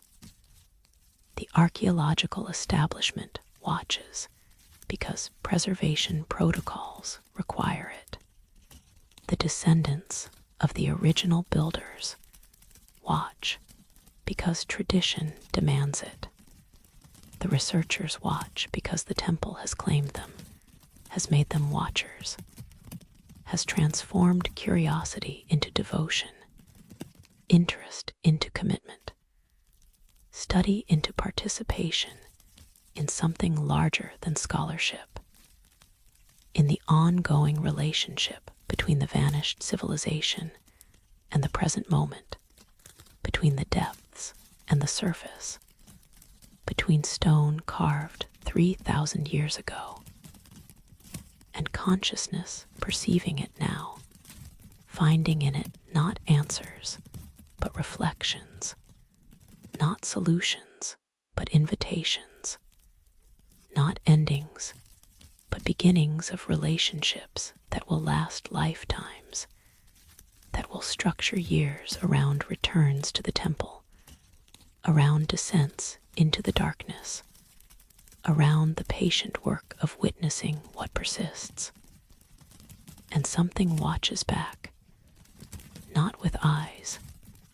not with consciousness we would recognize, but the temple is not passive, is not merely object of study, has its own presence, creates effects, influences those who encounter it in ways that suggest agency, suggests purpose, suggests that the architecture itself participates in the relationship, that the stone has memory and intention,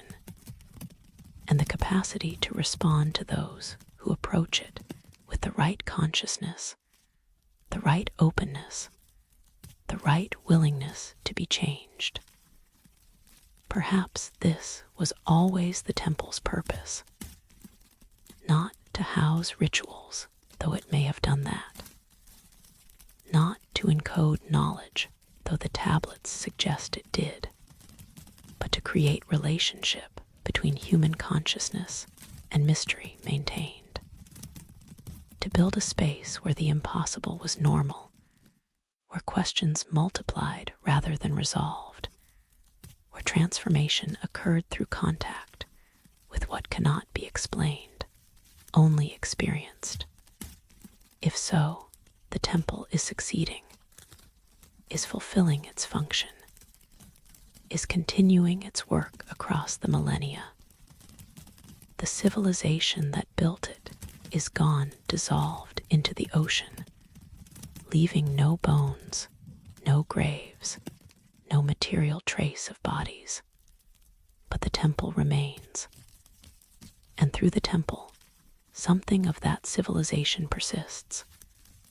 Not their answers, we may never know what they knew, what they believed, what understandings they possessed about water and stone and the cultivation of gardens in darkness. But their questions persist. Their mysteries persist. Their capacity to create spaces where transformation occurs persists. This is what survives. Not information, but invitation. Not knowledge, but the structure that creates knowing. Not answers, but the questions themselves, alive and active, working on everyone who encounters them, making watchers out of scholars, making pilgrims out of scientists, making the boundary between observer and observed permeable, crossable, a threshold that the temple exists to maintain, to mark, to make visible to those who descend. The narrative closes not with resolution, but with continuation. The temple stands. The spirals hold their 7 rotations. The vessel circulates. The garden grows. The current rises. The stones glow when the moon is full. And the watchers continue their vigil, official and unofficial, scheduled and spontaneous, motivated by duty or devotion, or the simple inability to stay away from a place that has marked them, has claimed them, has made them part of whatever it is that the temple does, whatever purpose it serves, whatever transformation it facilitates. We, by listening to this story, by following it into the depths, by attending to these mysteries across the hours of this telling, we have become watchers too, have joined the vigil, have added our attention to the attention that has been maintained since the temple's discovery. That will continue beyond us. That becomes part of what the temple is, what it does, what it means. The ocean holds what the ocean holds. The temple persists, and watching, patient as stone, ancient as the sea, vast as the mystery that contains all mysteries, something continues. Something remains. Something waits, not for understanding, not for explanation, not for the solving of riddles or the answering of questions, but for presence, for attention, for consciousness willing to descend, to encounter, to be changed by what it finds in the depths. The temple is open. The water waits. The spirals turn their 7 rotations toward centers that might be endings or might be beginnings. And the vigil that never ends continues. In the depths, in the darkness,